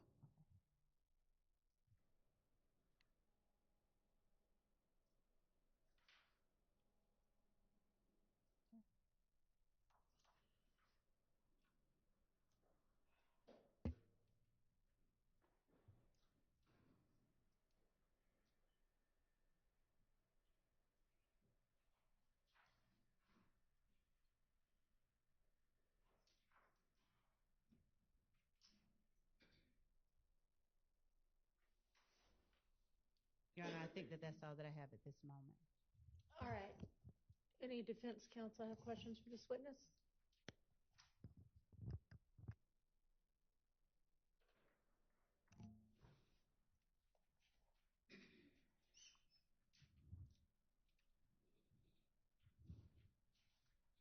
Good afternoon, Detective Thorpe. Good afternoon, Mr. Steele. How are you? Fine, sir. How about yourself? Can I ask you some questions? Yes, sir. I want to go to Sunday morning, January 11th of 2015. Yes, sir. So just to orient you and the jury, you're at the Atlanta Police Department with Kenneth Copeland. That's what I'm focused on, okay? Yes, sir. And there's something in evidence already. It's a video audio recording. Yes, sir. And you were the one who started or ensured that that room was being video and audio recorded when you were with Mr. Copeland. Fair to say? Yes, sir.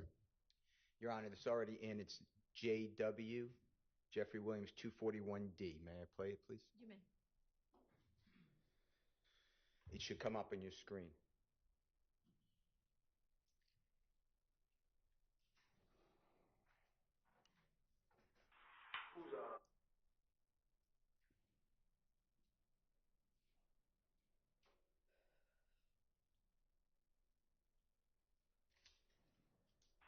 Who's Walter Lee Maddox? Who? Who's Walter Maddox? Huh? No nickname? Did y'all ever rent or own an Infinity? Infinity. Y'all ever rent one of those cars before? Have you been stopped in an Infinity before? Have I? Yeah. Had an accident in an Infinity? No. A maximum? Have I ever had a cover in? No. Okay. Let me think. So did you? Anytime. I had coverage in the Pontiac. That was a couple years ago. I ain't had no coverage. I ain't had no red sleep. I ain't have none of it. What kind of car your brother drive? Who was that in there? A white Dodge Charge. This truck car he gave me. Your brother got two cars? Nah, he Jerry got a car and the car he got the Dodge Charge. Oh, okay. And she got the little ugly little Malibu, like a 19 something. 2014 Dodge Charger? Yeah.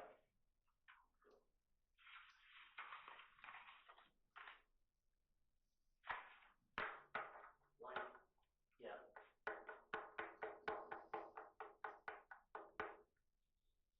Who drives a Nissan? A Nissan? Mm-hmm.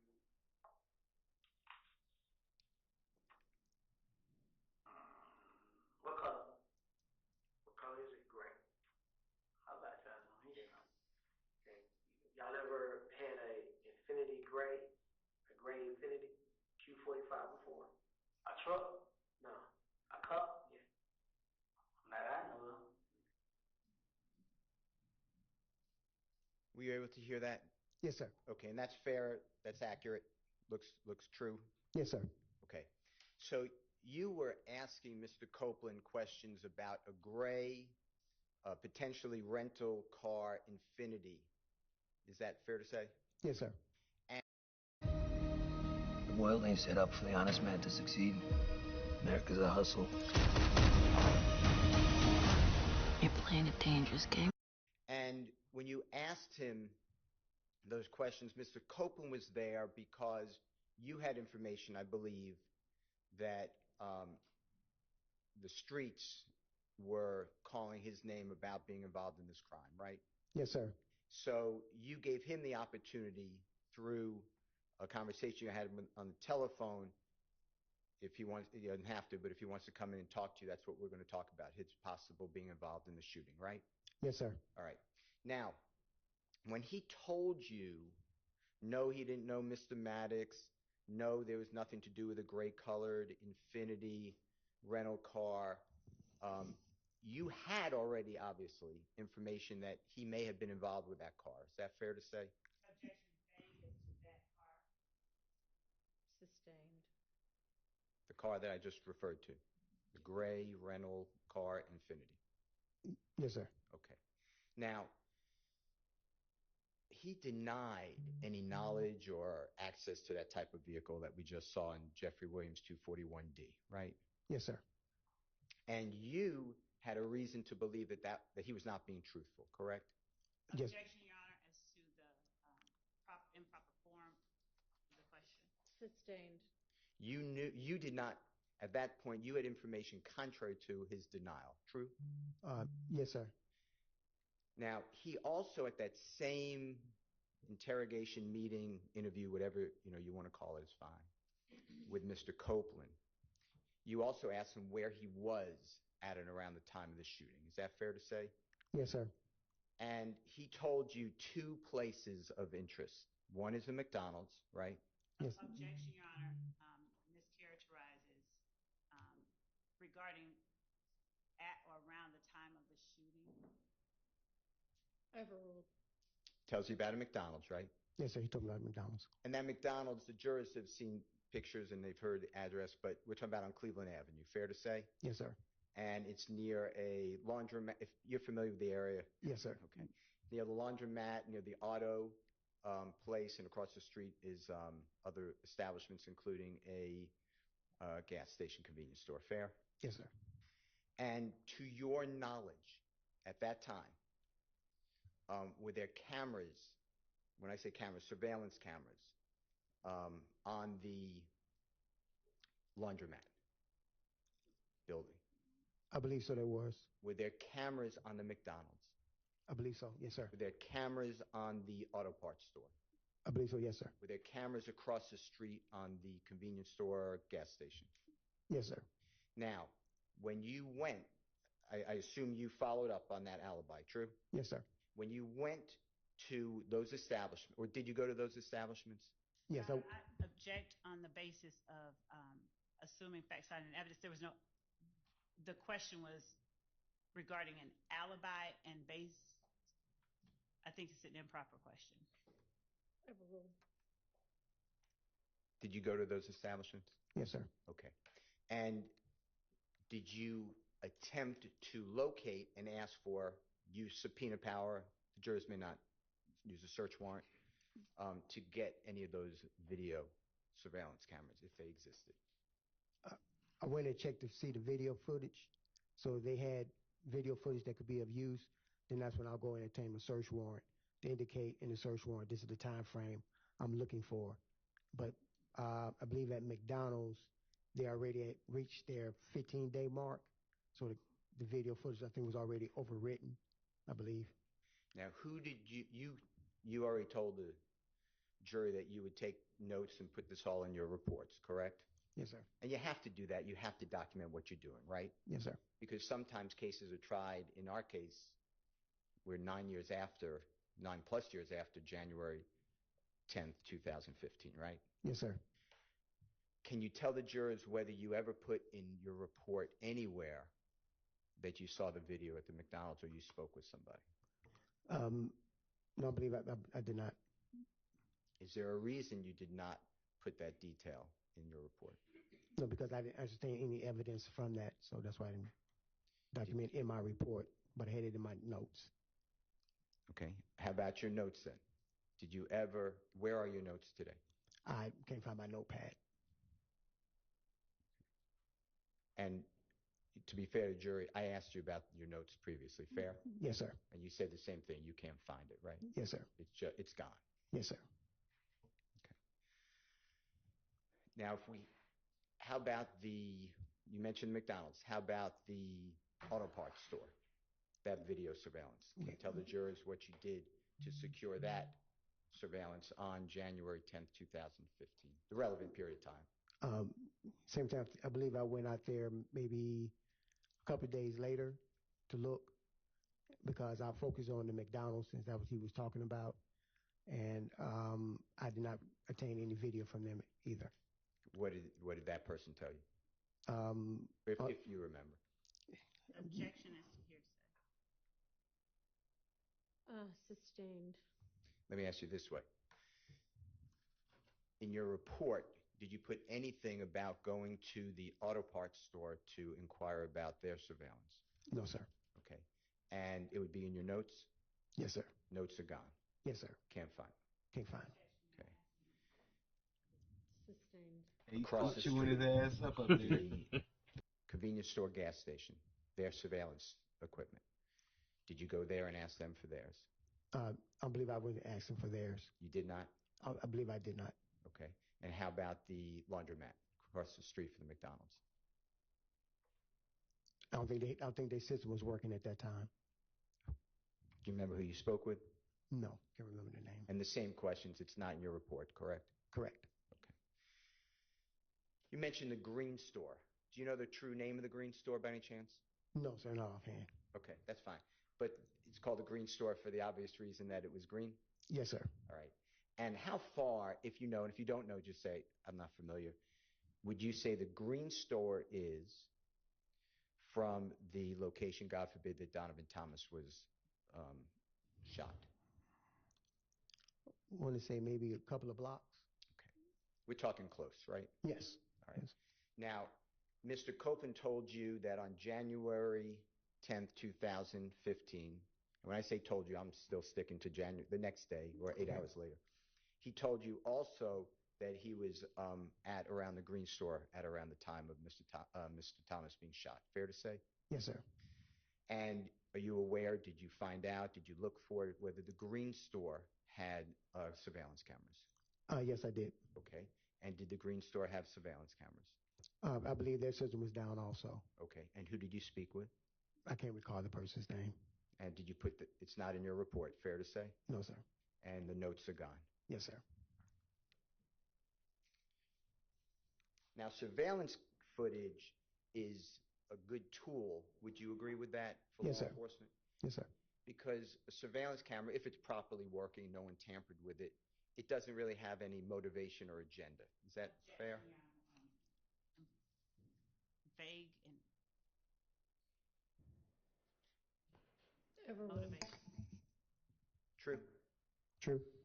And it just captures, if it's working properly, the images that it has in front of it, right?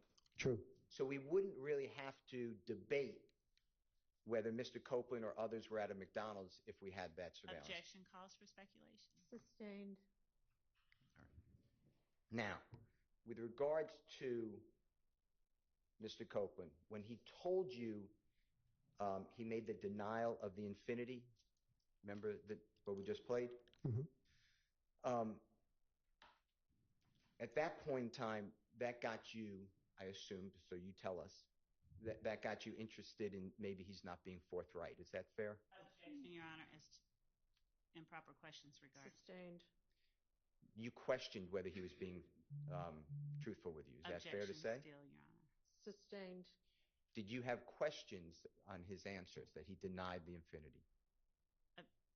Objection. Bless vague. you. Bless you. I'm sorry. I said objection vague. The question was, did you have questions? Questions on his sustained. How did you take it when Mr. Copeland said, no, I don't have anything to do and no memory of the infinity? Objection, Your Honor, vague. Overruled on that basis. Okay, how did I take it? And relevance, Your Honor. Sustained. Okay. All right. Let me ask you about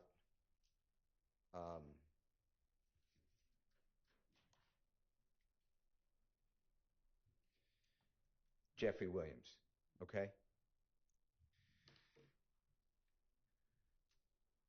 You found out that Jeffrey Williams rented a Corvette vehicle from Hertz Rental Car at the airport, fair to say? Yes, sir. And when I say rented, on or about January 6, 2015, something like that. Is that fair to say? Yes, sir. If my day's wrong, I'm not trying to, it's around that time, right? Yes, sir. And then the Infinity on around January 7th, 2015. Fair to say? Okay. Did I find out if he rented it January 7th? You found out later that Yes, sir. Mr. Williams, in his name, there's an Infinity vehicle rented, right? Yes, sir. Through the DA's office. Yes, sir. Tell the jurors what evidence you have that Jeffrey Williams drove that Infinity rented vehicle. Objection, Your Honor, regarding matters that are within the province of the jury in terms of evidence. Rephrase. Do you have any evidence to share with the jury? That's the issue, that she's rephrased the question.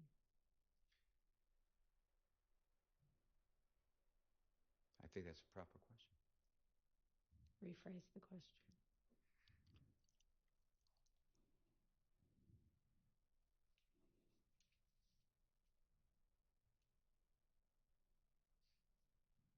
I'm going to have to move on to another topic. Let me ask you about Do you want to approach for a minute? Sure.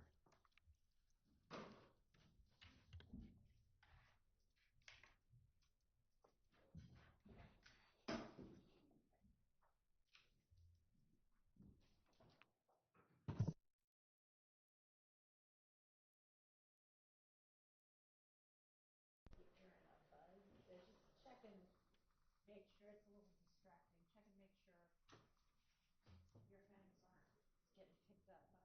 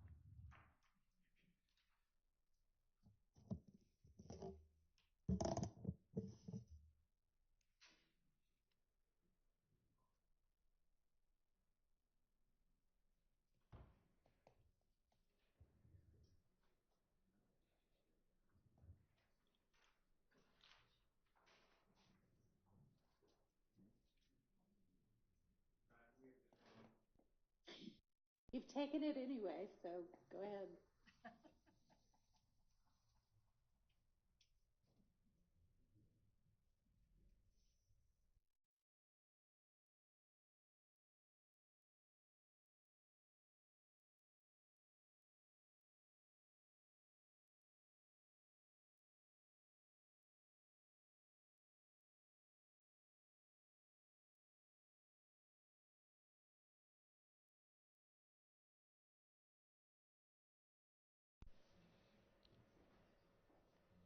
Yeah, I don't have any other questions. Thank you so much. Thank you. Yes, Miss. Yes, Miss Still. Good seeing you. All right. Same here, sir. Mr. Shart, you're standing up. You have questions?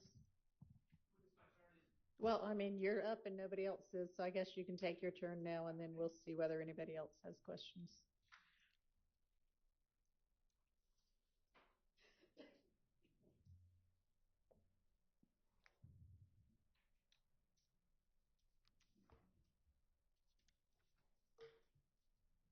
Investigator Thorpe, good afternoon. Good afternoon, sir. All right, my name is Max Shard. I represent Shannon Stillwell, okay? Yes, sir. All right. Do you have a copy of your report in front of you? No, sir. Okay, let me see if I can get you.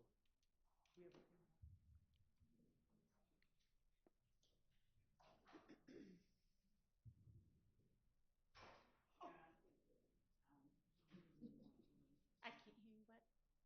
I don't. Oh, if Mr. Shard has one, I have one that he could use. I believe it doesn't matter. And, Your Honor, may I just approach and bring it up? And I'm not asking Detective Thorpe to refer to it at all right now. I just want him to have it handy in case he needs to. In the event, sure. Thank you. Thank you, sir.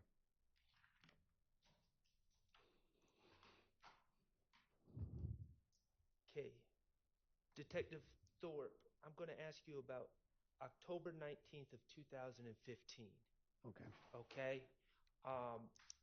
And that is the day, for reference. Do you know what happened on that day off the top of your head? Yes, sir. Okay, that was the day that you spoke to the person who identified himself as Nicholas Robinson, correct? Yes, sir. Okay.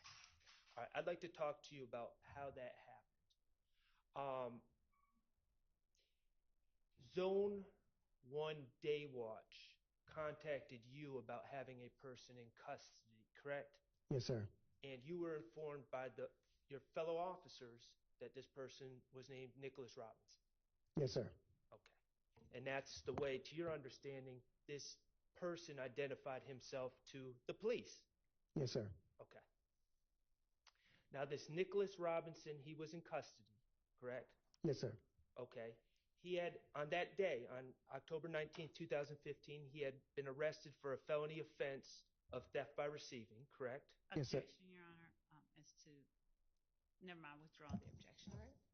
And he was also had probation warrants. Yes, sir. Okay. The reality is, Nicholas Robinson was on his way to Rice Street, to 901 Rice Street, the Fulton County Jail. Yes, sir. And your fellow officers called you and said, this person may have information on something you're working on. Yes, sir. Okay. And you decided, well, before I get there, on direct, as I understand your testimony, you testified that you did not think Nicholas Robinson was trying to help himself out by talking to you. Yes, sir. Okay. And when I say help himself out, I'm talking about get consideration on charges that were now pending against him. Are we on the same page? Yes, sir. Okay. And your testimony is you do not believe that he was trying to get help for those. Asked and answered. Overruled. Is that your testimony? You don't believe he was trying to get curry favor and get help with his pending charges? Yeah, he may have, but that was not up to me. Okay, well, let me ask you this. Prior to October 19, 2015, prior to the date he had been arrested, had Nicholas Robinson ever come up to you and tried to give you information? No, sir. Okay. You decided to conduct a formal interview with this person who, to you, was known as Nicholas Robinson. Yes, sir. Okay, and what was he wearing at that time of the formal interview? Was he in Rice Street Blues yet? Relevance. Sustained. Okay. During the course of your interview with Nicholas Robinson, he continued to refer to himself as Nicholas Robinson, correct? Yes, sir. Okay. And you referred to him as Nicholas Robinson because you believed that was his identity, correct? Yes, sir. And he never corrected you. Yes, sir. And you all, without getting into what was said, you all spoke about the shooting of Donovan Thomas. Yes, sir. Okay. After this interview on October 19, 2015, Investigator Gaither informed you that this man's name was not, in fact, Nicholas Robinson, correct? Yes, sir, but it was not after the interview. It was during the interview. Okay, during the interview. Yes, sir. Investigator Gaither informed you that this man was not, in fact, Nicholas Robinson. Correct. And his name was Spencer Wright. Correct. Okay, and just to be clear, when we say during the interview, it was well into the interview. The interview hadn't just started. You guys had been talking for some time. Yes, sir. Okay. And this interview happened on October 19, 2015. Yes, sir. Okay. The warrants that you took out on the Donovan Thomas case were taken out. I know you testified that it was in November sometime. Yes, sir. It was actually taken out on October 20th, 2015. Okay. Isn't that correct? Yes, sir. All right. Okay. I want to talk to you a little bit about your reports. You've been in law enforcement for how long? 30 years and 8-9 months. 30 years and 9 months. Mm-hmm. Okay. And all that with Atlanta Police Department? Yes, sir. Okay. When you were brought on by the police department, before you even started you started on the streets, right? Yes, sir. On the streets. Okay. Before you even started, they trained you on writing reports, correct? Yes, sir. Okay. And throughout these 30 years of service you have with Atlanta Police Department, you've obtained refreshers, taken refresher courses on writing reports, correct? Yes, sir. Okay. You've been trained that your reports are to be accurate, correct? Yes, sir. Okay. Accurate about evidence received? Yes, sir. Accurate about things that have been told to you? Yes, sir. And accurate about the work you do on a case, correct? Yes, sir. You were supposed to document that work, correct? Yes, sir. And these reports are also supposed to be complete, correct? Yes, sir. Okay. So, as per your training, work you've done on the case, your reports are to include a complete accounting of this work, correct? Yes, sir. All right.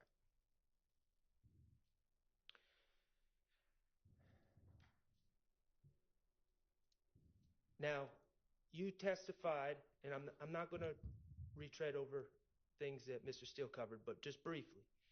You testified that you went to the McDonald's to search for surveillance video. Yes, sir. Okay, and what date did you do that? I believe it was not the 11th, I think it was the 12th. January 12th, I'm sorry, January 12th. Okay, January 12th, you went to the McDonald's Yes, sir, I believe it was. to look for video, Yes, sir. I can't recall exactly what day it was. but you're pretty sure it was January 12th? Yeah, it was in that time range. It wasn't like 2 or 3 months later. Okay, did you not just testify that when you went to the McDonald's, they informed you that the video had been taped over? Yes, most of it is on a 15-day cycle, so I don't never know when their 15-day cycle starts or ends. Okay, but if you went on January 12th, that would have been 2 days. Yeah, once again, I do not know when their 15-day. Everybody's system is different. May not follow the same 15 days as in the months. It's like sometimes we get them and the video can be 2 hours behind, 2 hours ahead, based on that particular location. So I do not know when their 15-day rotation was. Who went with you? I went by myself. Who did you talk to at McDonald's? What was their name? I cannot recall their name. Did you record any of this? No. And none of this is in your He ain't got no information. Yes, it's not. Yes, it's not. Okay. The auto parts store. When did you go speak to people at the auto parts store? Maybe a couple of days later. And who went with you? Nobody. And is that Feeling Claritin Clear is like... No, sir.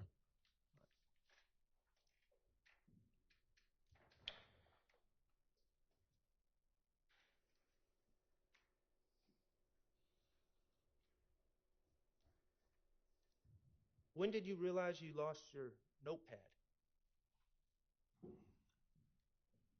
Objection, Your Honor, relevance. I cannot recall, but I knew that upon hearing the indictment, I went looking for the case file, and I could not locate the case file. Did you not hand over your notepad to the DA's office when you handed over your file? No.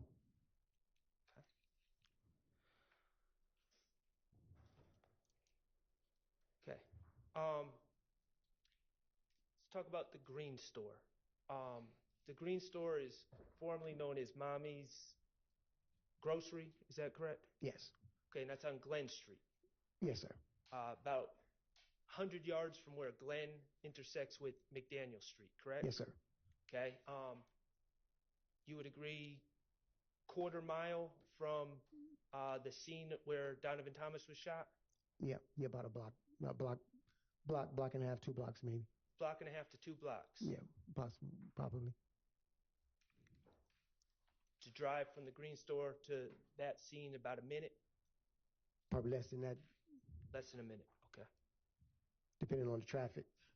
Gotcha. Okay, as I understood on direct, your testimony about surveillance at the Green Store was no one told you they had surveillance. Well, I believe they say the system was not working that day or something like that. No, I'm talking about what Ms. Love asked you. I believe you said that no one told you that they had surveillance. Is that not correct? I can't recall, but I believe it was to that degree that the video system was not working, so they didn't have video. Okay. If the video system was not working, they didn't have video. So your testimony isn't that no one told you they had surveillance. Your testimony is you went to the Green Store? Correct. Okay. Who went with you to the Green Store? No one. Who did you speak to? I cannot recall the person's name. What day did you go to the Green Store? Probably within that week, I believe it was. Okay. And it was that trip to the Green Store, was that recorded? No, sir. Okay. Is that in your notes? No, sir. I mean, excuse me, in your report? No, sir. Okay.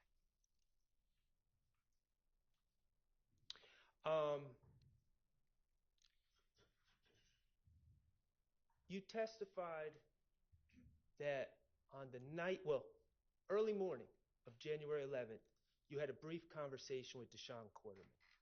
Yes, sir. Okay.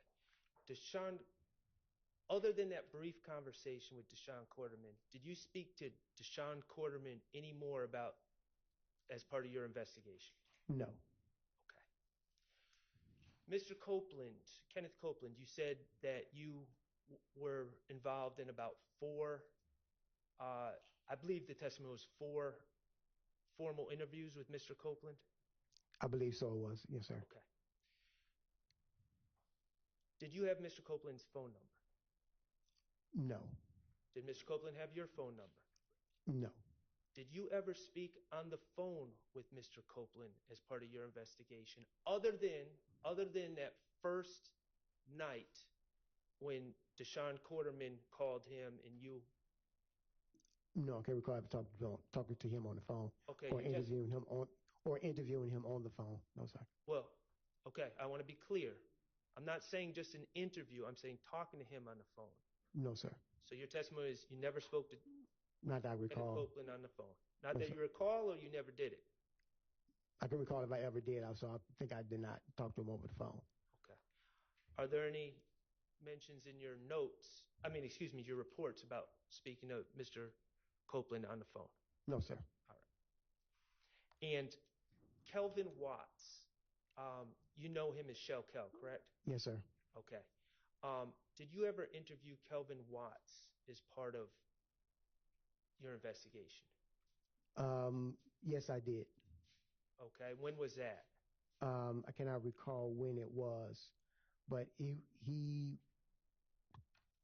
you want to go into detail, but it was. I'm not asking you what was said. I'm Okay. just asking when you spoke to him. I cannot recall. He was brought on an unrelated case. Okay, so as part of this investigation, I'm asking, not unrelated cases.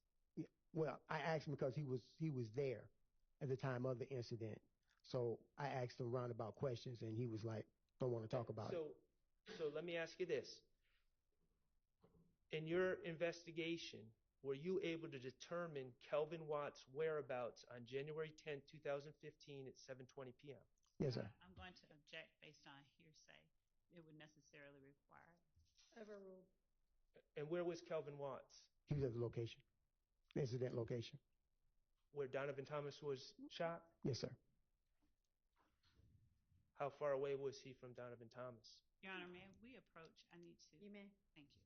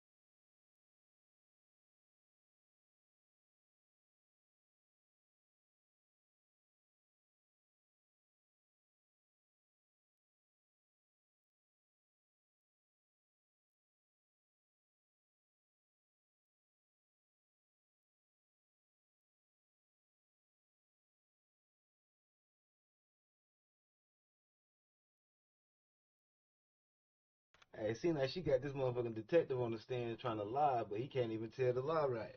He ain't did no investigation. They built this case on bullshit.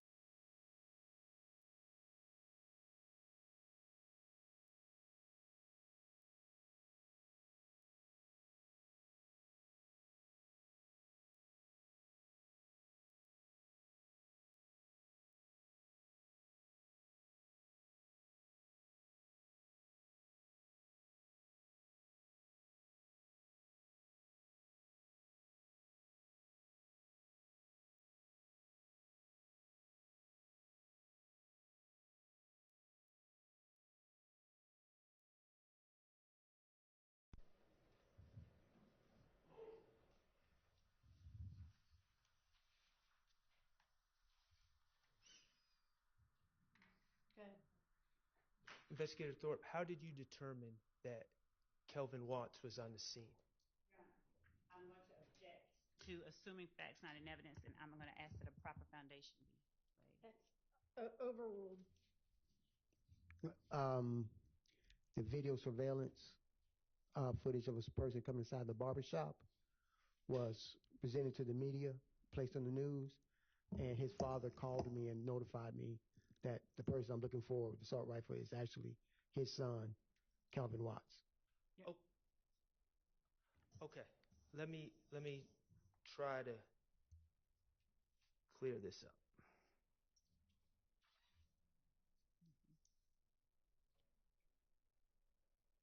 Okay. Investigator Thorpe, could you turn... Does Donovan Thomas Sr. have multiple sons? I believe so, yes, sir. Okay. Would looking at your report refresh your recollection about who was in the barbershop? Yes. Okay. Could you please turn to page 3 of your report where it talks about January 11, 2015? I'm assuming your page 3 is the same one I'm looking at. Let's see.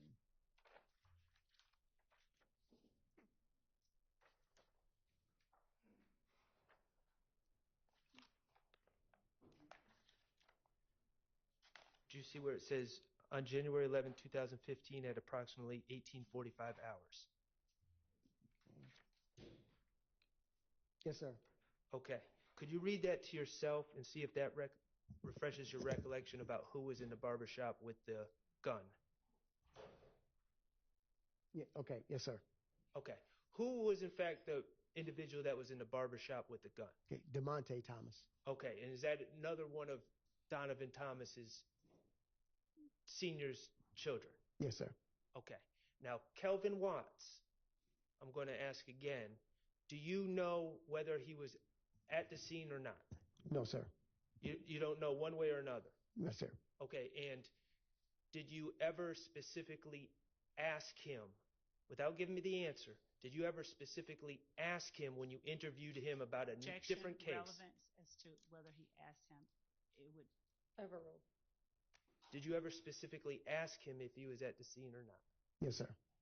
Okay. And were you able to identify, you've seen the surveillance video, correct? Yes, sir.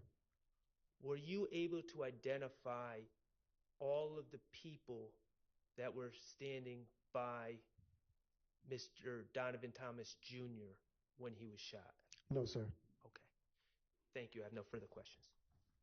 Any other defense attorneys with questions for this witness?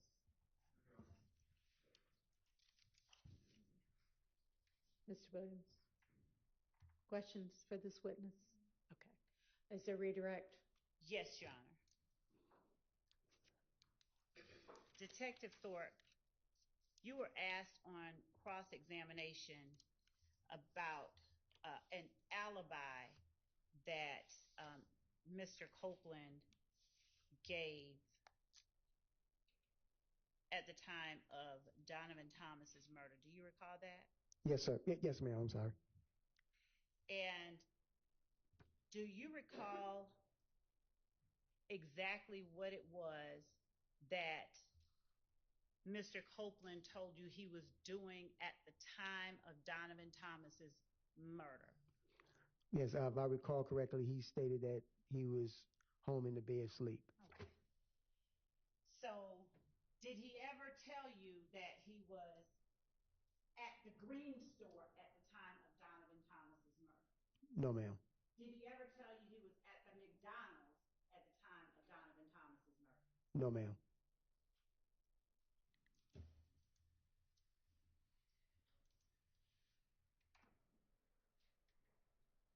Did Mr. Copeland offer you, let me ask you this, was that information that he gave to you about his whereabouts captured on the video surveillance in the interview room?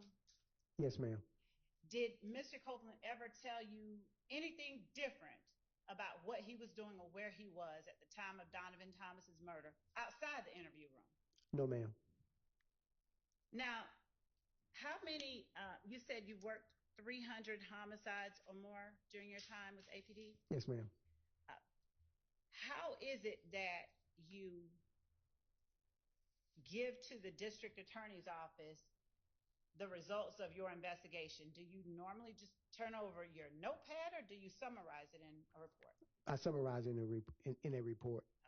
Okay. It was called the Lead Investigator Supplement. All right.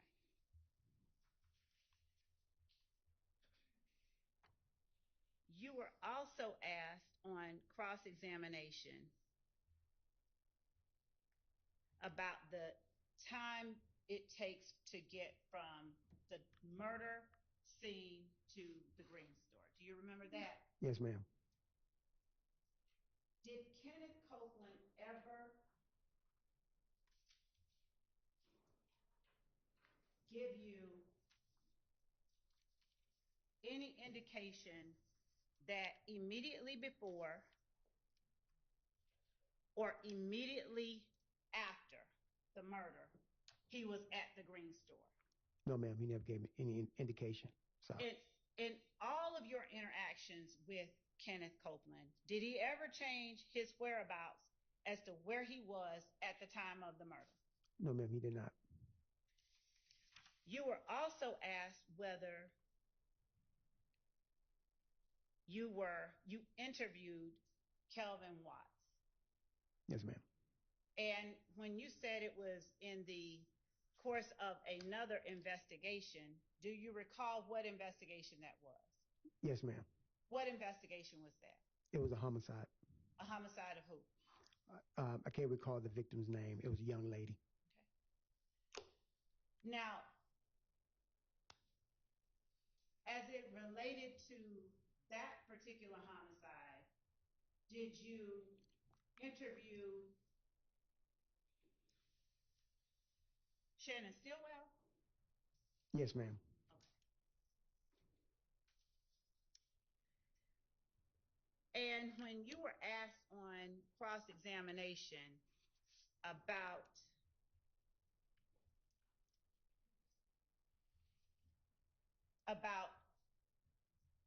asking Kelvin Watts his whereabouts at the time Donovan Thomas was murdered, do you have any indication, or did you see any indication on the surveillance footage that you saw that Kelvin Watts was there at the scene of the murder? Not definitively, no, ma'am. Okay. And regarding the victim of the murder that you were speaking to Kelvin Watts and that you interviewed Shannon Stillwell about, was that victim Tiara Jones? I believe so, yes, ma'am. When you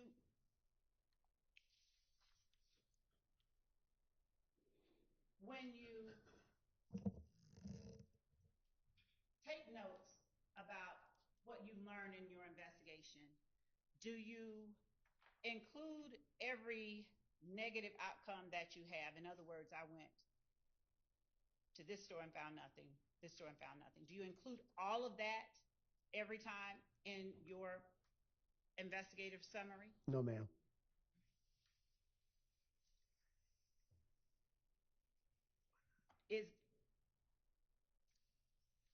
Would you keep that information or share that information if you were asked about it? Yes, ma'am. You would share it? Yes, ma'am. So why don't you put all of the negative information, like in terms of not having found anything, in your investigative report? I try and keep my supplements relative to the investigation. So if they wish to do a follow-up, they say, okay, this is where he went. He got this. Let me go back and verify this, verify that.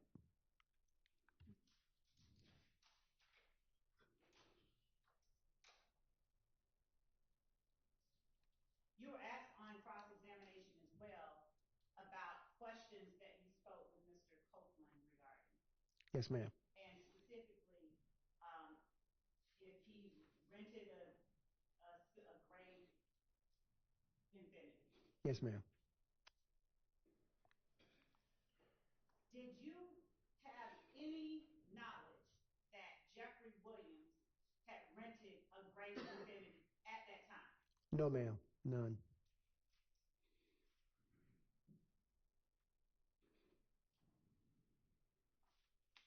And when you say that you met Kenneth Copeland at the back of police headquarters, Yes, ma'am. did you see how he arrived? No, ma'am. Were you given information about how he arrived from anyone? Yes, ma'am. Were you given any information about who all was in the car when he arrived? No, ma'am.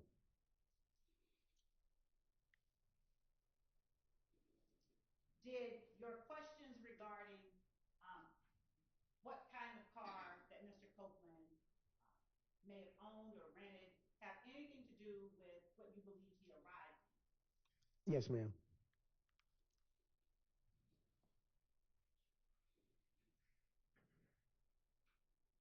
You, when asked on cross-examination about Mr. Copeland's whereabouts at the time of Donovan Thomas's murder, do you know or have personal knowledge of where his cell phone records indicate he was at the time of the murder? Personal knowledge, do you? No, ma'am. I do not have personal knowledge. Did you see yourself and Mr. Copeland on the screen when you were asked on cross-examination about defense? Jeffrey Williams Defense Exhibit number 241D? Yes, ma'am. Did you see the cell phone on the table before you in front of Mr. Copeland? Yes, ma'am. When I asked you earlier if Mr. Copeland carried a cell phone, did you recall at the time that he had one during the interview? I didn't recall he had one during the time of the interview. When you video record interviews, such as this one and others, does the video recording of the interviews, do they serve to preserve information that you may not remember later? Yes, ma'am.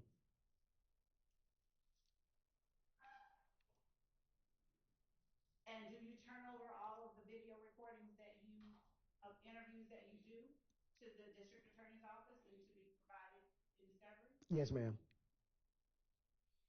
Did Kenneth Copeland make any effort, to your knowledge, to hide the phone that he had with him during the interview? No, ma'am. Sustained. Did you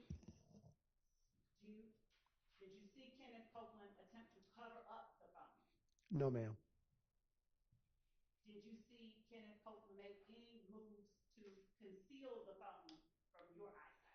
No, ma'am.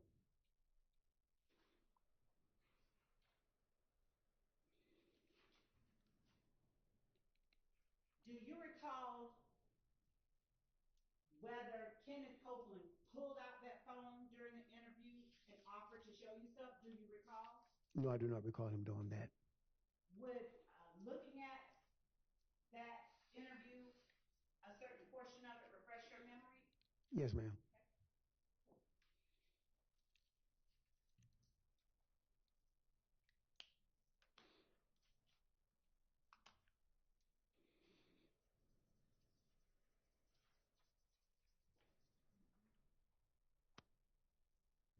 We're going to show that to you in just a moment.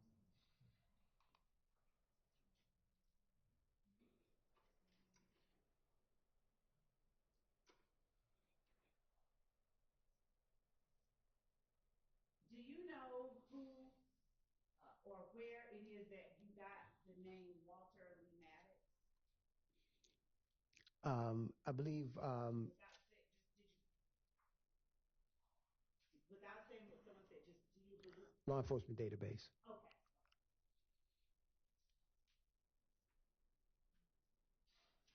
Prior to Kenneth Copeland telling you, did you know that his brother drove a Dodge Charger? No, ma'am. The America's Cup is the pinnacle of our sport. It's as high as you're going to get, and it's the thing that we all are searching for. The gains that we make every day are coming from each person that wakes up every morning living and breathing this regatta. To be resilient, that's what makes or breaks a professional in this game.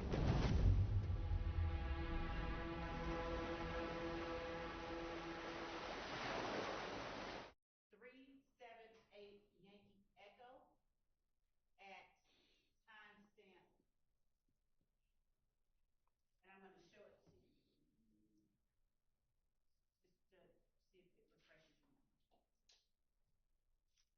Approaching at timestamp 3/21/14, Your Honor.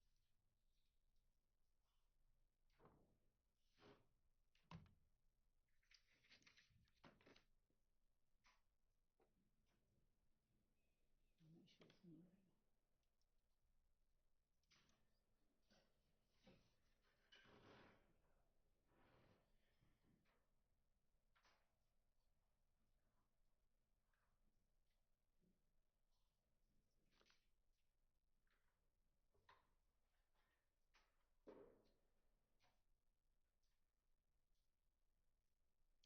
And since I'm not playing sound, are you able to remember whether or not Kenneth Copeland pulled out his phone to show you information by looking at this exhibit?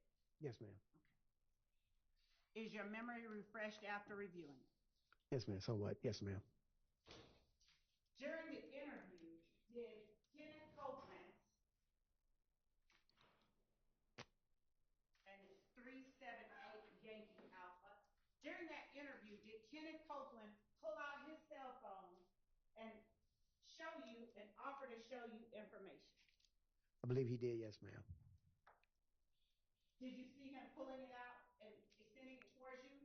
No, he was just mostly keying it up himself. Was he keying it up himself in front of you, under your nose? Yes, ma'am.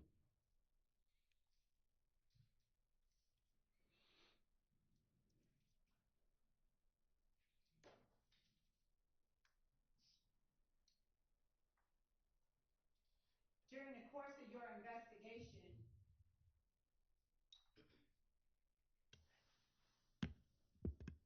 was it common or uncommon for the people you were interviewing to essentially key up information under your nose? No, ma'am. It's not unusual. Did anyone else do that during the course of your investigation? No, ma'am. Sustained.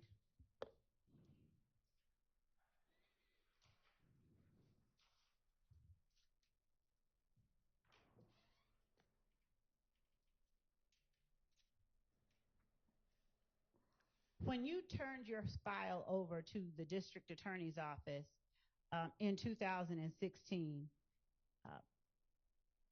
did you also turn over the recordings that included the interviews that you conducted? Yes, ma'am.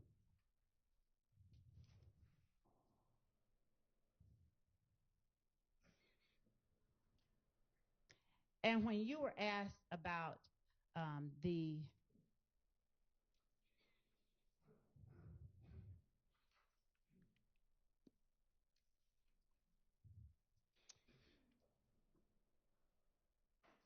auto parts stores at the auto parts store and the other places in the area,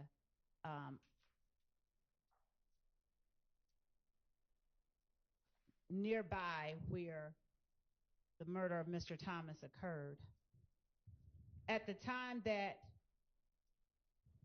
you were investigating the homicide, do you recall what time it was or when in proximity to the murder that Kenneth Copeland said he was at the McDonald's? He said afterwards. And did he also give you information about persons who were at the McDonald's with him? Yes, ma'am. Through your investigation, did you attempt to and gain phone records for people who he said were at the McDonald's with him? Yes, ma'am.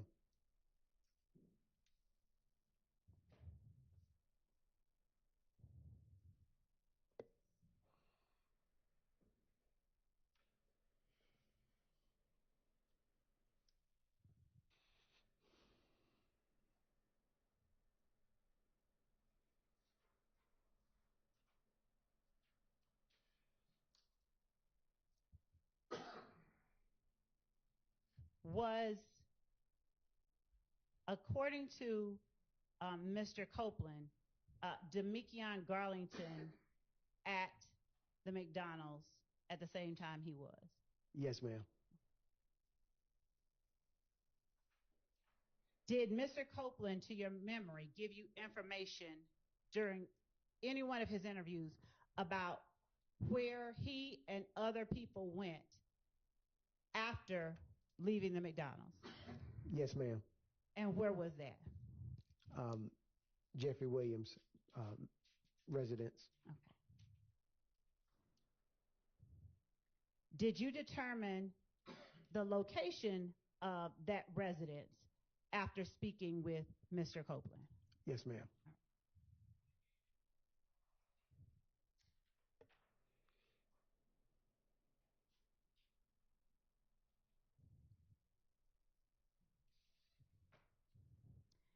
When you reviewed the video surveillance at the Texaco back in January when you first reviewed it, what were you looking for? I'm looking for any one of those vehicles being in the parking lot near the gas pumps. When you first reviewed the surveillance footage at the Texaco, did you know what Diamante Kendrick looked like? No, ma'am.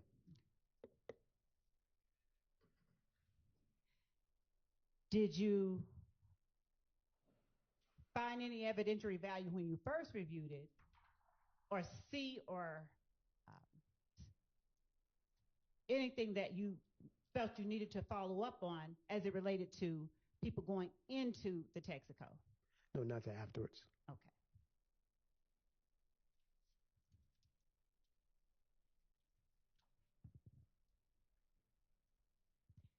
And when you say not until afterwards, what do you mean?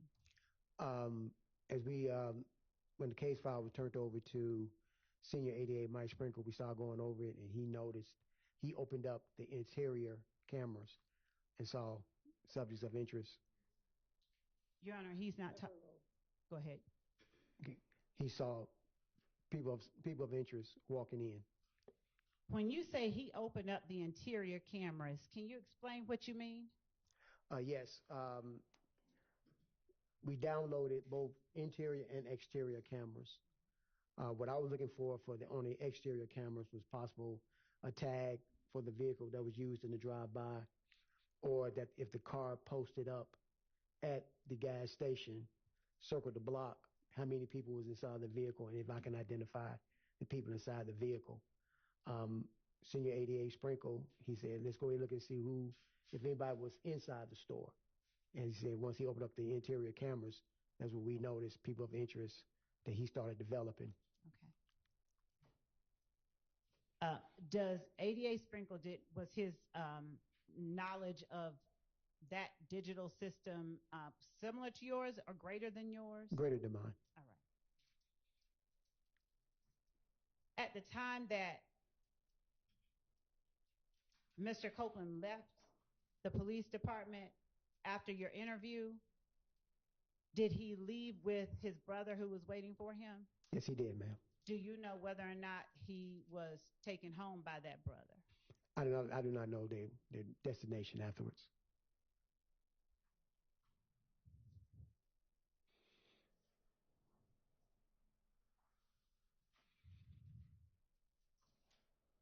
Now, when you looked at the video surveillance at the Texaco initially, did you find anything of evidentiary value? Did you recognize anything of evidentiary value? Objection asked and answered.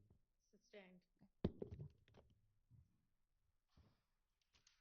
Were you able to get a license plate on any vehicles? No, ma'am.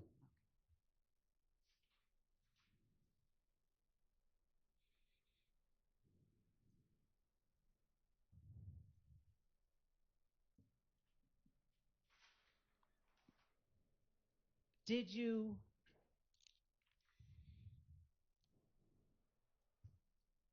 do anything to intentionally hold back or withhold anything in the notes you talked about on cross-examination? Did you intentionally destroy them or anything? No, ma'am.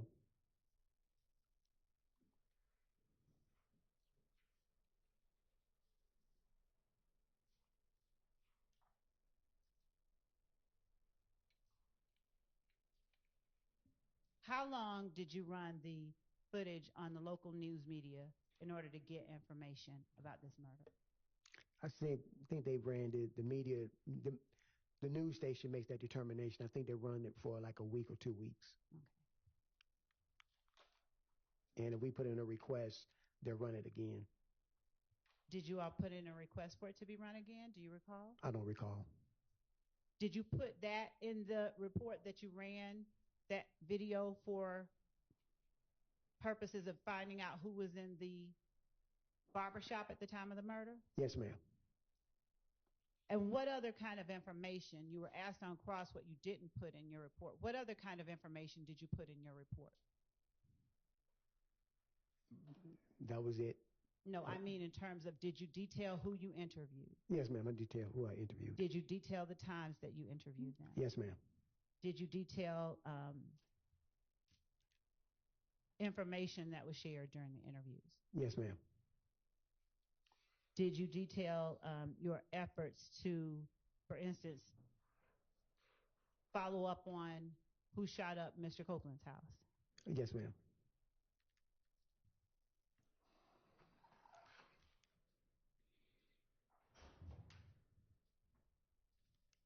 Did you detail information about people that you initially investigated but ultimately chose or decided not to charge?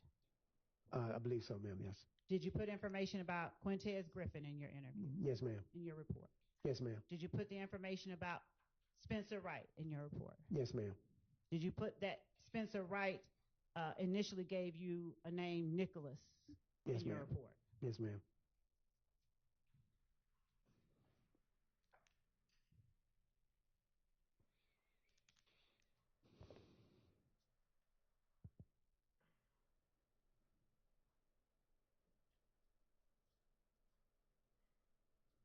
Did you put information in your report about talking to Mr. Hendricks? Yes, ma'am. Did you put in your report what Mr. Hendricks told you? Yes, ma'am. Did you put in your report information about talking to Mr. Sanders? Yes, ma'am. Did you put in your report what he told you? Yes, ma'am.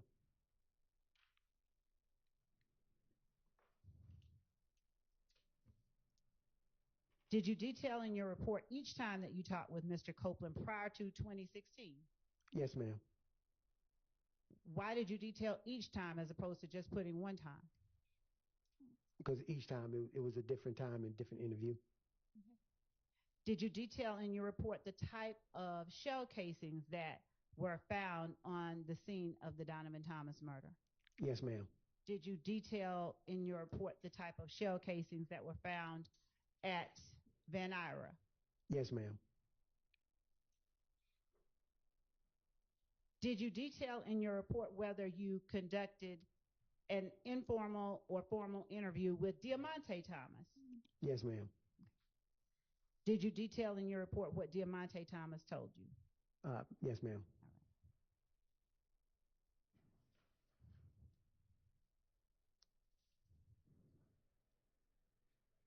Did you detail in your report information regarding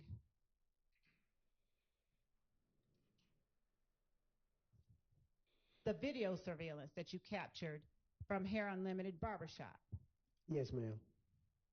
Did you detail in your report social media posts that you investigated?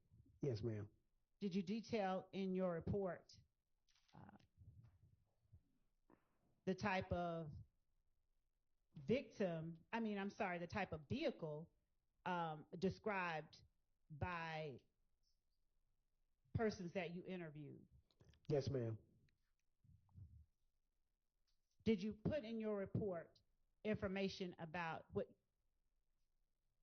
your investigation revealed were retaliatory shootings after the murder of Donovan Thomas? Yes, ma'am. Did you only interview Kenneth Copeland while he was outside of custody and voluntarily came in, or did you interview him after he had been taken into custody for other things? After he'd been taken into custody for other things.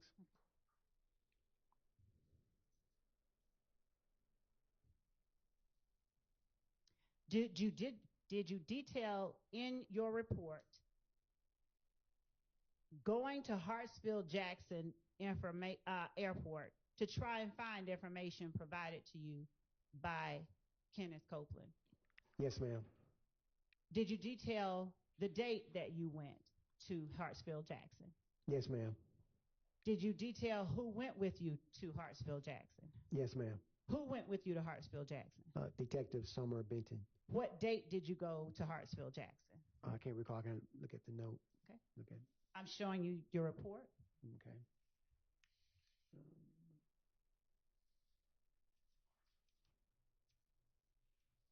I believe it's June 11th, 2015.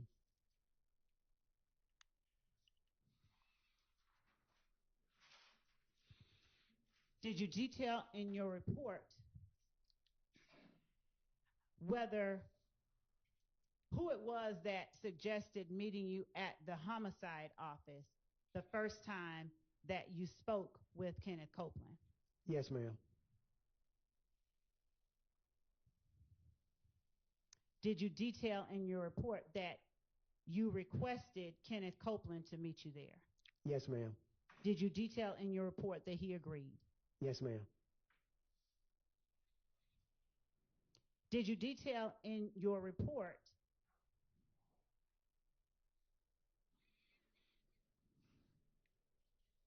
that you were not able to find any information about the rental that Jeffrey Williams did when you and Summer Benton went? Yes, ma'am.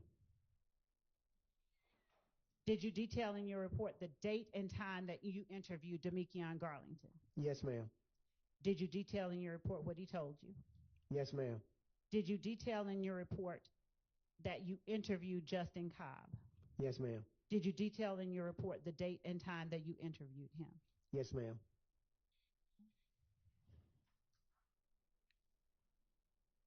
Did you detail in your report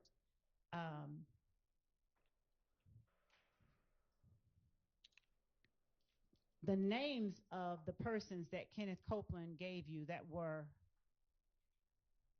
people you found of interest in the investigation? Yes, ma'am. Did you detail in your report where it was that Kenneth Copeland advised you that he got that information? Yes, ma'am. Did you detail in your report information about a social media site called Death to Snake Ends. Yes, ma'am. Right. And did you detail in your report what it was? Your Honor, he was asked on cross-examination what he did not put in his report. I'm asking what information he did put. So I don't know how it's cumulative when this has not been covered by me, but it was covered on cross. Overruled. Did you detail in your report when it was that you saw that social media posting about Death to Snake Ends? Yes, ma'am.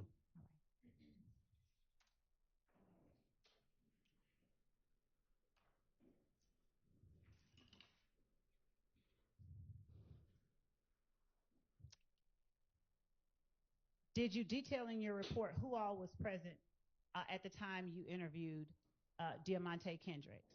Yes, ma'am. And when was it that you interviewed Diamante Kendricks? Do you recall? I can't recall the exact date. Which showing you your report refresh your memory? Yes, ma'am.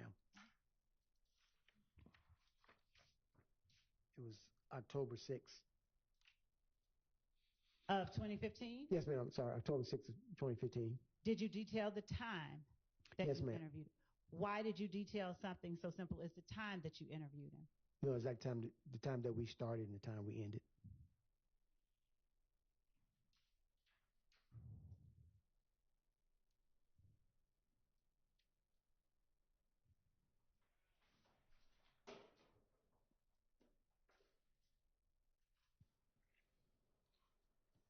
Did you detail in your report that Spencer Wright admitted giving you the false name of Nicholas Robinson? Yes, ma'am. And did you detail in your report when and against whom you took out arrest warrants for this case? Yes, ma'am. All right.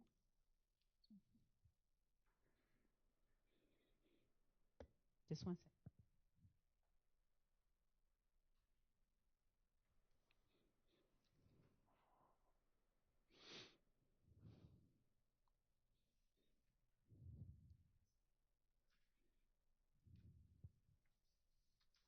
Other than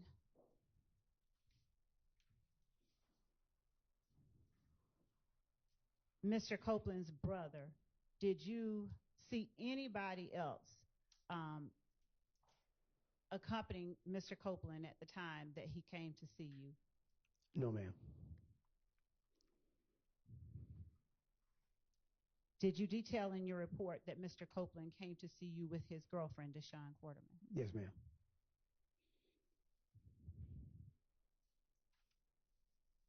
All right. Just one second.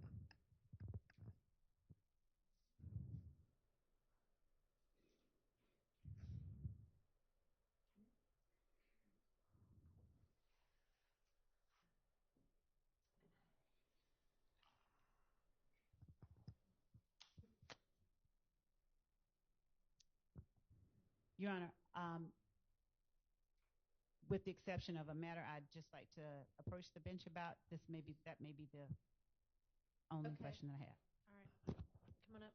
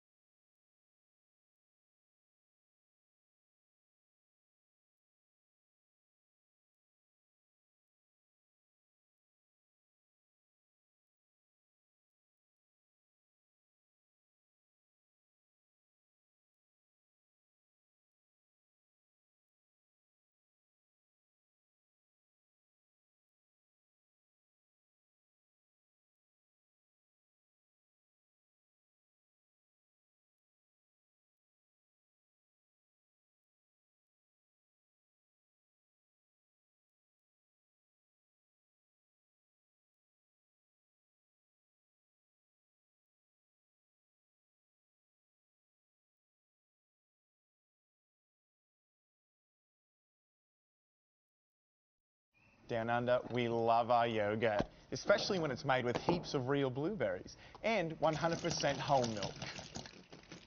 Noosa yogurt. It's seriously tasty.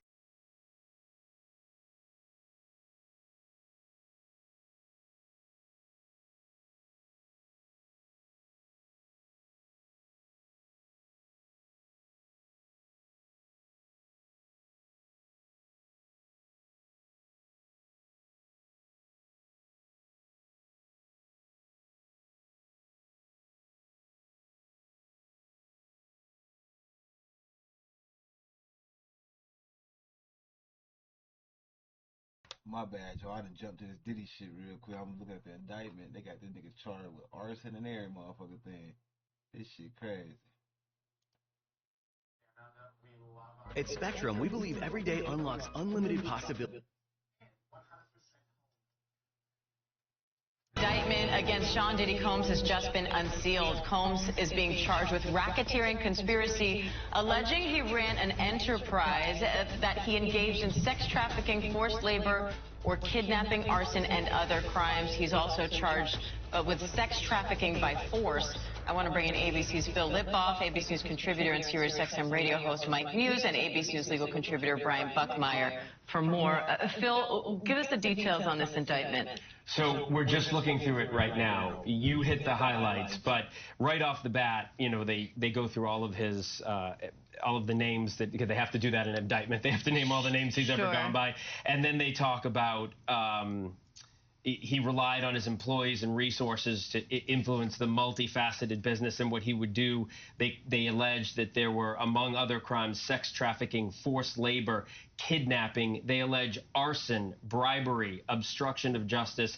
They go on to talk about how he would abuse women. They talk about kicking and punching and dragging and forcing them to have, they talked about highly coordinated sexual acts with male prostitutes. I mean, this is extensive. This seems to be everything that we have heard about in allegations. I haven't been through the entire thing yet. We're all looking through it. But so far, what I can tell just in the first couple of pages is most of the things they are alleging in this indictment we have heard about. And Phil, I'm going to give you a chance to go through. I know I put you on the spot there, literally as we got that indictment now. Brian, walk me through legally. We've heard, did he deny these charges, these accusations really throughout? Now they're officially charges. His attorney also before the indictment said that he's an imperfect person, but that he's not a criminal, again denying this. So what do you make of the fact that we're now seeing in black and white what the government is trying to charge him with? Yes, Diana, it makes it a lot more interesting as to how to dissect this case. We have 3 charges. We have a racketeering charge, or what we often hear as Rico. The second count being, as Phil articulated, what we all thought might be there, the sex trafficking through force, fraud, or coercion, and then, of course, the transportation of prostitution. Now, those are the first initial charges. There could be more coming down the line, depending on how this investigation goes, but this is what we know so far. When it comes to these charges, we're looking at life in prison as a maximum for at least the second count, and potentially the first as well. But also when it comes to Rico, how they're describing this enterprise as its way of promoting, enhancing, and protecting the brand, and that sex and sex trafficking was a part of it. We're going to see all the ugly and gruesome parts of Bad Boy Entertainment that surround this alleged abuse in a way that I don't think many of us were prepared for. Ryan, can you talk about the degree to these charges? Because any kind of sexual abuse or sexual assault is bad enough, but it sounds like what they're describing is something that was really premeditated and coordinated. Yeah, so when you're talking about Rico, you're talking about a criminal enterprise, and criminal enterprises can be anything. Oftentimes you associate Rico with like the mafia or things of that nature, money and violence.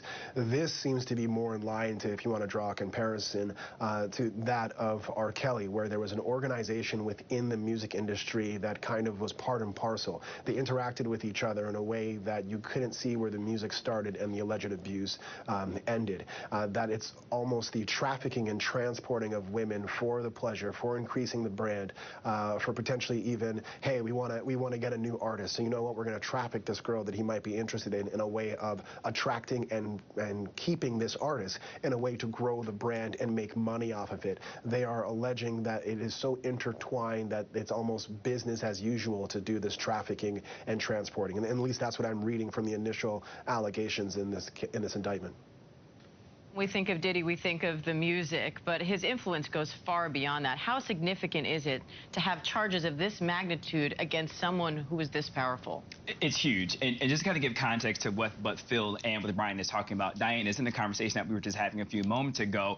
What I'm looking at from this unsealed indictment, of course, we need to learn a little bit more, is it seems like Cassie was such a big part of this indictment. A lot of these indictments comes from the lawsuit and allegations that Cassie was actually discussing. In particular, you think about arson. I know people are probably wondering, where is the arson coming from? In Cassie's lawsuit, she alleged that Diddy threatened to blow up a current rapper Kid Cudi's car, to which Kid Cudi's car did blow up in an explosion, to which Kid Cudi then gave a statement and said that he can confirm that actually happened. I'm thinking that's where the reference of the arson comes from. I'm also thinking about the male prostitutes. Cassie alleges that during that time, Diddy would force her to look on the internet to solicit male prostitutes in order to engage in sexual activities. I'm assuming that is where the male prostitute dynamic is coming from.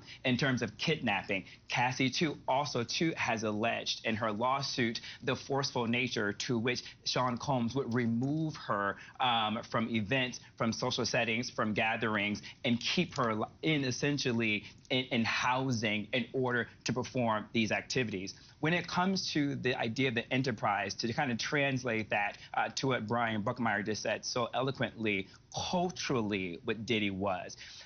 Diddy was the kind of person where if you were in the music industry, you wanted to be around. If you were trying to make your mark as an A&R executive, if you were trying to make your mark in the marketing, if you were trying to make your mark in order to hang out with him, to go to his home in the white parties in the Hamptons, that's how much of a pull Diddy had. I cannot underscore how Diddy had this concept and this idea of the Midas touch. And Diane, being a part of the music industry, being around Diddy, being around those events, being at his home in the Hamptons, being at his home in Miami, I have firsthand accounts, not of these allegations, I didn't see any of that, but how desperate people were to be in his orbit. I can't underscore that enough. You think about the 40th birthday party that he had that I went to at Cipriani's. I mean, people, they had Mariah Carey, you had, I remember the royal family was invited. I can't remember if they attended or not, right? But you had those type of individuals wanting to be there, coming. You think about Diddy runs the city with marathons. This is the type of influence and pull that he had. And so when I think about the racketeering and the enterprise dynamic, it's just about people who wanted to be near him and who was willing to do anything for Diddy to give them affirmation and recognition. And Phil, as you're going through that indictment, what is that anything? What sticks out? Being around Diddy, being around those events, being at his home in the Hamptons, being at his home in Miami. 131st day. Almost 4 months. These allegations, I didn't see any of that. But Almost how 5. desperate people were to be in his orbit. Back over here to see me back yet. Yeah. I think that's live too in there. So. Oh, it's fine. Those type of individuals wanting to be there. Fair use, that new fair use law, how they changed the law, you can do all of this. Yeah, I'm allowed to report. I'm a news reporter. I'm allowed to report. Yeah, it's just about people wanting to be here. I'm working on my links, right? I'll probably shit on hip hop too.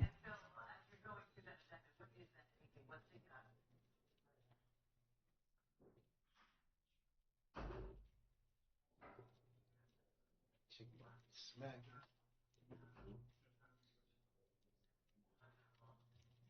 I guess if we want to, go ahead and everybody who needs to use the restroom, and then we'll come back over record before we get the jury back in.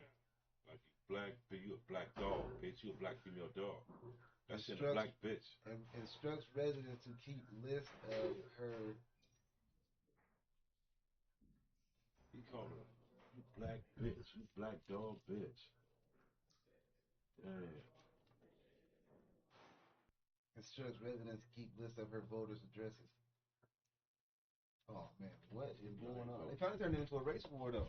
But the fucked up. But this, Go ahead, get it poppin'. This the fucked up We'll part be though. hurt though, 'cause niggas ain't even ready for that right here. But I'm telling you though, this the fucked up thing is Niggas though. ain't even ready for This that. what they see, they buffooning the people right now about getting everybody to vote for I Kamala. hope it do pop up. I'm into that lightweight catastrophe a little bit, nigga. So, like,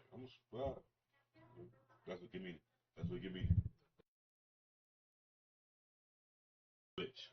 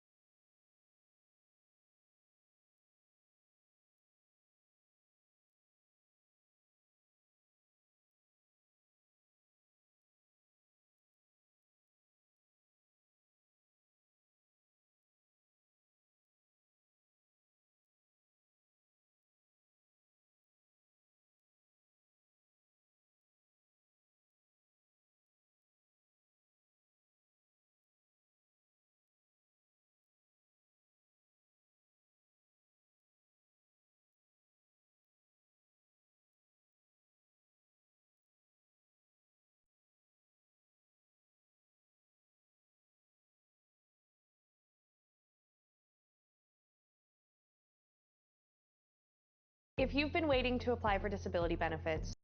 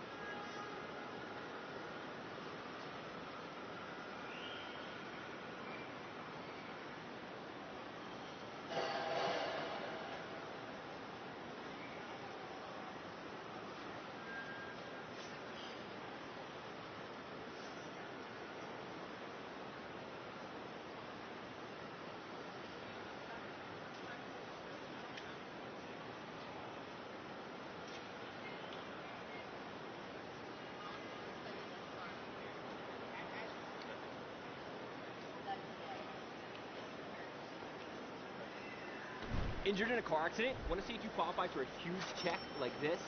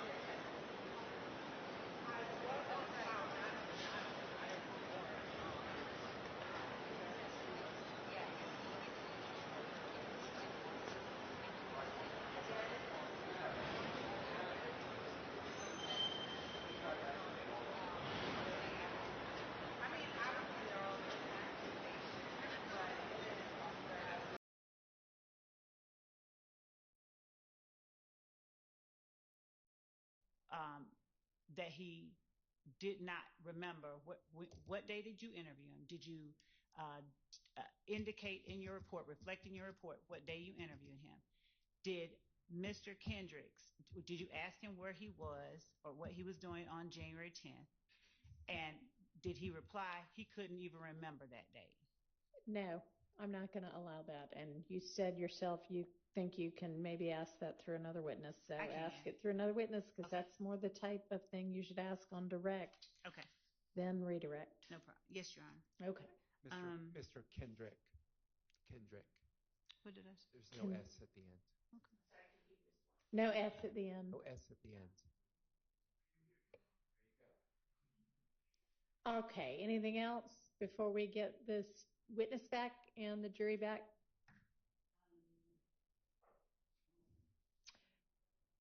Are you about to wrap up with this witness?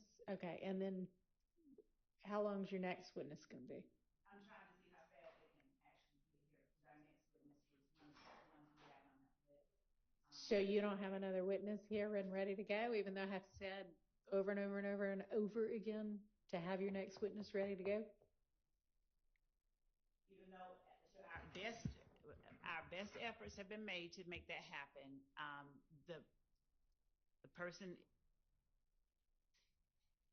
I'm not going to represent that they're not. I just want to find out where they are before I say something different.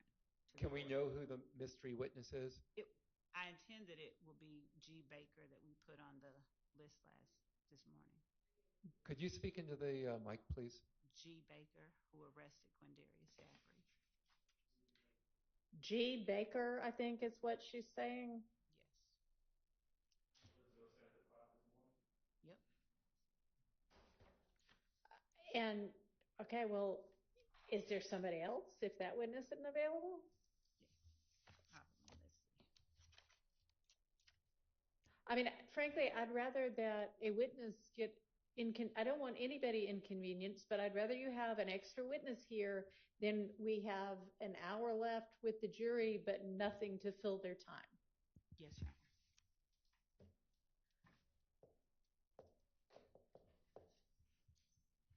Honor. Okay, anyway, well, so how much longer are you going to have with this witness?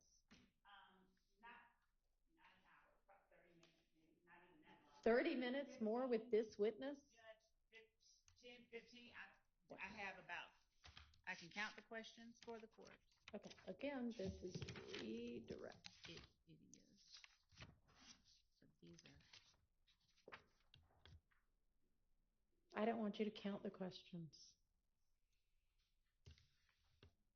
I just want you to stay focused.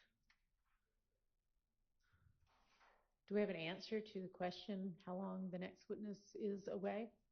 No.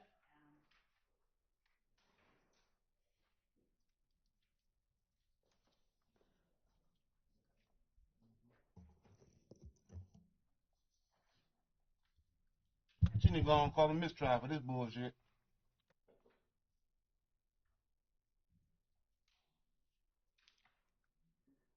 No, Your Honor. Okay, well, let's just continue with the redirect, and then there may or may not be any recross, and then we'll see if the witness is here yet, and they better be.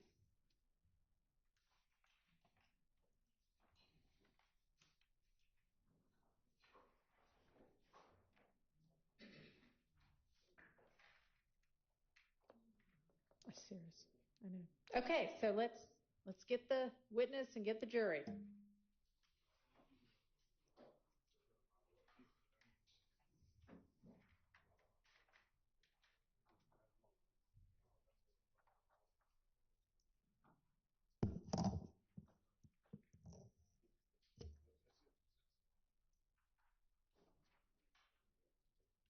Your Honor, before the jury's brought in, just really quickly, if I may, one of the things I wanted to inquire of one of our investigators about their efforts to secure one of the witnesses and the difficulty that we have had with respect to that witness. I expect that witness will be coming in. it's the one that we've been discussing, but I think it's pertinent information. Not right now. And frankly, it doesn't matter if you have a particular witness. What you have been instructed is to have enough witnesses to fill the day. Yes. Okay? So if one witness is difficult, then you need to have another one lined up. Yes, Your Honor. Let's get the jury, please. Okay.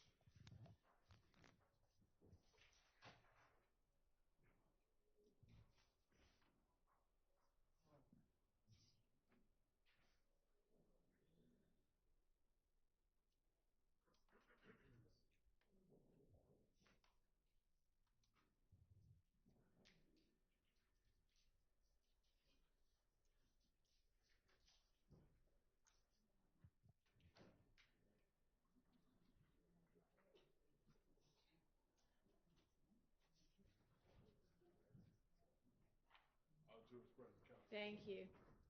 Go ahead, Ms. Love. Thank you, Your Honor. Detective Thorpe, Yes, ma'am. did you detail in your report an incident regarding Kenneth Copeland, his child's mother, and his child being shot at on February 19th, 2015? Yes, ma'am. Did you detail in your report the description of the vehicle that Kenneth Copeland said participated in that shooting? Yes, ma'am. Did you detail in your report that after that shooting, you spoke with both Kenneth Copeland and his child's mother? Yes, ma'am. Did you detail in your report that that happened on February 21st, 2015? Yes, ma'am. Did you detail in your report, you were asked regarding by Mr. Steele, you were asked about your questions to Kenneth Copeland and the gray Infinity or Maxima. Do you recall that? Yes, ma'am. Did you detail in your report whether or not you were looking for a Pontiac Bonneville around February 21st, 2015? Yes, ma'am. Did you detail in your report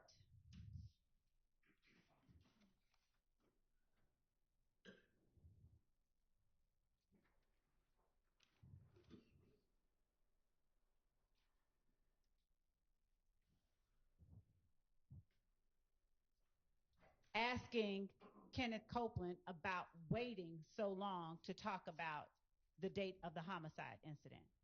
Yes, ma'am. Did you detail in your report him stating that he was not a snitch? Yes, ma'am. Did you detail in your report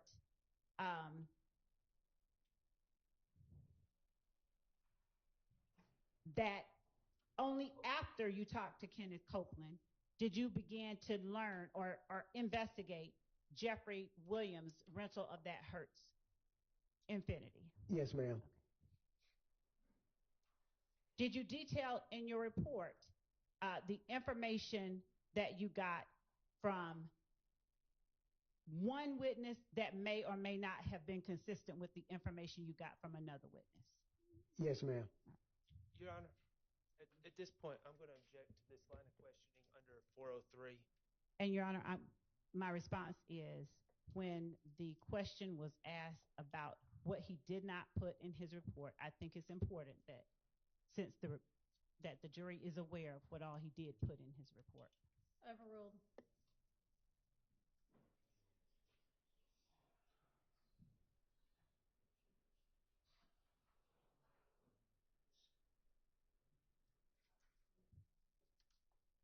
Did you detail in your report who it was that was in the room with you at the time that you interviewed Quindarius Zachary?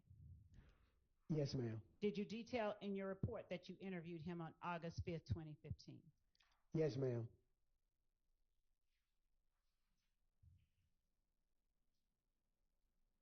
Did you detail in your report that you interviewed Diamante Kendricks on October 6th, 2015? Yes, ma'am.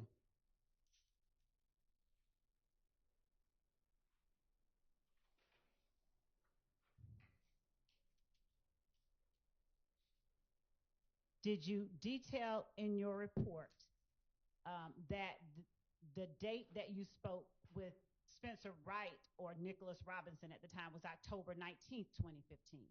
Yes, ma'am.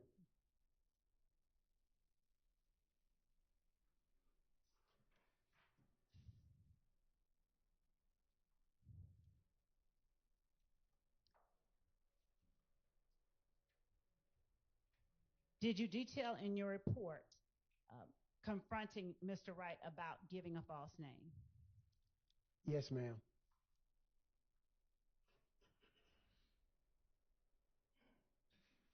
Did you detail in your report taking Mr. Wright anywhere for him to show you particular places? Yes, ma'am. You were asked on cross-examination regarding the date that you took out warrants, and you said that it was October 20th, 2015. Do you remember that? Yes, ma'am. Did you detail in your report that you took those warrants out the day after you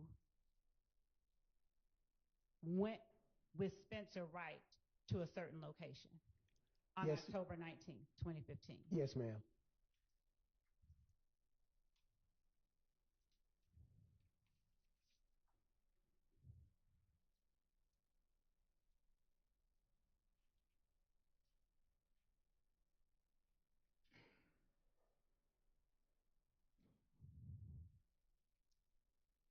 Did you detail in your report what you observed when you arrived on scene on January 10th, 2015 at 21:15 hours?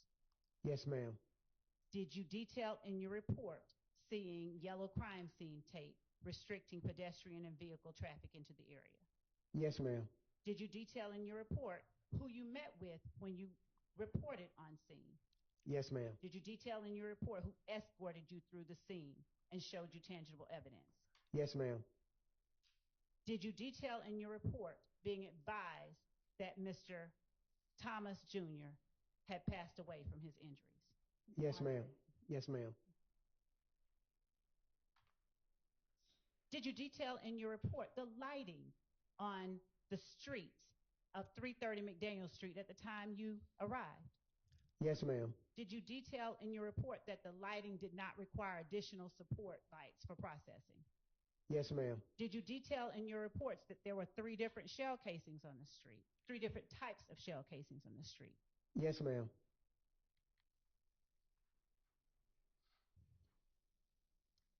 Did you detail in your report information that you got from the anonymous person about what may have led to the shooting?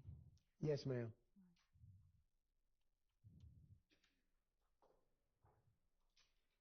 Did you detail in your report that you were going to have an autopsy conducted by the Fulton County Medical Examiner's Office. Yes, ma'am. Did you detail in your report the date of birth and address of each of the victims, including Reginald Hendricks and Cordarius Sanders? Yes, ma'am.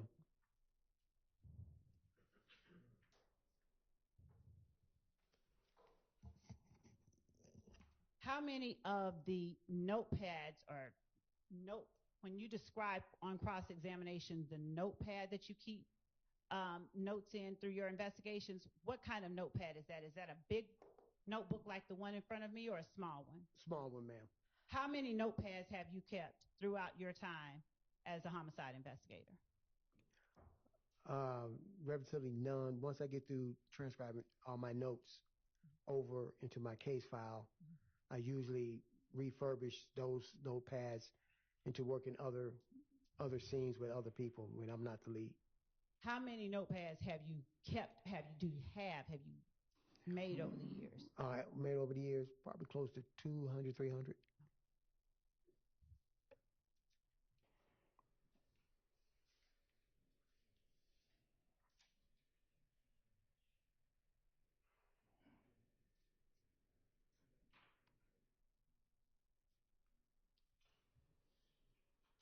You were asked about the things that you did not put in your report by on cross-examination.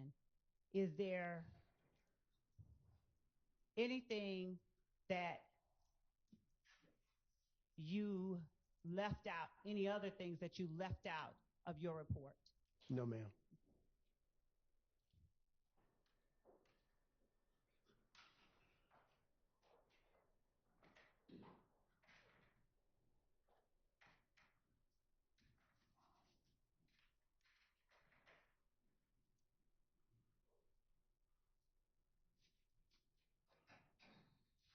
Your Honor, I think that that's all that I have of this witness. All right, thank you.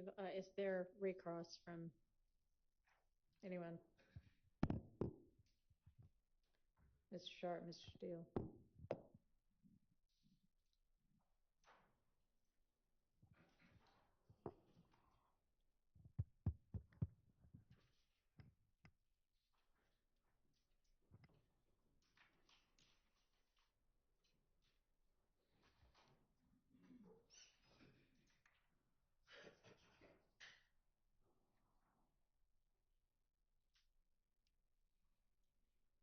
May I please go? Okay. All right, thank you.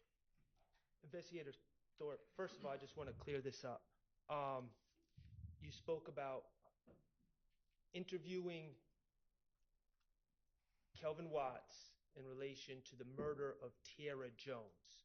Yes. Okay. And then Ms. Love asked you if that was the case you interviewed Mr. Stillwell about, correct?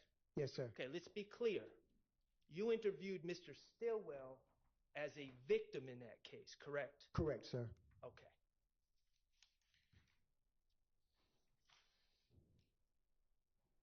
Okay. The Green Store, that is the location when Kenneth Copeland spoke to you that he claimed to be at. No, let me back up. Kenneth Copeland told you that he was not present at a murder, correct? Correct. He told you when you spoke to him in these interrogations that just prior to the murder.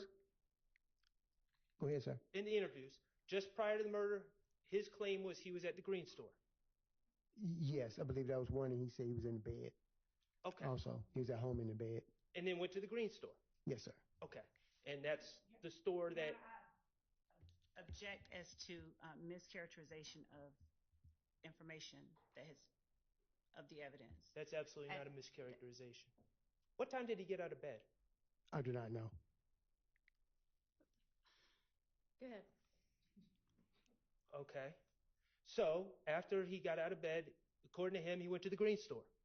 I believe so, yes, sir. Okay, and that's the store that's a block and a half or 2 blocks away from where Mr. Thomas was shot. Yes, sir. Okay, and then his story to you was after the shooting, he was at the McDonald's. Yes, sir. Okay. All right. over the last like 30 minutes or so, I'm not going to go through all of them. Ms. Love asked you about 75 different things that are in your report, right? Yes, sir. Okay, the bottom line is your report is thorough, correct? Yes, sir.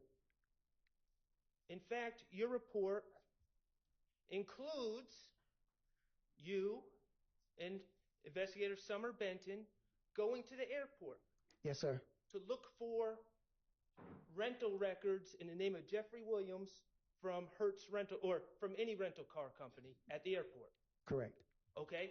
And the reality is, at that time, you did not find any records, correct? Correct. Okay, that was a negative, you received negative results. Correct. Okay, but despite the fact that you got negative results from the rental companies at the airport, you still put your efforts to find evidence in the report, correct? Yes, sir. Okay. So, going to the airport, looking for rental records, not finding them, made your report, right? Yes, sir. Okay. But going to the green store, looking for surveillance and not finding it, that didn't make your report. Yes, sir. Going to the McDonald's, looking for surveillance and not finding it, that didn't make the report. Yes, sir. Going to the going to the AutoZone or the auto parts store right next to the McDonald's and not filing surveillance, that didn't make the report. Yes, sir.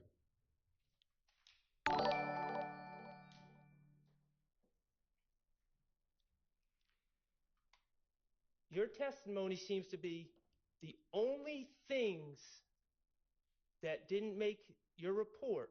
Your Honor, I object to the Shout out to Mr. Armstrong for the follow. The jury can hear what the testimony You were was. just asked by Ms. Love if anything else didn't make the report, and you said no, correct?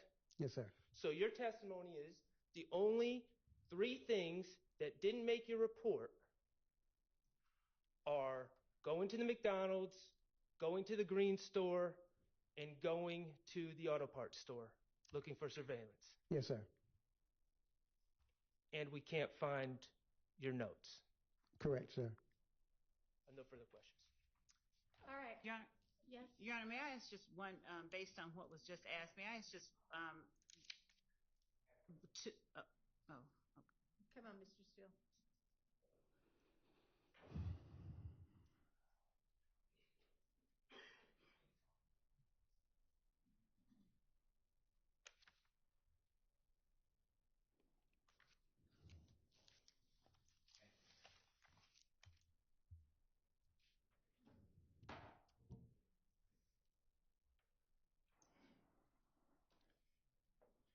You have your supplemental report in front of you that Mr. Shark gave you by any chance? Yes, sir. Okay. Now, the jurors some of them may not understand this, in law enforcement, some may not, so I just want to ask you some questions about reports, okay? Yes, sir. You testified already, you made it clear that report writing is something that you studied, you were taught, and you know it from your 30 years of experience, it's critical, right? Yes, sir. And it's critical because people rely on what you do, right? The characterization about people lying on. Correct? Yes, sir. Because you're doing the work, and then later, people like Ms. Love and the Honorable... Objection, Your Honor, as to any reference to, it's not relevant. People like Ms. Love and... What's your question going to be? Prosecutors rely on what you do, right? Yes, sir. And oftentimes they're not with you when you're doing it. Yes, sir. And people like me who represent people charged with crimes, we rely on what you do. We read your reports. You know that, right? Yes, sir. Judges like the Honorable Judge Whitaker listens to things that you say from reports, right? Yes, sir. Okay.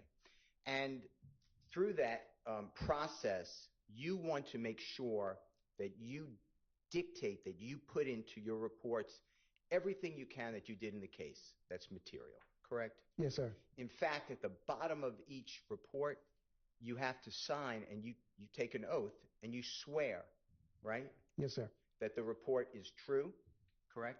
Yes, sir. Correct. Yes, sir. Legible. Yes, sir. And complete. Yes, sir. And that's what you did in this case. Yes, sir. And you tell the jurors and you put in all the details of what you did, whether it was negative, positive, or whether it had to get further investigation or not, you put it into the reports, right? Yes, sir. Because you want to be fair to everybody and explain to them what you do, right? Yes, sir. What you do is important. Yes, sir. By not putting in anything, because there's no mention, and if there is a mention, just tell me I missed it. There's no mention of getting the McDonald's video in your report. Am I true? Yes, sir. You're right. And there's no mention of getting the video of what we're calling the green store, right? Yes, sir. So you're going back approximately 9 years, 8 years, 9.5 years, whatever the date is, to your memory of when you went to the McDonald's, right? Yes, sir. But you can't remember who you spoke with at the McDonald's, right? Yes, sir. And to be fair to you, are you telling this jury on your oath that McDonald's told you that the day before or 2 days before, we don't have that video? Your Honor, objection is to the question. It was asked and answered, and to ask if he's telling him under oath it's meant to harass and embarrass. Well, overruled. Okay, what was that, sir? You're relying on your memory, right? Yes, sir.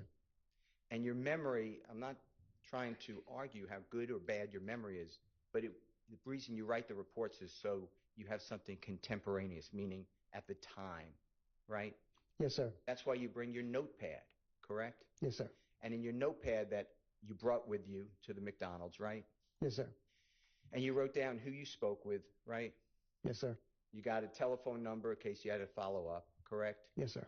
You saw their videos to ensure that they were correct, right? Yes, sir. Because you're not going to take somebody's word for it, because they could be telling you the truth, but they could be mistaken, right? Yes, sir. And you have all that information in there, right? Yes, sir. You might have even taken the video that they had, right? Objection, Your Honor. That assumes facts not in evidence, and that question was asked and answered regarding the video. Sustained as asked and answered. The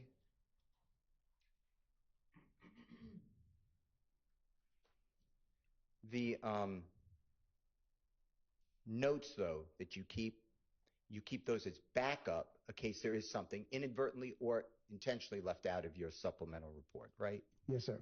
But in this particular case, for whatever reason, those notes have vanished, right? Yes, sir. Now, do you remember testifying in a case? Do you know who the Honorable Judge Ellerby is? Yes, sir. In this courthouse, another judge? Yes, sir. Powerful like Judge Whitaker? Yes, sir. And do you remember testifying in a case, State of Georgia versus Brandon Kirkland, also known as Big Red? Objection as to relevance. I don't know what the relevance might be, so I can't rule on that. Your Honor, this is a whole other. Why don't we approach?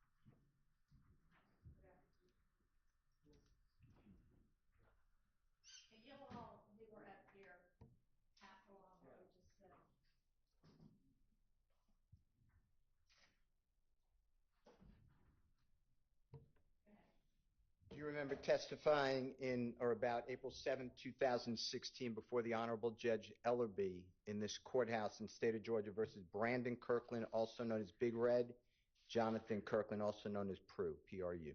Yes, sir. And you're under the same oath that you're under today. Fair to say? Yes, sir. And do you remember the prosecutor in that case being Miss Love? Yes, sir. And do you remember under questioning by the Honorable Maxwell Shart in that case? Yes, sir. Do you remember explaining that your notes were also not around? Do you remember that? Yes, sir. And do you remember explaining that once an arrest is made by you, you shred your notes? Yes, sir. Okay. Now, in this case, you didn't shred your notes. You can't find them. Is that true? Correct. All right. Now, what does refurbishing notes mean? Is that the refurbishing notepad.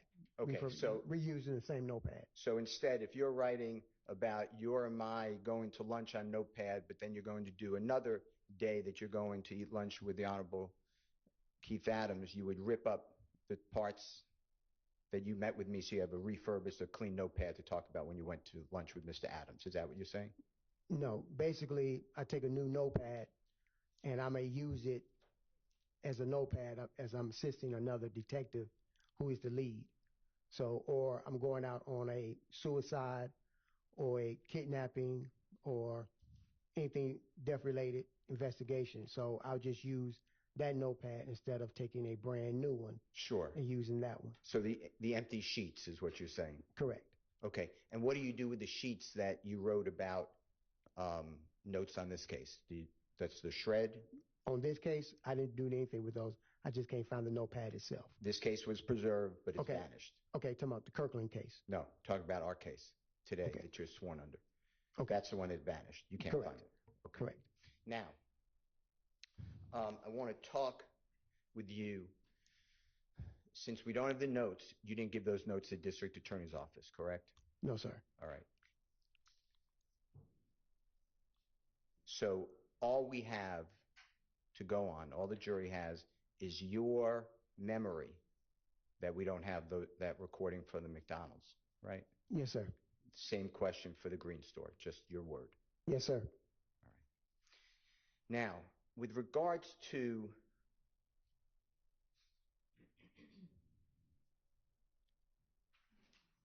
questions that you asked on redirect examination by Ms. Love, that there were certain people in this case that you charged with murder on or about October 20th, 2015. Do you remember that? Yes, sir. And one of those people was Mr. Sledge. It came out, right?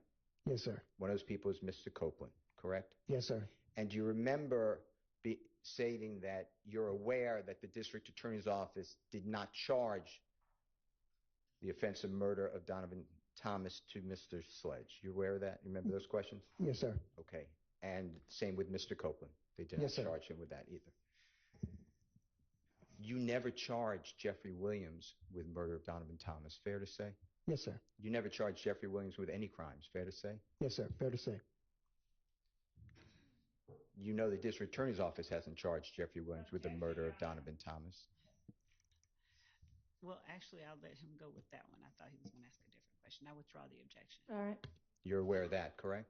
Okay, repeat that again, sir. Sure. You're aware that the district attorney's office through the grand jury did not charge Jeffrey Williams with the murder of Donovan Thomas. Am I correct? Yes, sir. Okay. Now,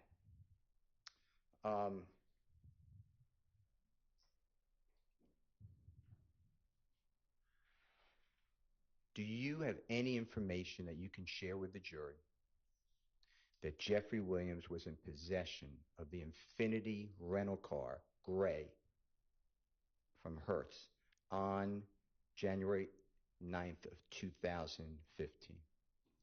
Nothing that I discovered. No, sir. Same question for the next day, January 10th of 2015. Any information you could share with this jury that Jeffrey Williams was in possession of that same rental Infiniti vehicle? No, sir. Not on my investigation. No, sir. January 11th. You realize that's the day it's returned?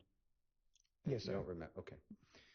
Do you have any information to share with this jury that Jeffrey Williams... Your Honor, as it relates to this portion regarding the objection about the scope, I would object that it goes beyond.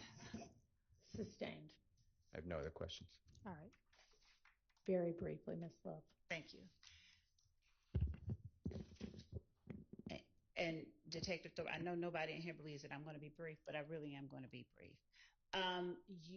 With respect to what Mr. Steele just asked you about not putting anything else of value into the report or leaving anything out,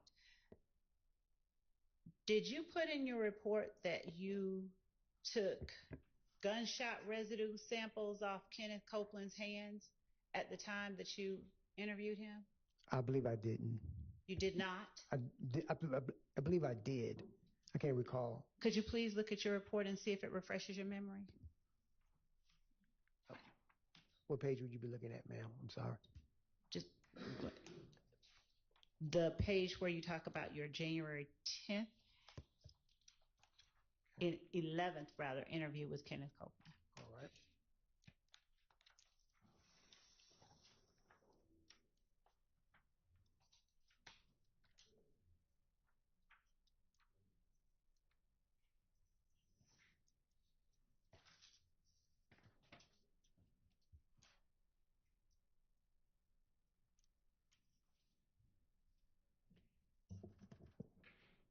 Jurors, I'm going to remind y'all, if there's some time like this where there's a pause when a witness is looking at something or looking for something and y'all feel the need to stand up and stretch, please feel free to do that, okay?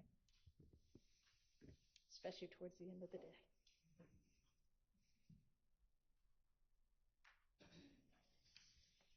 No, ma'am.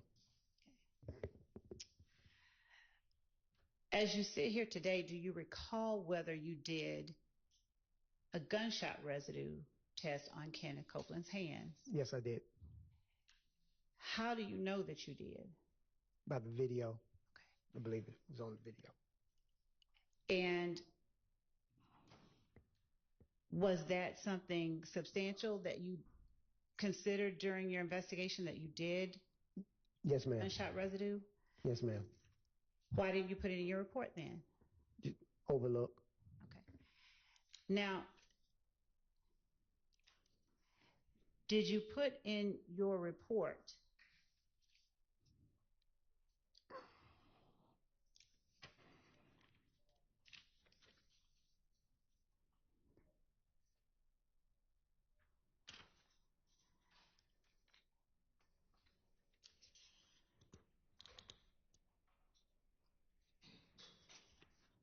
all of the information that you included or that you asked Kenneth Copeland about in your interviews with him?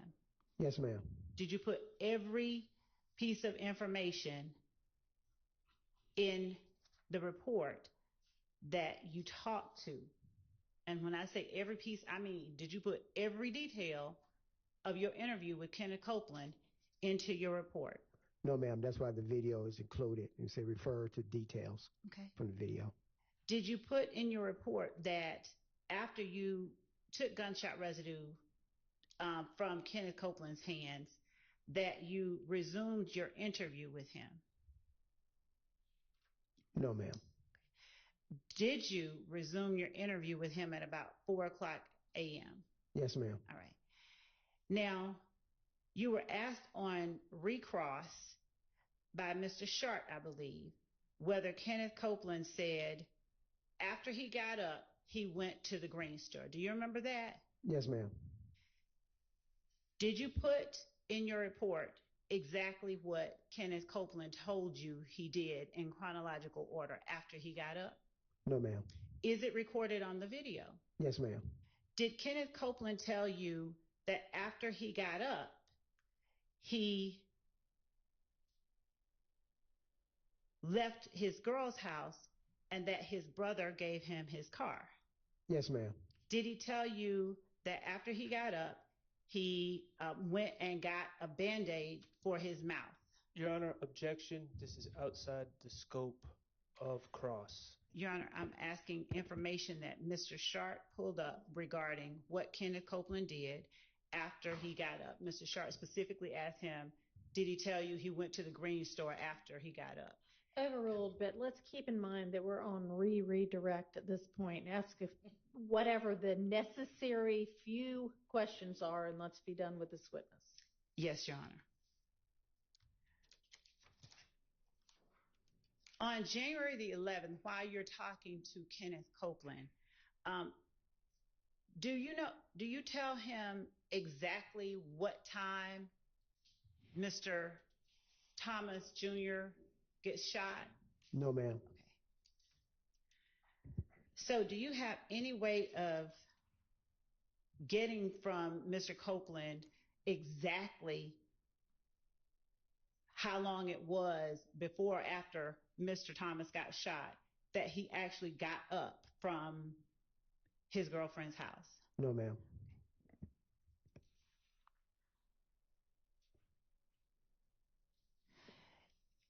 Mr. Steele asked you,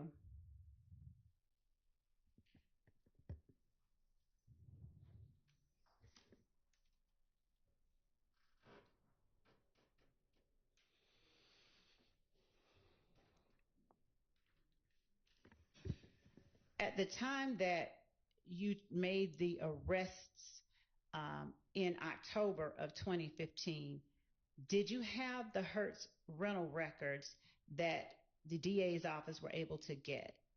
No, ma'am, I did not. And on recross, you were asked by Mr. Steele whether or not you charged Jeffrey Williams with any crime. No, I did not charge. In October 2015. No, I did not. At the time that you took out those warrants in October 2015, did you know that Jeffrey Williams had rented the gray Infiniti? No, I did not. I have no more questions.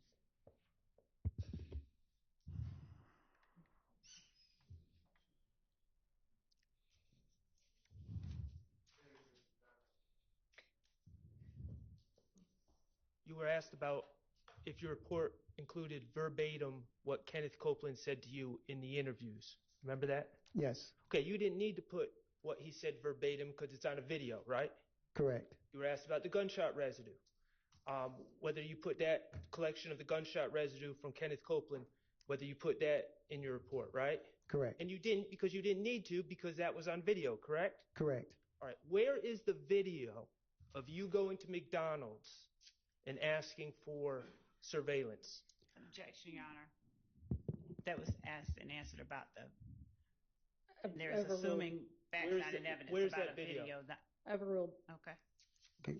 Well, I wouldn't have a video of myself going into McDonald's. Okay. So that was never recorded on a video, or I did not do a digital audio recording of that either. Cool. Thank you. All right. All right. Thank you. You are excused.